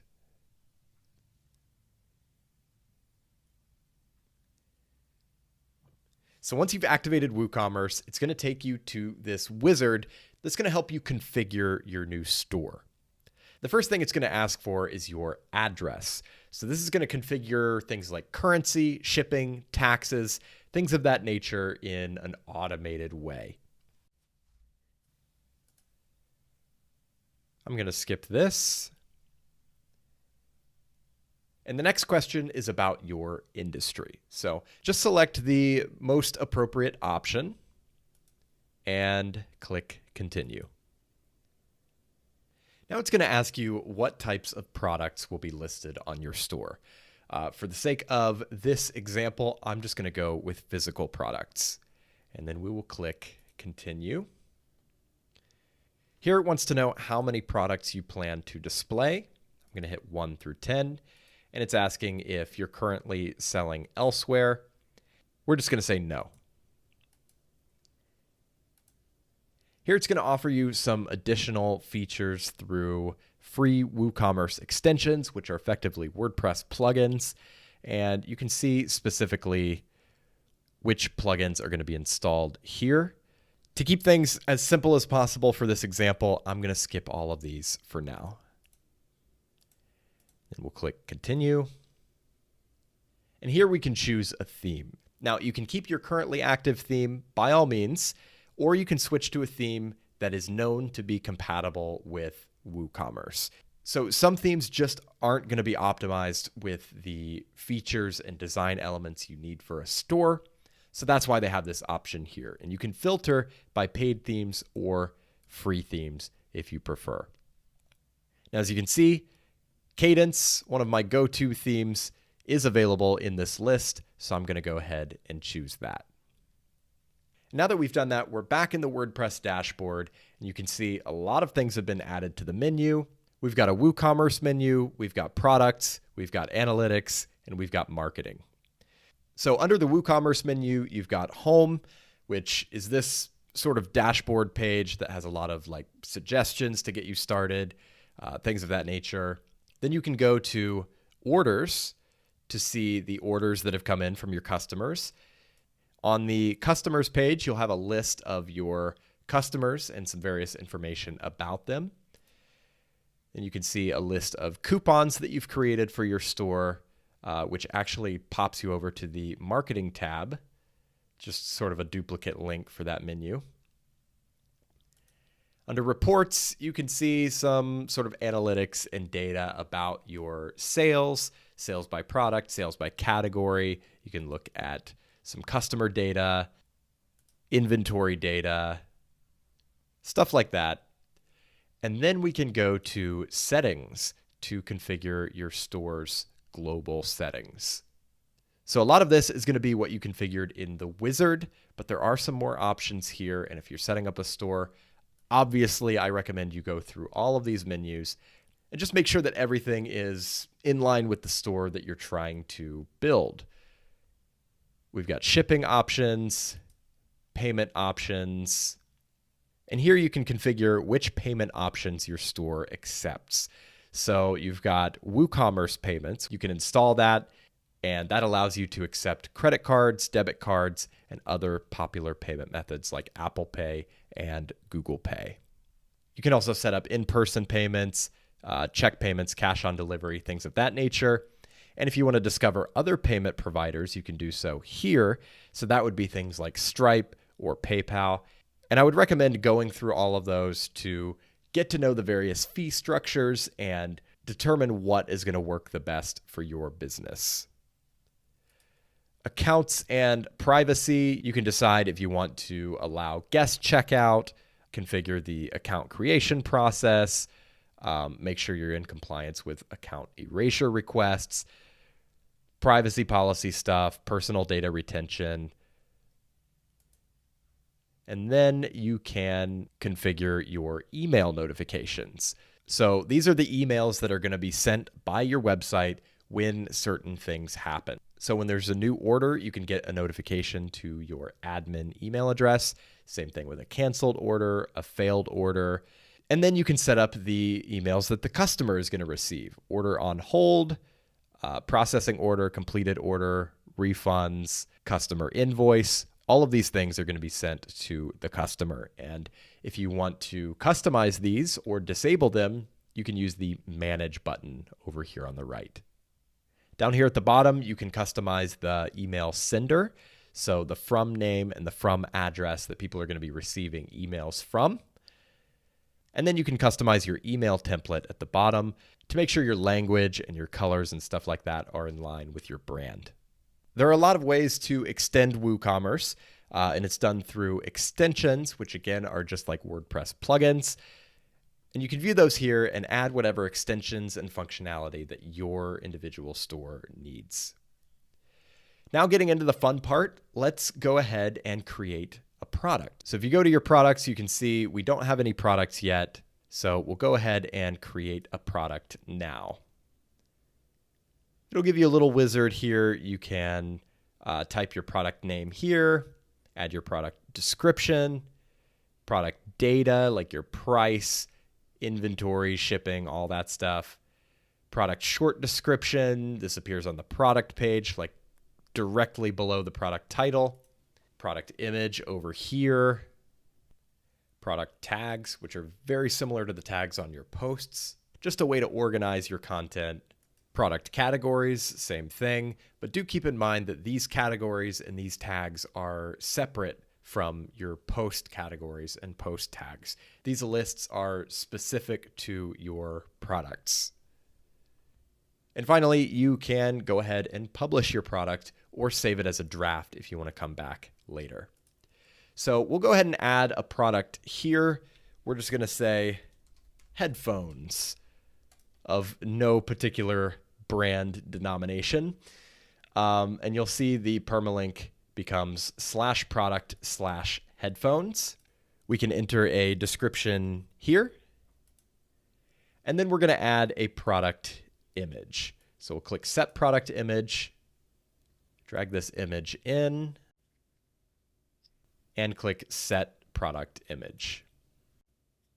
Now down in the product data, we're going to enter a regular price.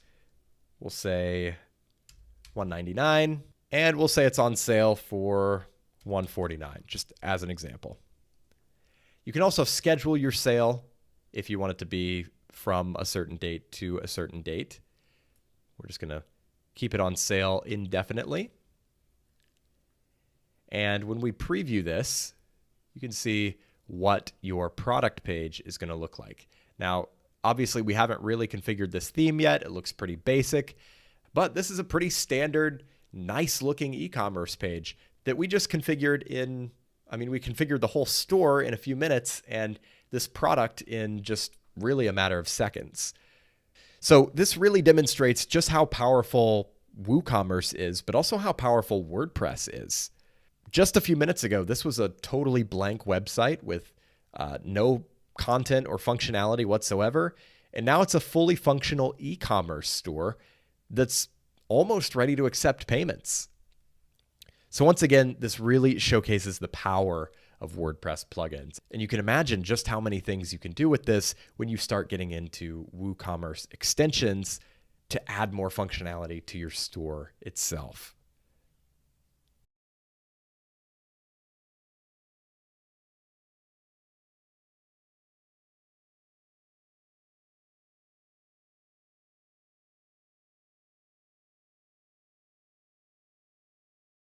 One of the responsibilities that comes with hosting your own WordPress site is managing your own security and backups. Now, I know this is not an exciting subject, and a lot of people tend to put it off or assume it's not that important. But trust me, if your site ever gets hacked, or if you ever lose a bunch of data in some kind of catastrophe, you're going to wish you'd been prepared from the start. Now, I want to be clear, WordPress itself is very secure. And whenever a vulnerability is found in the core software, it's patched very quickly. But of course, third-party themes and plugins do add some complexity to this. And the unfortunate reality is WordPress is a huge target, simply because it powers so many websites. So there are a lot of threats out there that are aimed specifically at WordPress sites. Fortunately, there are solutions you can put in place to protect your website and mitigate the damage from any disaster. These solutions are easy to implement. The ones I'm going to share with you are free, and the result is peace of mind, which to me is priceless. So in this section, we're going to cover some best practices that I recommend you follow to keep your site secure, and then I'm going to share some specific solutions to automate your security and back up your data. Let's talk about a few best practices to follow as you're building and managing your WordPress site. First, it's essential to keep your WordPress software up to date. WordPress is an open source platform with hundreds of people contributing to its development. When a security firm discovers a vulnerability in WordPress, the lead developers are notified, WordPress gets patched, and millions of websites are updated before the company makes what's called a responsible disclosure, where they release the specific details of the vulnerability that was discovered. With that disclosure, the vulnerability becomes public knowledge, meaning hackers essentially have a recipe to exploit websites that haven't yet been updated. The moral of the story, keeping your software up to date is vital for your security. So let me show you how to manage your updates in WordPress. Here in the WordPress dashboard for this particular site, you should notice that we have a few different indications that we have updates available. So at the top, there's this banner telling us we have a new version of WordPress. And then in the main menu, we've got a couple of badge icons with little numbers on them. So next to updates, it says 4, and next to plugins, it says 2. So what that means is we have 4 total updates available for this site, and 2 of our plugins need to be updated. So pay attention to these little icons when you see them, and be sure to install those updates as soon as possible. So to manage your updates, you'll click Updates under the dashboard menu. And on this page, you can see all of the updates that are currently available for this site. So you can see at the top, an updated version of WordPress is available. And then we have 2 plugins and 1 theme, all of which need to be updated. So we'll start with the main WordPress update. And by the way, there is an automatic update feature. So if you see this link here that says enable automatic updates for all new versions of WordPress, you can do that to make sure you don't miss anything. But otherwise, you can just go ahead and click the update button here, and your site will be automatically updated to the latest available version of WordPress. Now, often it'll take you to a welcome screen that looks something like this, just giving you a rundown of any changes or improvements that have been made to WordPress in this particular version. I'm going to go back over to the update screen so we can update our plugins. So here we have these 2 plugins that need to be updated. I'm going to select all and click Update Plugins. Once again, very easy, automatic process. And once we've done that, we can go back to the update screen again and update our theme. So I'm going to select this theme. Same thing, update themes. And in just a few seconds, the theme will be updated. Now you can see those little notification icons have been cleared. And if we go back to updates, we'll see that we are fully up to date on WordPress core and our plugins and themes. My next recommendation is to use a strong password for your WordPress administrator account. The easiest way for a hacker to gain access to your site is by stealing or guessing your password. You can make that a lot more difficult by creating a strong password that's hard to guess and that you don't use on other websites. The ideal password would be a complex mix of letters, numbers, and symbols. Something like this. Now, obviously, the reason most people don't use these kinds of strong, unique passwords is because they're hard to remember. That's why I recommend using a password manager like LastPass, which generates and stores secure passwords, not just for WordPress, but for all of your accounts, so you don't have to remember any of them. It also doesn't hurt to change your password on a fairly regular basis. I'd say every few months or so. Along the same lines, you want to be mindful of user privileges. Even if you've got your main administrator account locked down, other user accounts could still pose a risk to your site's security. Whenever you add a new WordPress user, make sure you give them an appropriate user role. The administrator role should rarely be assigned to any other account. If you give someone else an administrator account, you're giving them unfettered access to make changes to your site with the exact capabilities that you have. So they can even lock you out if they want to. If you do give someone else administrator access, like a trusted business partner, make sure you both have strong passwords and good security habits. Along with regular updates, it's important to exercise caution and use common sense when you're installing themes and plugins. Because themes and plugins modify and extend the functionality of your website, they can introduce unique vulnerabilities that aren't present in WordPress core. Ultimately, your website is only as secure as your least secure plugin. So before installing any theme or plugin, take a look at the reviews, see how many other sites are using it, and make sure it's being actively maintained. Beyond that, you should also limit the total number of plugins on your site. Again, there's no specific number, but in general, the fewer plugins you install, the fewer risks you take. So be careful not to go overboard.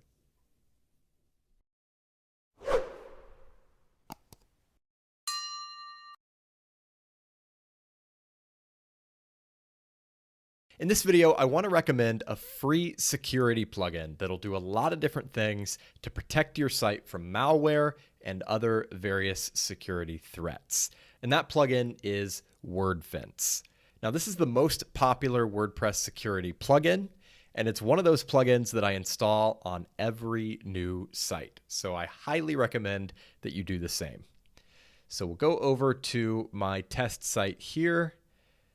Go to the plugin section, click on Add New. We're going to search for WordFence. So it's going to be this first one here, WordFence Security, Firewall, and Malware Scan. We'll click Install, and then we'll activate it. So right away, it's going to ask you for an email address. Now, this is important because this is where WordFence is going to send security notifications about your website. So if anything goes wrong, if your site gets infected or hacked or anything like that, you're going to get a notification at this email address. So make sure you put in a good email address that you actively monitor. Now, right here, they're asking if you also want to receive their newsletter to this email address. That's totally up to you. Personally, I get too many newsletters, so I'm going to say no. Then you have to agree to the terms of service and click continue. Now here's where you can enter your premium key if you have a premium subscription to WordFence. I'm just going to use the free version, and I normally do just use the free version on most of my sites, so I'm going to hit no thanks. So WordFence has been activated, and already a lot of security measures have been implemented in the background. There's a firewall. There's protection against brute force attacks, where an attacker will use a script to try to guess your password just by entering a whole bunch of different passwords one after the other. Those are going to be blocked. And by default, your website's going to be scanned for malware once a day. Now, you can also scan your website manually by going to the WordFence menu and clicking on Scan. And it's going to give you a little tour of the interface here. And if you want to, you can start your first scan right here. Now, once again, if any security issues are found, they're going to be emailed to you, but they'll also be listed down here in this table.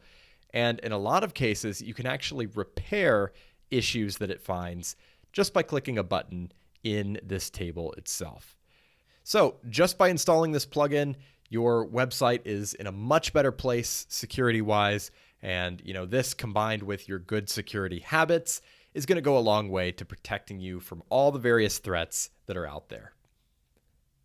Now, there are a bunch of options that you can customize if you would like to, but the default settings are going to be just fine for most sites.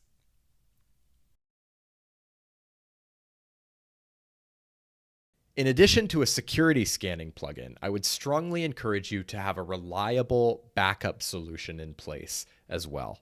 If anything ever happens to your website, whether it's malware or something going wrong with your web host, or even just human error on your part, you're going to want to have backups that you can easily revert to so you don't end up losing data or even losing your entire website. This is the solution I recommend for most sites. It's a free plugin called Updraft Plus, and it makes it super easy to schedule automatic off-site backups that you can restore with a single click. So let's take a look at the setup process. So we'll go to Plugins, Add New, and we're going to search for Updraft Plus. It's all one word. And it's going to be this first one, Updraft Plus WordPress Backup Plugin. Install now. And activate. Now, it should prompt you to go ahead and set it up. So we'll press here to start. And if you want to, you can go ahead and start your first backup now. But first, I'd recommend you go over here and configure some settings. So at the top of this page, you can configure an automatic backup schedule for both your files and your database.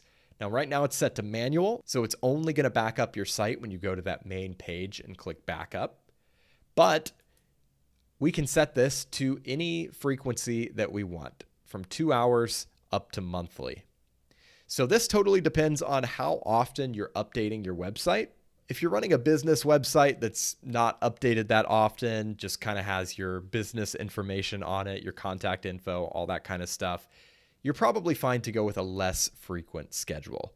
But if you're constantly updating your website, you're adding new content, blog posts, things like that, I would go a little more frequent. And if there's constantly new content coming in, say if you're running a membership site and there's like a community going on, you'll probably want to go as frequent as every 2 hours. Now for me, I typically go daily with my websites, so I'm going to choose that for both files and database. And then you can choose how many backups you'd like to retain. So again, this is up to you. I personally would like to have more than 2. So I'm going to go up to maybe 5 on both of these. But again, it depends on your preference and also the amount of data storage that you have at your disposal. Now, speaking of which, by default, these backups are going to be saved to your web server where your website is stored, like right there on the same web hosting account. And that is better than nothing, but it comes with a huge risk. If anything happens to your web server or your web hosting account, you're going to lose your backups right along with your website. So I highly recommend choosing one of these remote storage options so that you have an off-site backup as well. So there's a lot of different options here. There's Updraft Plus Vault, which is their premium backup hosting service. If you want a really seamless, easy solution, you could go with that and subscribe to one of these plans here. Or you can pick any of these other cloud storage services. So we've got like Microsoft OneDrive, Dropbox, Google Drive. You can pick any of these and your backups will be automatically stored at that location on your account. So if we choose Google Drive, for example, we can scroll down and you'll see it says after you've saved your changes by clicking Save Changes below, then come back here and follow this link to complete authentication with Google Drive. So make sure you save your changes first and then come back and sign in. So down here, you can configure what files are going to be included in the backup. I recommend leaving everything. And then we'll go down and click Save Changes. So now it says you've selected a remote storage option, which has an authorization step to complete. So at this point, you'll click Sign in with Google, sign in with your Google account, and then the plugin will have access to your Google Drive account, and it can save your backups there. Same goes with all these other options here. Save your changes, authenticate the account, and then you're good to go. And then in the future, if you want to create a manual backup, you can do that here. And you'll be able to see your existing backups down here and restore any of them with a single click.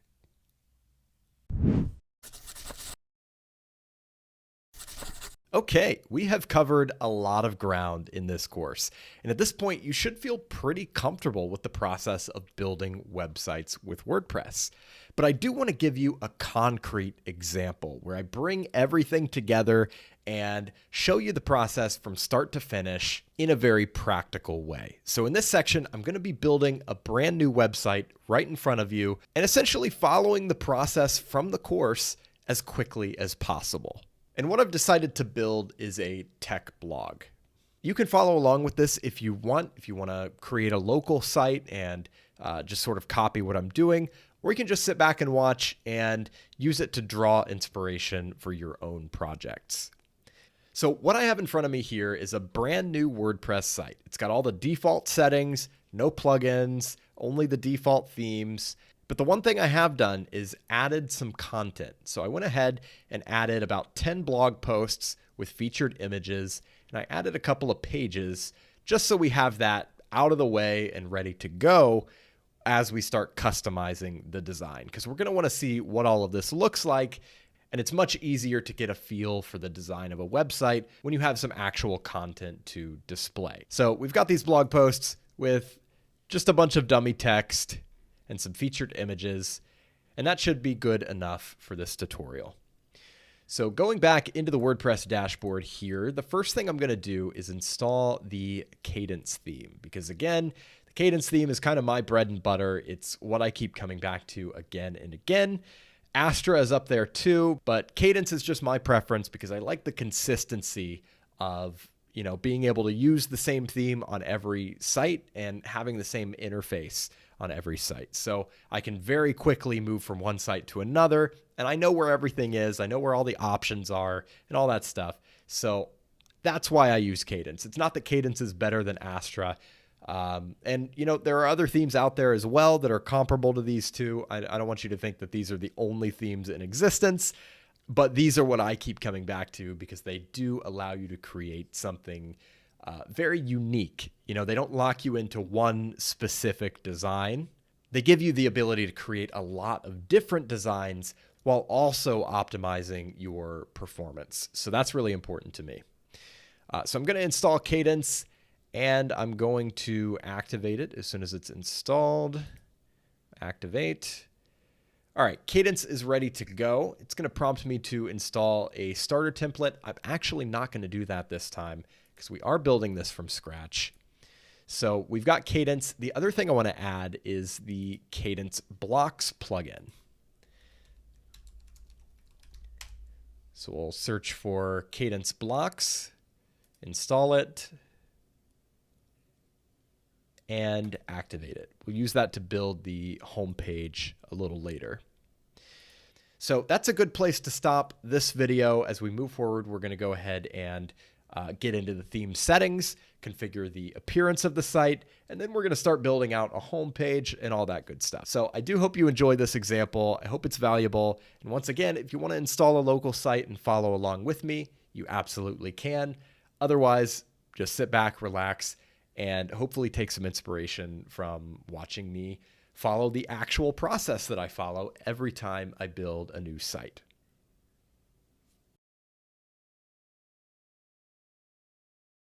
In this video, I'm going to configure the color palette and fonts for this website.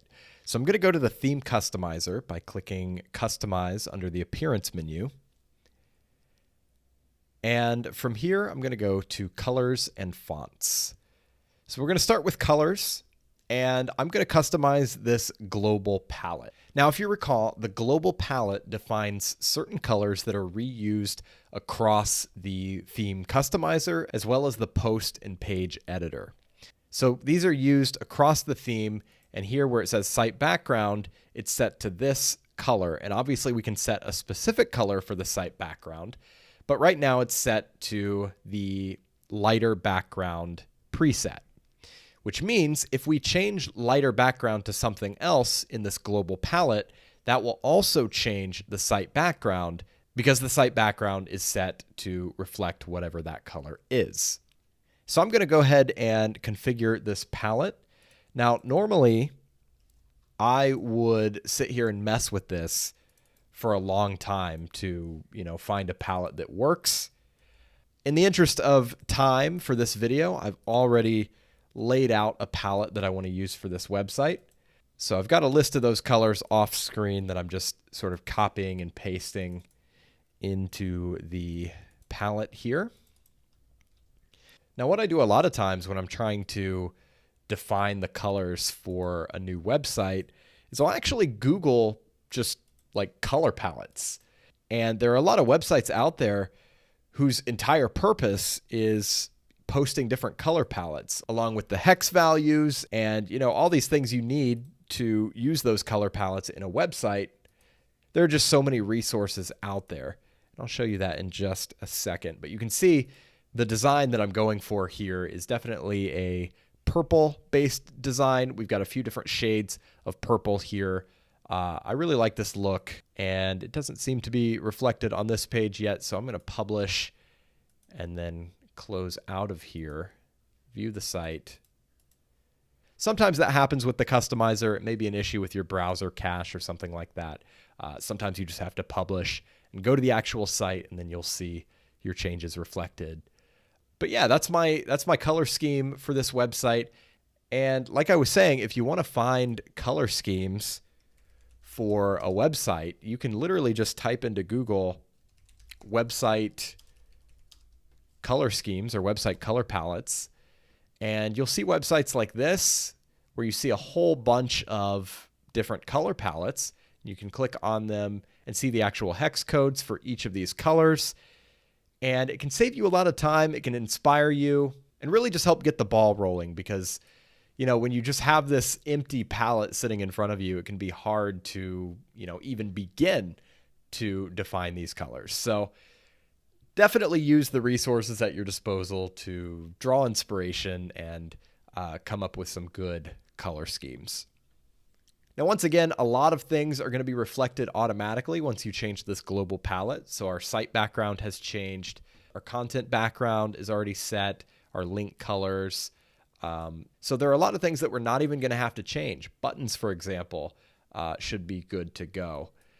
We do need to change our typography. So you've got a lot of options here. We've got our base font, and then you can override that with all of these individual elements. So if you click into here, you can look at all these fonts and see what they're going to look like. I already have a font in mind, but typically when I'm doing this, I am literally just clicking through the fonts, trying to find one that works. And, it can be a time-consuming process, but that's why I came prepared today, and I know exactly what font I'm going to be using. So we're going to use Overpass for this website, and I'm just going to use Overpass. Sometimes you want to have different fonts for your headings versus your paragraphs, and when you're trying to figure that out, you can also use Google and search for font pairings.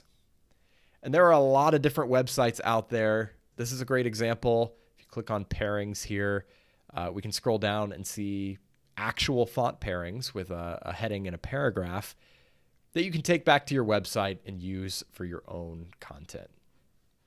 But like I said, I'm just going to use the one font. Keep it simple for this one. I'm going to use Overpass. And actually, it looks like I set that for the heading by accident. I need to set that as the base font. And now that I've done that, I also want to configure the heading sizes. I want to make my H1 just a little bit bigger, maybe 40. And we'll make H2 a little bit bigger too, maybe 32. And then to my eye, the paragraph font is a little small as well. I'm going to bring that up just a little bit, maybe 18. So that looks good to me, and I guess that'll do it for our fonts and colors.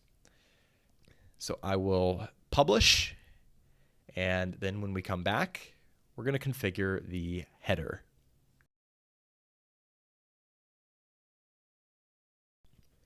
The next thing I want to configure for this site is the header. So I'm in the customizer. I'm going to go to header. And you can see we have our header builder down here at the bottom and our available items over here. So I actually like the general layout of the header as it is, but I am going to make some modifications. So for example, I do want to select a logo. So I've created a very simple logo for this site. I'm going to drag in and upload. We'll select it. It's going to ask me to crop it, but I'm going to skip the cropping because it's already the perfect size. And once that's done, the logo appears here. We do not need the site title to display right next to the logo. So I'm going to change that setting to logo only. So now we've got the logo on this side. We've got the menu on this side. That is the layout I want. Now we just have to configure the menu. So I'm going to go down to the primary navigation menu here. Click the settings icon. So I'm going to create an actual menu and customize these items a little bit. But first I want to customize the design. So for the colors, I think I'm going to use this option. And then, let's see, that's our hover color and our active color. I think I'm going to do purple. Just the main accent color for both of those. We don't need a background. And for the font, I think I'm going to increase the font weight a little bit. And then we'll check the size. I think 17 pixels is going to be fine for this menu.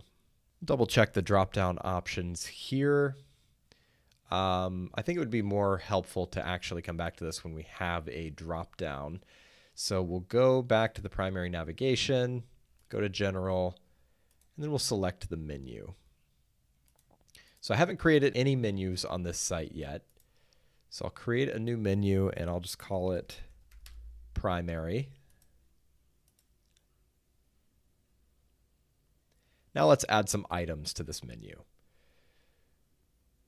So we can do home, which is a custom link just to the home page of this website. And then maybe we do some categories. You can see I've created some tech-related categories here. So let's do news, apps, gadgets, gaming, and social media. See how that looks. Looks good to me. And actually, I think I'm going to add, for the purposes of having a drop-down, we'll add About Us, drag that up and make it the second option. Change the navigation label, simplify it a little bit, just About. And then I'm actually going to add that same page again as a submenu under About. We'll call it About Tech Blog. And then you can add contact and our privacy policy, all as submenus of the About link. Okay, so that looks good. Now let's go back to the header, back to primary navigation settings, drop-down options. I think I'm going to do fade up versus fade, or fade down. I kind of like fade up. So that works for me. And for the design, that color is fine there, but I want to add some purple. So we're going to use that first accent color for both the hover background and the active background. So that's what that's going to look like. Now I'm noticing this text is a little bit small, so I'm going to increase that a little bit. Let's try maybe 16.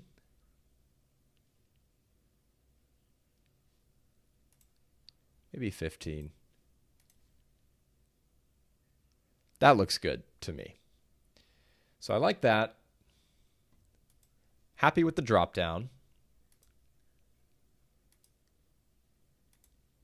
And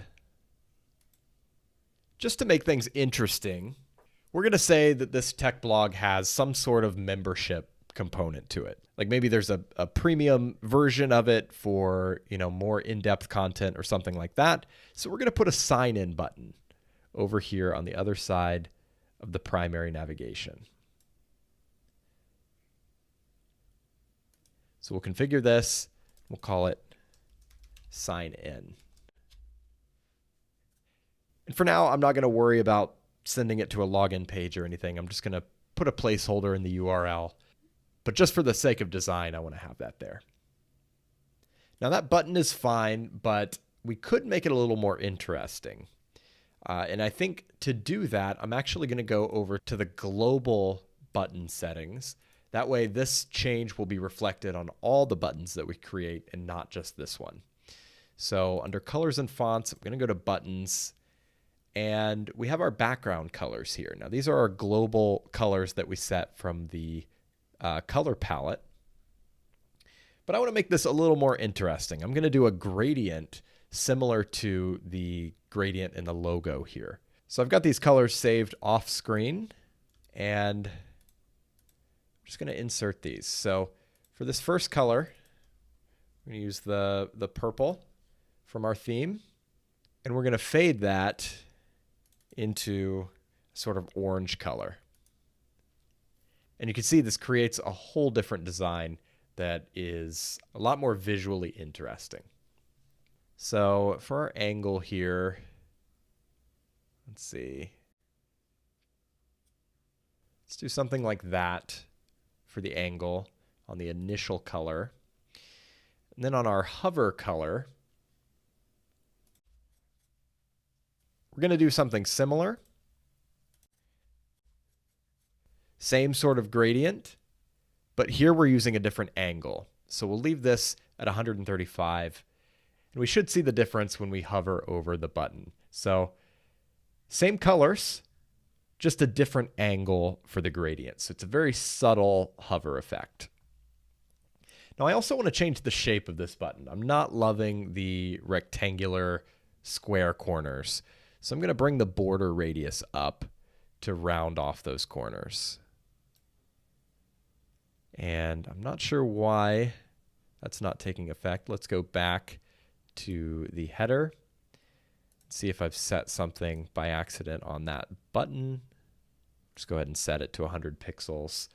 But yeah, that's our button. I think that looks a lot better than it did before.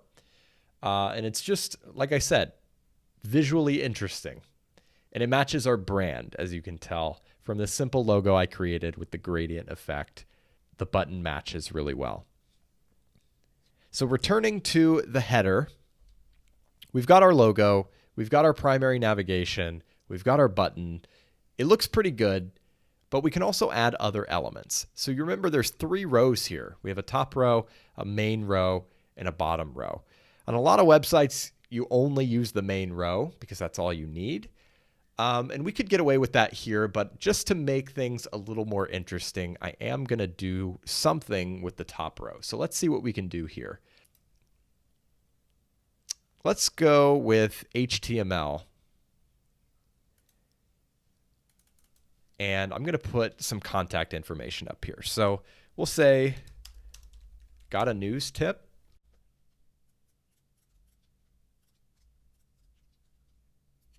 And then we'll add an email address. So techblog@email.com.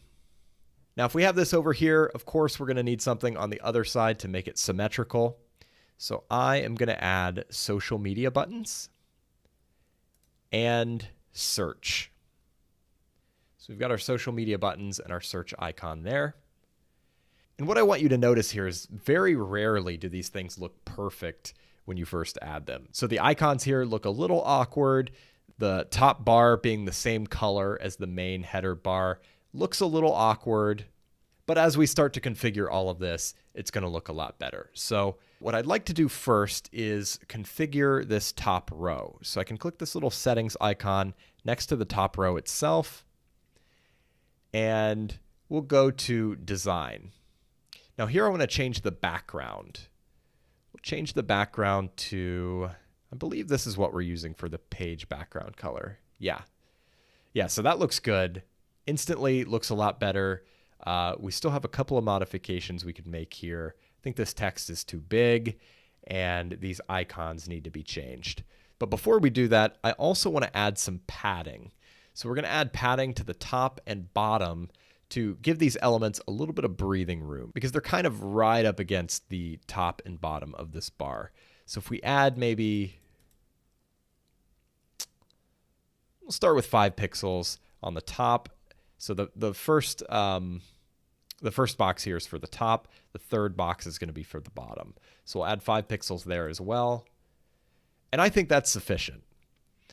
So that looks good in terms of the layout of the top bar. And now we can go and customize these individual elements. So we'll go to the HTML. And what I want to do here is change the text size. So we'll reduce it to maybe 15. I think 15 is good. And then we'll go over to the social media. And here I want to change the style of these icons. So we're going to switch from filled to outline. Once again, major improvement. Looks a lot better.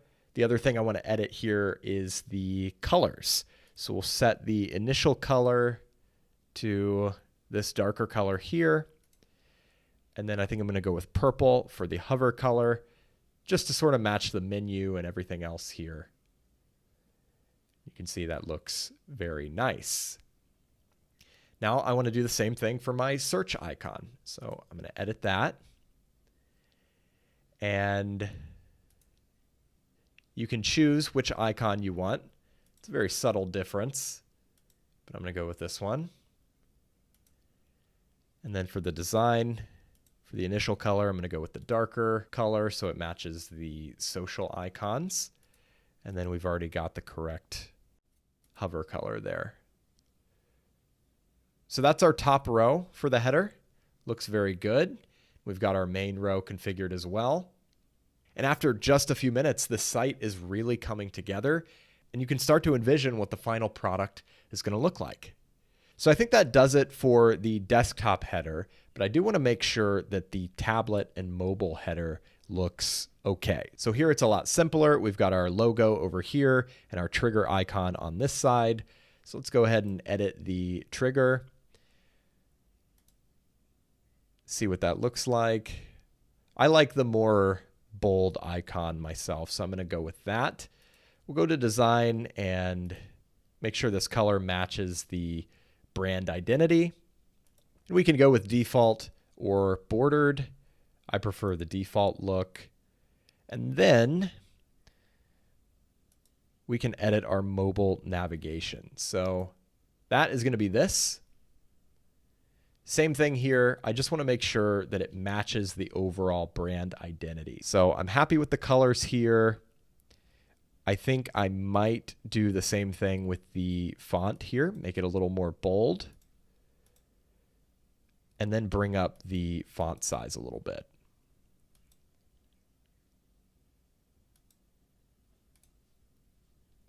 So that's our mobile menu. We can go over to General and make sure the proper menu is selected. So I'm just going to reuse the same menu on mobile. And there it is. We are good to go. So I think that will do it for our header.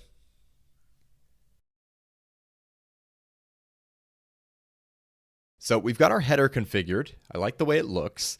And the next thing I'm going to do is configure the footer. That way we have the basic skeleton of the website complete, and then we can move into the actual page content.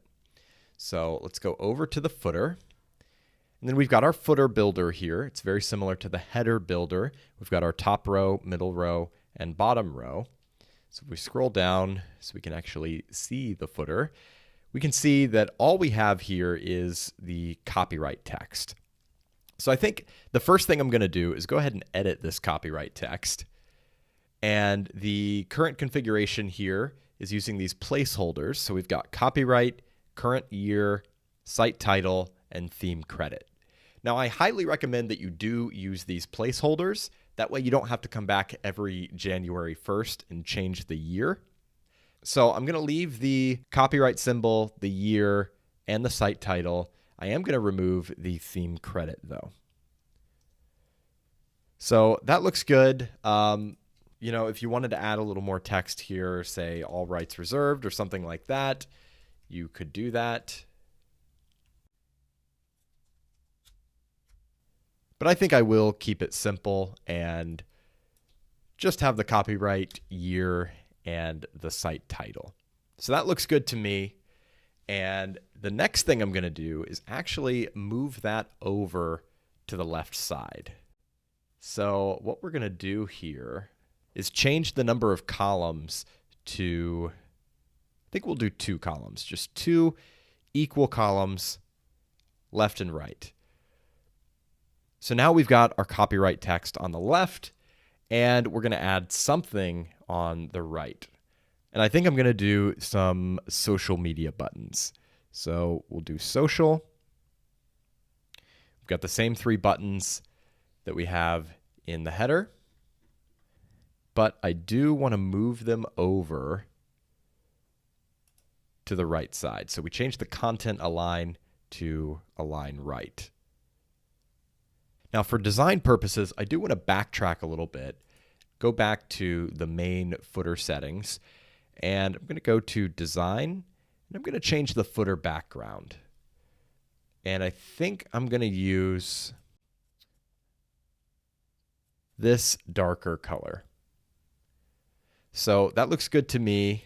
Obviously, we have to change this text color so it's readable. But aside from that, I do like this background color for the footer. So we'll go ahead and edit the text. Change the font color to white. Then we're going to edit the social media buttons. And just like we did for the header, I'm going to change it to outline. And then here for the colors, I'm going to do white for the initial color. And we'll do our main purple accent color for the hover. Let's see how that looks. Looks good to me.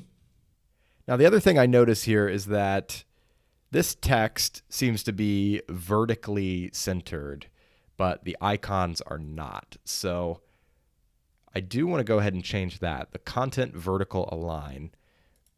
We want to align that to the middle. I'm just going to make sure that's set here as well.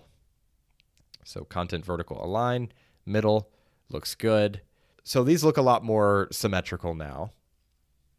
And I think that'll do it for the bottom row. Now I'm going to add another row above that. We'll do a middle row. And for this middle row, I think we're also going to do 2 columns. So we'll go to the settings, change the columns to 2. And on the left side, what I'd like to add is a logo. So there's not an option for a logo here, but what we can do is add one of these widget areas. So if we add, say, widget 1, we can then edit that widget. And we have a little block editor here. So what I'd like to do is just insert that image that I uploaded earlier, the logo image. We'll select it. And then we've got our logo in the footer. Now this is too big. I definitely want to resize this. So we'll go to this block and we'll click Show More Settings. So here I'm going to choose the image size. We can size down to medium. Of course, we can choose these specific proportions as well, but I'm just going to see if medium works first. Medium still feels a little bit big. So let's try these proportions, maybe 50%, 75%. I think 75% is fine. It's 225 pixels wide. Let's try maybe 200 and just see how that looks. A little bit smaller. Yeah, I think that's sufficient. So we'll stick with 200 by 64. And then on the other side, I'm going to add a navigation menu. So we'll add footer navigation. And we will edit that. Now I am going to create a new menu for the footer. So we'll create a new menu. Name it footer. Click next. And I'm going to add some items to this menu. So I think for the footer, I actually want to add all of our pages here. So we'll do home, about us, contact, and privacy policy. Just sort of the typical things you'd expect to find in a website footer. So I think that'll do it for the menu. And the next thing we need to change is the design and alignment of this menu. Because you can see our social media icons are way over here, but our menu is weirdly off to the left. So we're going to align it to the right, and we're also going to do a middle align. So that looks better, and now we're going to go into the design for this menu. So I'm going to change the initial color to white, and I think the hover color is good. It's our main accent color. And then the active color, I think I'm actually going to just change that to white as well, because I don't necessarily want it to be permanently purple when we're on the About Us page. So white is fine for active, and then we've got our purple accent color for the hover color. Now, just like our navigation menu at the top, I'm going to increase the font weight a little bit. And actually, I think since we have a sign-in button at the top, we might want to add a sign-in link to this menu as well. I don't think I'm going to do a button. I think we'll just do a link in this menu. So I'll go back to the menu itself and edit the menu. We'll add a new link. And again, I'm just going to do a placeholder and call it sign in. Okay, so that's good. Now, I noticed that both of these menus are sort of awkwardly tall. So let's go to edit the footer again. We'll edit the middle row. And I think what we need to change here is the top and bottom spacing. So we've got 30 pixels on the top and the bottom. That's a bit much. Let's reduce this to, I think we could do, let's start with 20 pixels and just see how that looks. And then I want to do the same thing for the bottom row. Although the bottom row, I think we could make a little bit smaller because there's less content here. So let's do maybe 10 pixels on the top and 10 pixels on the bottom. Actually, I think we could go lower than that. Let's do 5. Okay, I think that's a better proportion. Now, what I'd like to do is add a little bit of separation between these two rows. So let's go to the middle row, and we'll go to Design. See if we can add a bottom border to this row.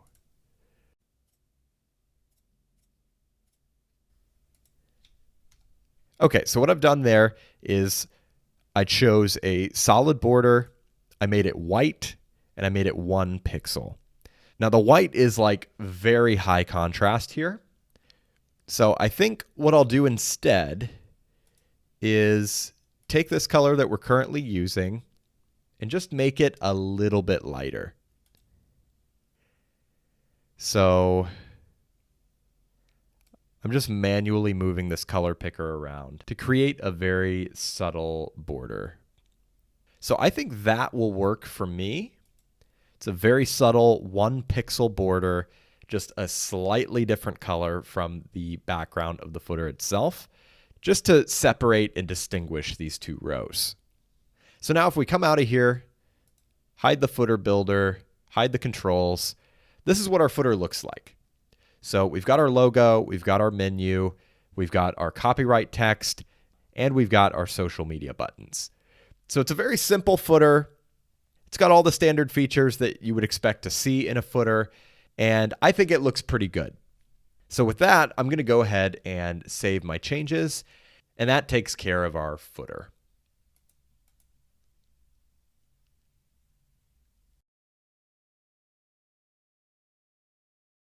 The next thing I want to set up for this website is the post and page layout. Now, if I wanted to, I could go to the general section and control a lot of different settings about the layout as a whole. For example, the content max width just kind of determines how wide your website is. If you want it to be quite a bit wider, or if you want to make it more narrow, you can definitely do that. I'm going to leave everything on this page at the default settings, but the options are here if anything jumps out at me at any point where I'm like, yeah, that does need to be specifically configured for this website. Otherwise, I tend to leave all of this as is.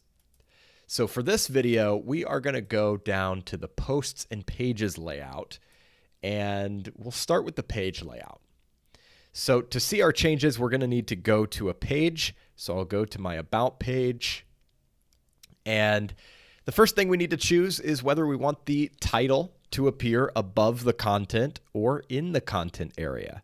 So this is above the content, and if we choose in content, it's just going to be down here in the content container. Now I think for pages, it looks a little better if I have it in the content, so I'm going to go with that. Then you could choose your page title alignment if you want to center it or anything like that. I'm going to leave it as is. We can configure these title elements. So we've got the title. We can add breadcrumbs if we want. And if we want to show the post metadata, we can also do that. Just shows the author and the date. I'm just going to show the title. And now we have to choose the default page layout. So this is just sort of the standard layout. It stretches pretty wide and there's no sidebar or anything like that. If we want it to be a little more narrow, we can choose the narrow layout. And I find that this works pretty well for pages when you don't have a sidebar because the normal layout, it is pretty wide and it feels like you're almost turning your head to read the full line of content here. So I usually go narrow. And then if you want to customize the specific width of the narrow layout, you can go back to that general page, click on layout, and customize the narrow layout content max width. So it's 842 right now. We can make it smaller. We can make it bigger. I'm going to leave it at the default.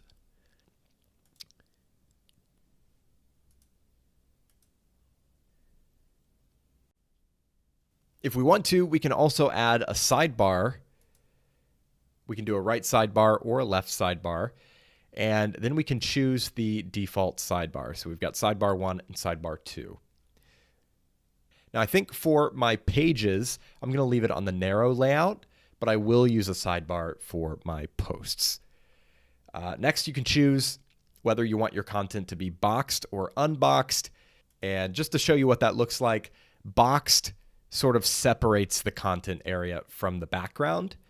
And with unboxed, your content is directly on the background.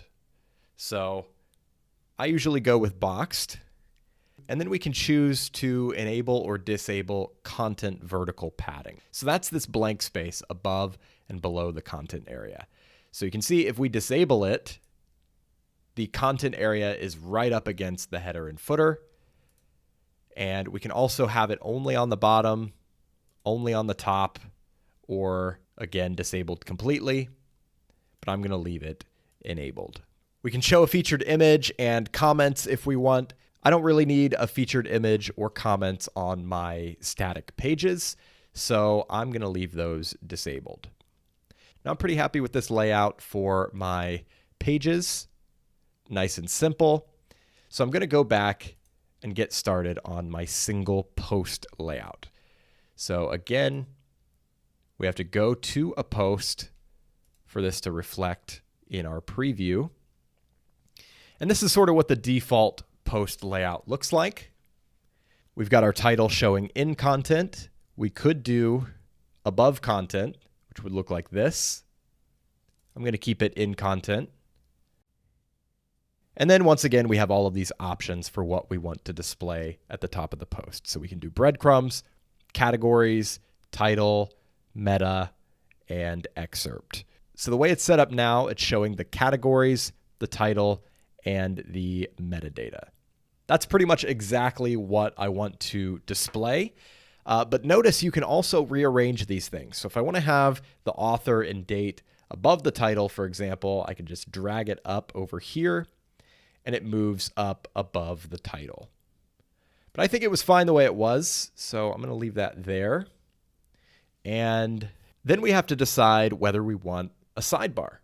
So right now we're on the narrow post layout, but we could also do the wide normal layout, or we could add a sidebar either to the right or to the left. I'm thinking for this website, I'm going to add a sidebar to the right. I'm going to leave the content vertical padding. I do want to show the featured image. And then I have to decide how and where to show the featured image. So the options here are above, behind, and below. And this is in relation to the title. So right now it's showing behind the title. If we show the image above the title, it's going to be within the content area above the title and metadata. And if we choose below, same thing, within the content area, but below the title. I think I'm going to go either with behind or above. So let's see. I think I'll go with above. I think behind looks better without the sidebar because the content is centered and there's a little more space for the image. So I'm going to go with above in this case. We can also change the featured image ratio. I'm pretty happy with the way it looks, so I'm not going to do that. We can choose whether we want to show post tags, the author box. So I'll show you what that looks like. Normally this would have my bio. I haven't added a bio to my profile on this site, but we can do normal or center. And again, my bio would be right here. So I'm actually going to disable that. We'll leave the post navigation. That's the previous and next post links. We'll also leave the related posts. And beyond that, I think that's all I need to edit for my post and page layouts.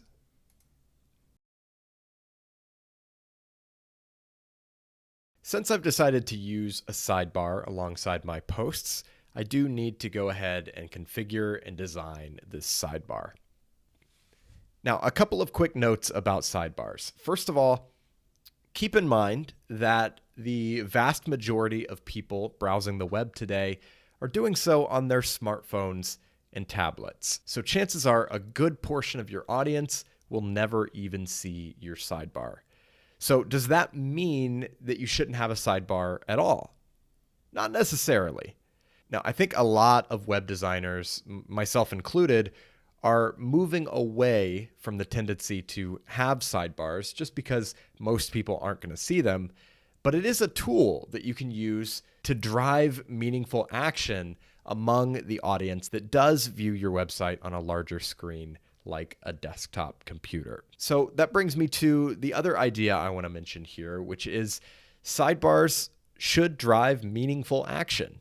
I don't like to just throw a bunch of random widgets into my sidebar. My philosophy is that less is more, and I want to include the widgets that are actually going to encourage people to take the action that I want them to take, whether that be signing up for a newsletter, buying a product, or just browsing other content on my website. So that's typically where my mind is at as I'm creating a sidebar.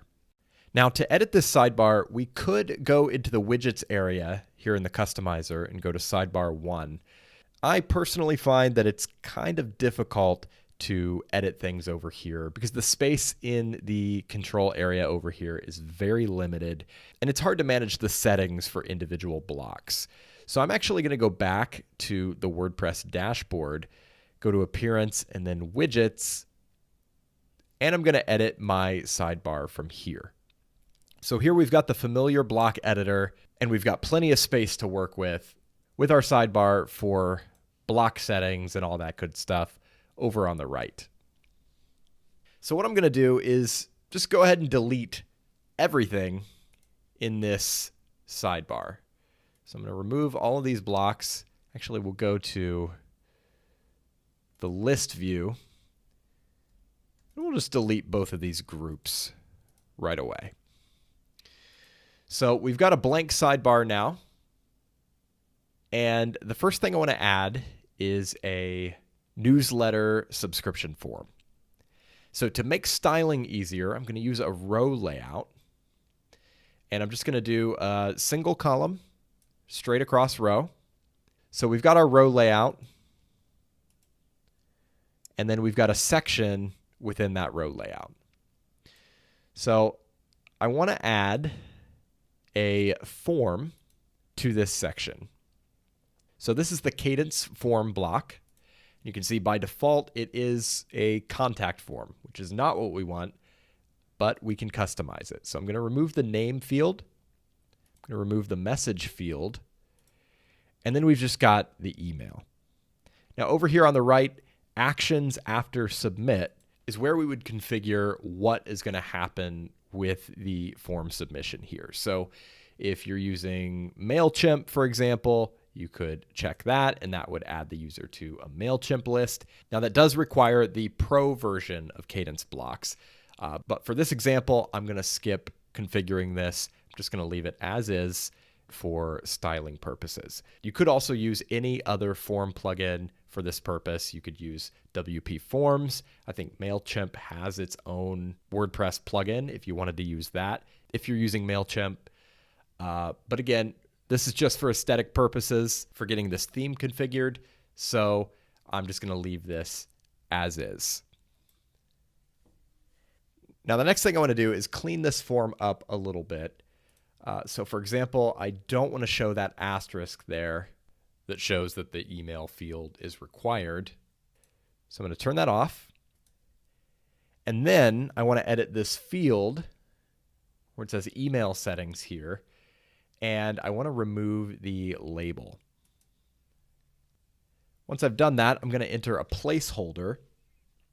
So we'll say, enter your email. And I think that looks better. Next, I want to edit the button. So we'll go to Submit Styles. We could choose the button size, the button width, all that stuff. I think we're going to do full width on the button. And we'll say subscribe as the text. So we've got our email field, we've got our subscribe button, but we do need to add some text to tell people what they're actually subscribing to, right? So if we go back to the row layout, we'll add another block. We can add a block here. We'll make it a heading. Actually, I want to make sure this is within the row layout and above the form. So we'll say, get the newsletter, and then we'll say join more than 500,000 subscribers of the free Tech Blog newsletter. Now, to bring this all together, I want to add some styling to this row layout itself. So I think we're going to do a background gradient. So let's see what we can do here. I think that's going to be under background overlay. Yep, background overlay settings. So we'll go to gradient. And for our first color, I'm going to do this dark purple color. And I'm going to fade that into the first accent color. Now I want to change the overlay opacity to 100%. So we get the full effect of those colors. And then, of course, I am going to have to go back and change that text color. But first, I notice that because of the gradient we have on our button, the purple is sort of blending in here. So I think I want to change the gradient angle just to separate that a little bit.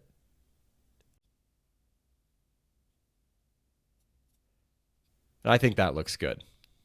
So we'll change the color of the heading text here. Make it white. Same thing with the paragraph text. And then I'd also like to center this text. So we can do that up here, align text center. Same thing here. And that is our newsletter subscription form. So the next bit of content I want to add is a recent posts area, just to encourage people to continue browsing the site. So I'm going to add another row layout. Same thing here, all the way across, full row. And I'm going to add posts, the cadence posts block. So over in the sidebar, we're going to select posts as the post type, newest to oldest. And I think we're just going to do 3 or 4 items. So moving down to the layout settings, we don't want to have columns. So let's go down to 1 column. We're going to put the image above the title.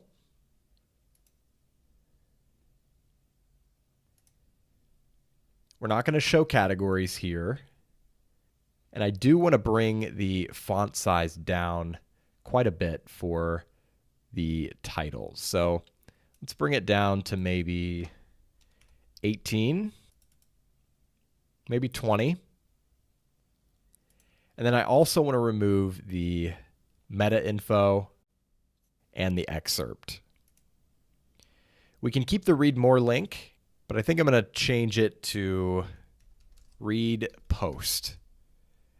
And then if we want to get a look at what this is actually going to look like on the site, we can update the widgets, hop over to the front end of the site, click on a blog post, and our newsletter widget is here. It looks really good. And we can see our recent posts as well.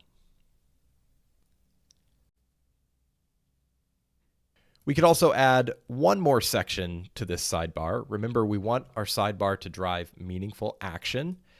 So we're going to add an option to subscribe to the premium subscription of this blog. So we're going to add another row layout. Once again, it's going to be a full row, no columns. And here we're going to add a heading, and we'll say premium content from Tech Blog Plus. For this one, we'll keep it very simple. We'll just add a button, and we'll say learn more. Now I do want both of these to be centered.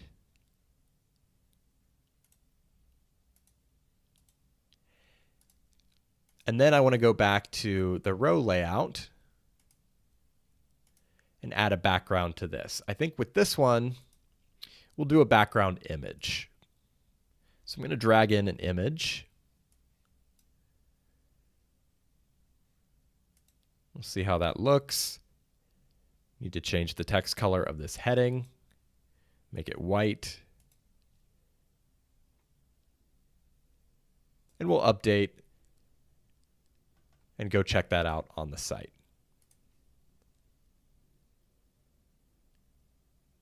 So that heading is a little bit big.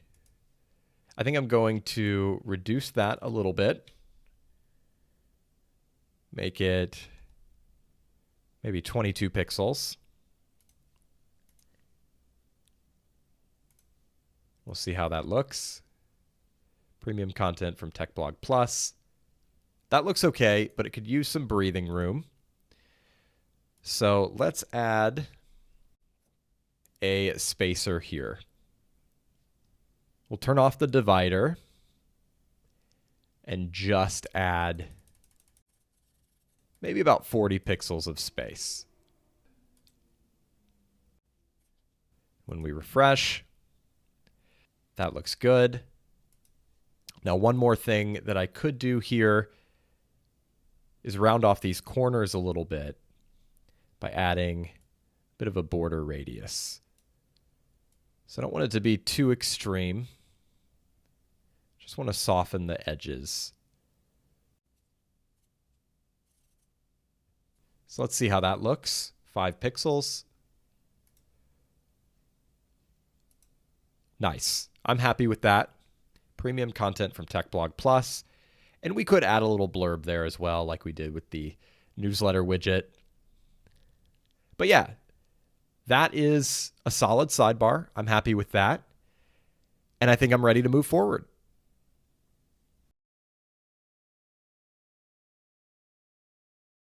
The next step for this site is to configure the blog page and design a static homepage. Now, of course, on a website like this, where it's primarily a blog, you could get away with using the posts page as your front page, but we want to take this site to the next level. We really want to make a great first impression when people land on the site.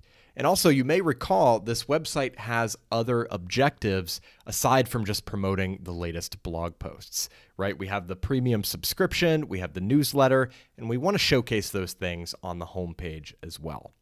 So in this video, we're going to create a static homepage and a blog page. We're going to configure the WordPress settings. And then in the next video, we're going to design the homepage itself. So let's go ahead and create our first page. We'll just create a blank page called Home for now. Go ahead and publish. And then we're going to create another page. We're going to call this one Blog. So we've got our two pages, and now we're going to go over to the reading settings, and we're going to select your home page displays a static page. So we'll select Home as the home page and Blog as the posts page. Save changes. And when we go back to the site, we have this blank page as our home page. And if we go to the blog page, we have our posts showing up here. Now, there are a couple things I want to do. Since we've added this blog page, I do want to add it to the menu, and then I want to configure how these posts are actually displaying on the site. So let's go to the customizer, and we will first go to the menu. We'll edit the primary menu. We'll just go ahead and add the blog page. And I think I'll add that as the second menu item right after home. So that looks good. Go ahead and publish that. And the next thing we need to do is configure the blog archive page. So let's go back to the main settings menu, and we'll go down to Posts and Pages Layout. Now from here, we're going to select Archive Layout because this is our archive page. So we have the option to show or hide the archive title. Now I actually do want to hide the title on this page, but there are some other pages like the author archive and the category archives where I would prefer to have the title up there. So I think for that, what we should do is go ahead and edit the page itself. We'll go to the page settings and disable the page title. Then update, return to the page, and from here we can go back into the customizer.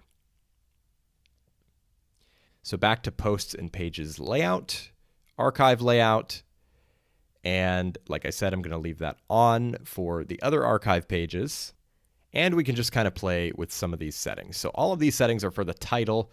That's not going to show up on this page anyway, so we'll scroll down to the archive layout. So right now it's on normal. We can also switch to narrow, full width, left sidebar, or right sidebar. All these same options that we saw with the posts and pages. I think for the blog and archive pages, I would like to have the right sidebar. So I'm going to choose that option, and we'll stick with sidebar 1. If we wanted to, we could go ahead and create a second sidebar with sidebar 2. Just so we don't have the redundancy of these recent posts here, we could put something else in the sidebar, but I'm just going to leave it for now. Now for our post archive columns, you can see we have 3 columns here and it's very crowded. So let's see what we can do about that. We could do 2 columns, or we could do the very traditional blog layout with 1 column. So I think I like that the most. And I think I also want to put the image beside the post instead of on top of it. So this image is a little small, but we can definitely modify that. So for the post item layout, the feature is going to be the featured image. And we can play with different ratios here to make this a little more aesthetic and not so small. So we'll just try a few different options.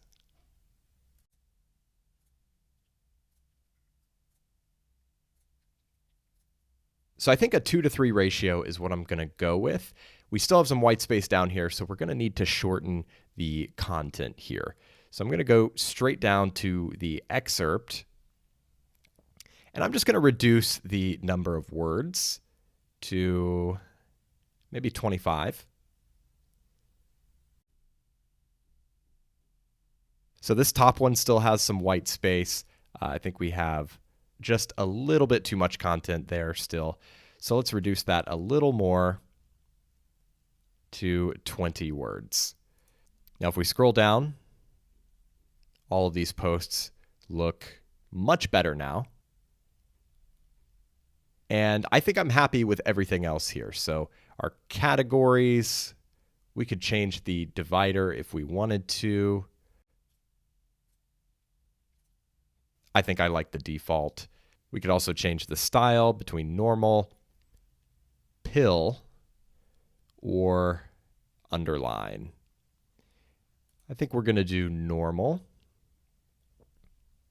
And then we can choose which metadata we show. So do we want to show the author? Do we want to enable the author's name linking to the author page?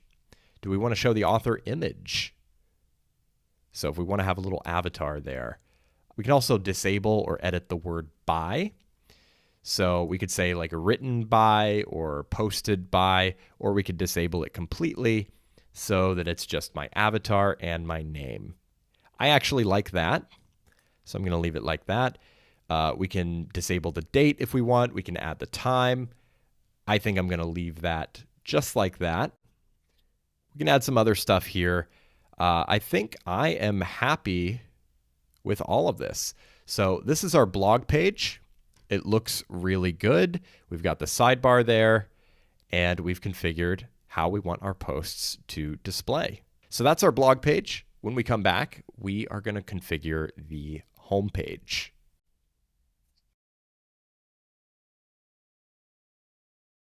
In this video, we're going to be building the static home page for this tech blog. So I'm going to go ahead and click Edit Page. And we have a couple of settings that we need to configure before we can start actually designing the page. So we'll go to Page Settings. And the first thing we need to do is disable the page title because we don't want it to say home up at the top above our actual page content. So we'll disable that. The next thing we need to do is set the page layout to full width. And then once that's done, we're going to set the content style to unboxed. So now that I've changed those three settings, I am ready to start designing this page. So I have a rough vision for this page in terms of what it's going to look like and the type of content we're going to have. I'm going to start with a large hero section at the top that showcases a few of the latest posts because this is a very content-focused website. It's a blog, right? So we want to showcase the content front and center. Below that, we're going to have another section where we list a few more posts sequentially. And then we're going to have a section where we ask people to sign up for the newsletter. And finally, at the bottom, we're going to promote our premium offering, Tech Blog Plus. So with all of that in mind, let's go ahead and get started. So I'm going to start with a row layout. And we're going to select the single column layout. And right away, I'm going to go ahead and apply some styles to this row layout. So for the background, I'm going to borrow the gradient scheme that we used for the newsletter subscription widget we created earlier. So I'm going to go to Background Overlay Settings. I'm going to go to Gradient. And for our first color, I'm going to use this dark purple color. And for the second color, I'm going to use the first accent color. Then we need to set the overlay opacity to 100%. And this background is going to be the basis for our big hero section. Now within the hero section, I'm going to add another row layout. This row layout is going to have two columns, an equal 50-50 split. And here we're going to add a posts block to the left side. And this posts block is going to have one post. So number of items is going to be 1. And then I also want to go down to the layout settings and set the number of columns to 1. So we're good there. Now I want to align the image to the top instead of to the left. And I'm going to remove the categories and all of the metadata. So we just have a title, an excerpt, and a read more link. On the right side, I'm going to add another posts block. Here we're going to do 4 items. And we're going to set the offset starting post to 1. And the reason I'm doing that is because we've already listed a post here. So for this block, we want to start with post number 2. That way we're not showing the same post in both blocks. So once that's set, I'm going to go down to Layout and set the columns to 2. Now in this block, I'm also going to disable the categories. I'm going to set the title size to probably H5. And then we're also going to disable the metadata and the excerpt. So this is roughly what this section is going to look like, but it is pretty wide. So to fix that, I'm going to go back. I'm going to use the list view to go back to this top level row layout. And I'm going to go to the structure settings and turn on this setting that says content max width inherit from theme. That's going to limit the width of all of this content to the max width from your theme itself. So now if we update this and then view the page on our site, we've got a nice hero section here showcasing some of our latest posts. So going back, click out of everything here. I want to add another row layout. This one's going to be a single column. And I want to set a background color using my color palette. So I'm going to go to Background Settings, Background Color, and I think I'm going to use this color. So here I'm going to add another posts block.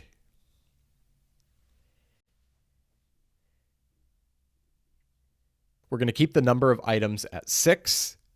But we do need to set the offset starting post. So we've got 1, 2, 3, 4, 5 posts above this section. So we need to set that to 5. That just prevents us from having any duplicate posts. So in this section, I'm going to keep a little more metadata visible. And I think I'm just going to change the category option to pill. And I'm fine to leave all of this metadata here. The author, the date, the excerpt, all of that stuff. I might actually do what I did on the blog page and enable the author image and remove the by label. So that's not showing up in the preview here, but I think if we view this on the front end of the site, we will be able to see the avatars. Yep, that looks good. And we do need to limit the max width of this section as well, just like we did up here. So if we go to this second row layout, go back to the structure settings, and enable content max width, inherit from theme. Once again, a much more reasonable width. Now I think I do want to reduce the size of these titles a little bit. So we'll click into this block and we can go to title size. Let's reduce it to H3. So we'll update, go back to the page, and that looks pretty good. Actually, though, the categories, to me, are making this feel a little bit cluttered. So I think I'm going to remove the categories from that section. Just see how that looks. Yeah, I definitely prefer that. Now let me see if I want to add the author to the posts at the top as well. Now I'm the only author on this site, but If you use your imagination, a large tech blog like this would have multiple authors, so it could be a useful piece of information.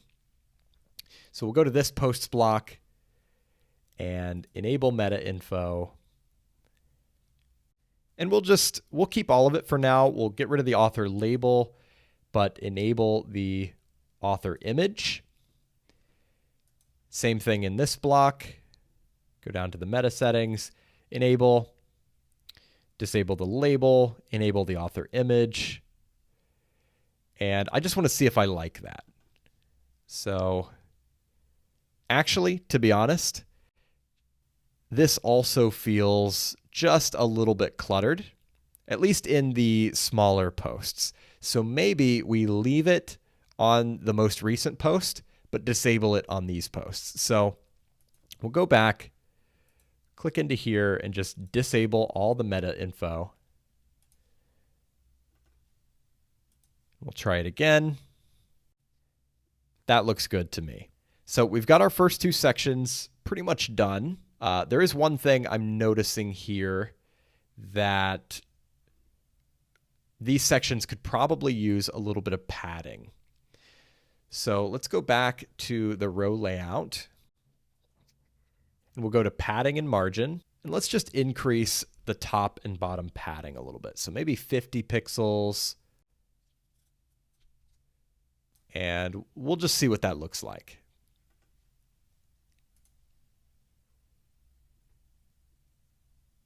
That looks good. Gives it a little bit of breathing room. So I'm going to do the same thing for the next section. Padding and margin. 50 and 50.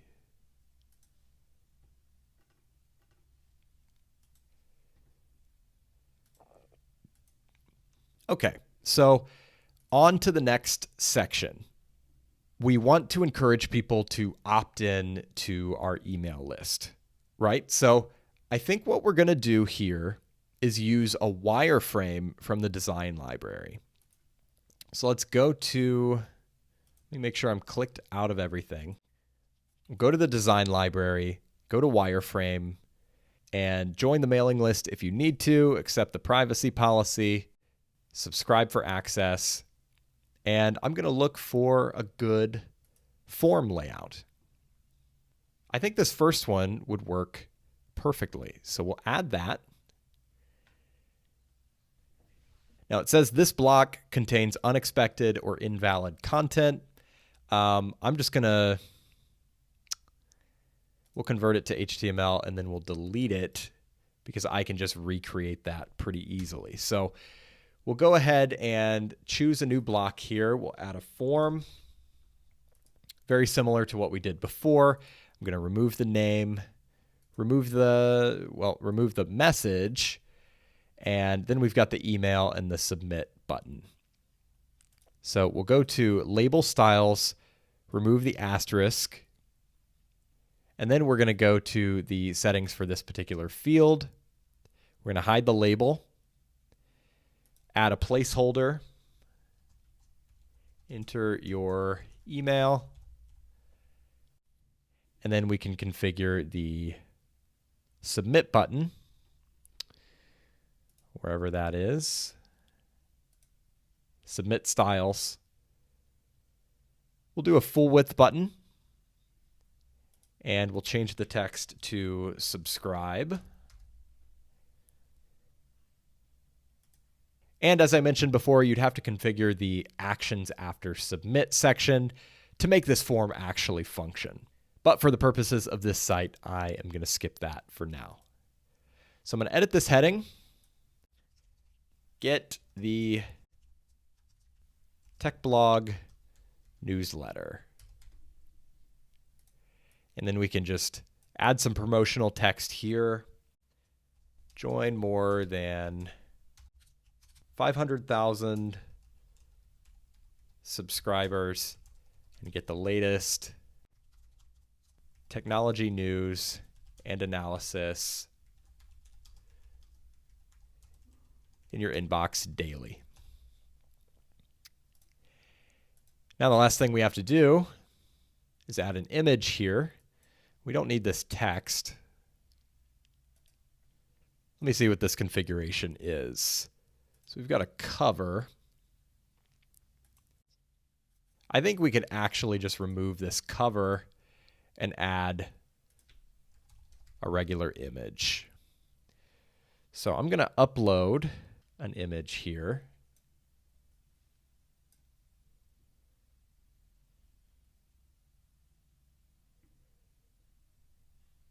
And we'll go ahead and preview and see what that looks like on the site.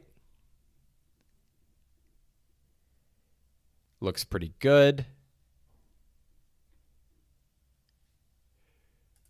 We could definitely round off these corners a little bit. So let's actually convert this to an advanced image with cadence.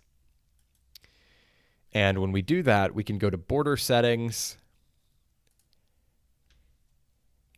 and we'll add a 5-pixel border radius just to slightly round off those corners.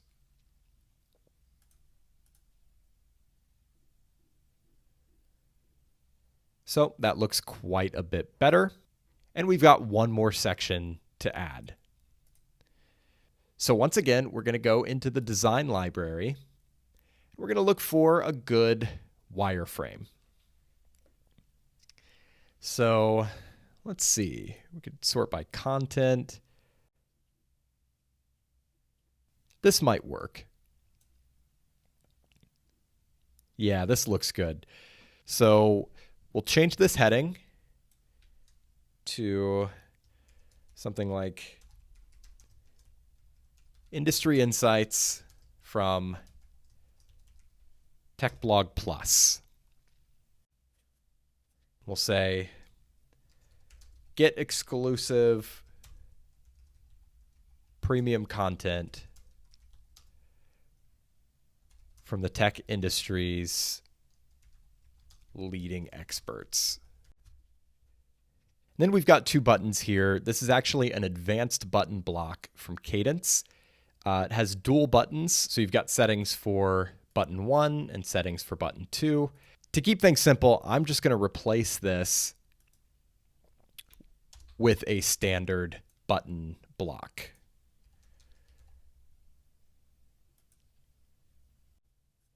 So we'll just call this Learn More.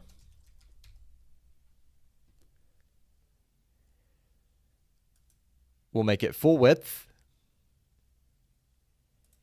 And then we have to add an image. So we'll replace this image with this image.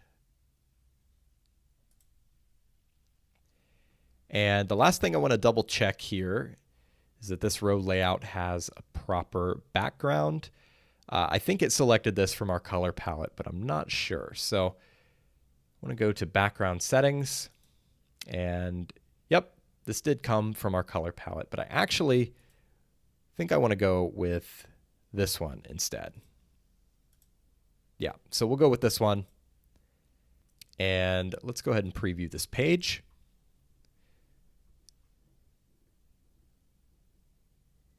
Nice. It looks very good. Now, the one thing I do notice is that we've got two buttons here. They don't exactly match. This one's got square corners and this one has round corners. So let's go back to the form block. We'll go to the submit styles and we'll add a border radius. So once we've done that, the buttons should match perfectly. So we've got our large hero section here. We've got our post section. We've got a newsletter subscription section. And we've got this section prompting people to sign up for our exclusive content offer. So now we've got our homepage in the bag.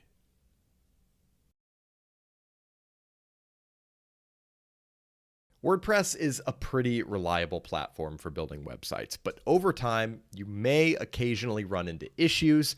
There may be a plugin issue, maybe two plugins are conflicting with each other. There may be some kind of web hosting configuration that's just messing up your site in one way or another, things of that nature. Or you may just have questions about WordPress that weren't covered in this course because they're a little more specific to you and your individual situation.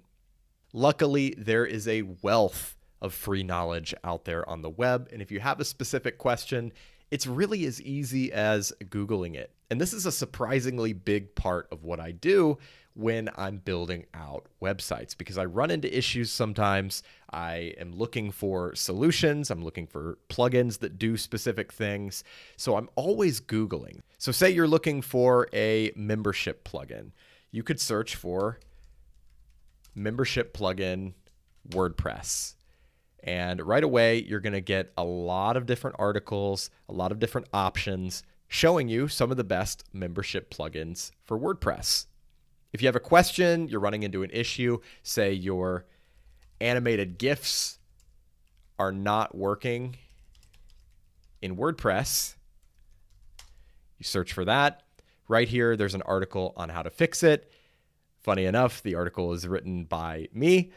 And yeah, you're going to find all kinds of solutions like this on all kinds of different websites for just about any question you could come up with about WordPress.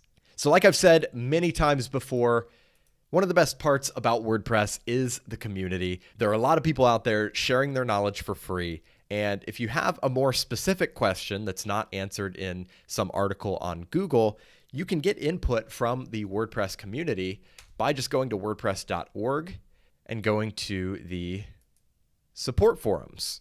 You can search these forums, you can browse through all these different categories, and if you don't find what you're looking for, you can create a thread here, and one of the many volunteers here on the support forums will more than likely be able to help you out. Because if you're having an issue with WordPress, chances are you're not the first one to experience that.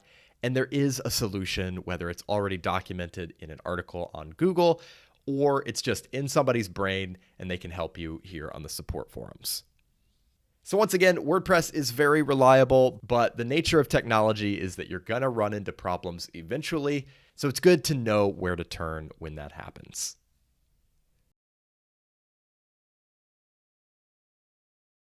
Congratulations! You've now completed the main course material, and you're ready to start building some amazing WordPress sites. If anything is unclear or if you have any questions, please feel free to let me know, and I'll be glad to help you out. In the meantime, I want to thank you again for spending some time with me in this course. I do hope it's been valuable, and I wish you nothing but success as you put your new skills to use.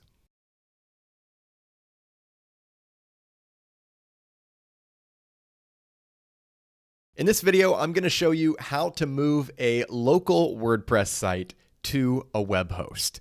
So what we're looking at here is a local website that I've created, and I've decided that I'm happy with this website, so I want to go ahead and publish it on my web host. I also have a blank WordPress site here. This is just a brand new WordPress site that I haven't added any content to. It has all the default settings and everything.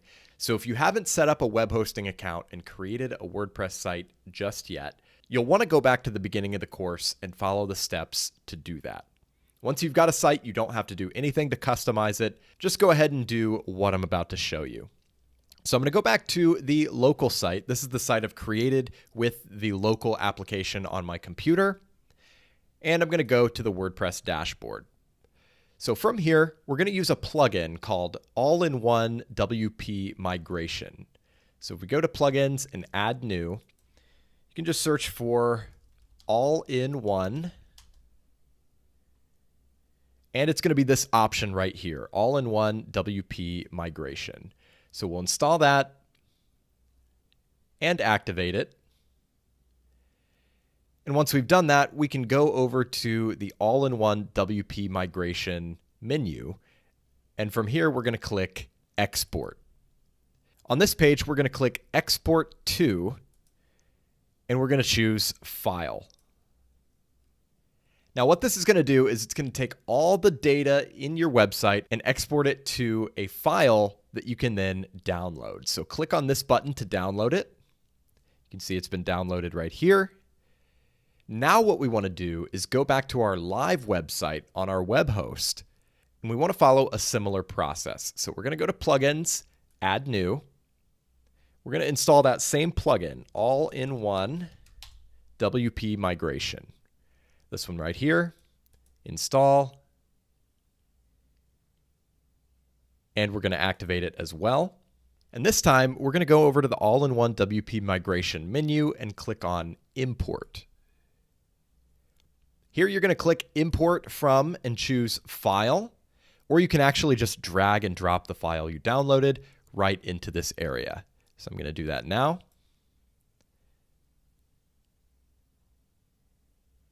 Here it's going to warn you that the import process will overwrite everything. Your database, media, plugins, themes, everything is going to be replaced with the content of the website you created locally. So if you have any content or anything that you care about on your live website, you probably don't want to follow this process. But this is a blank site. We're just moving our local site to this website. So I'm going to click Proceed. And just like that, our site has been imported successfully. So we'll click Finish. And then if we go and view our website, we have literally cloned the local site that we created on our computer and published it on our web host. So now this website is publicly accessible.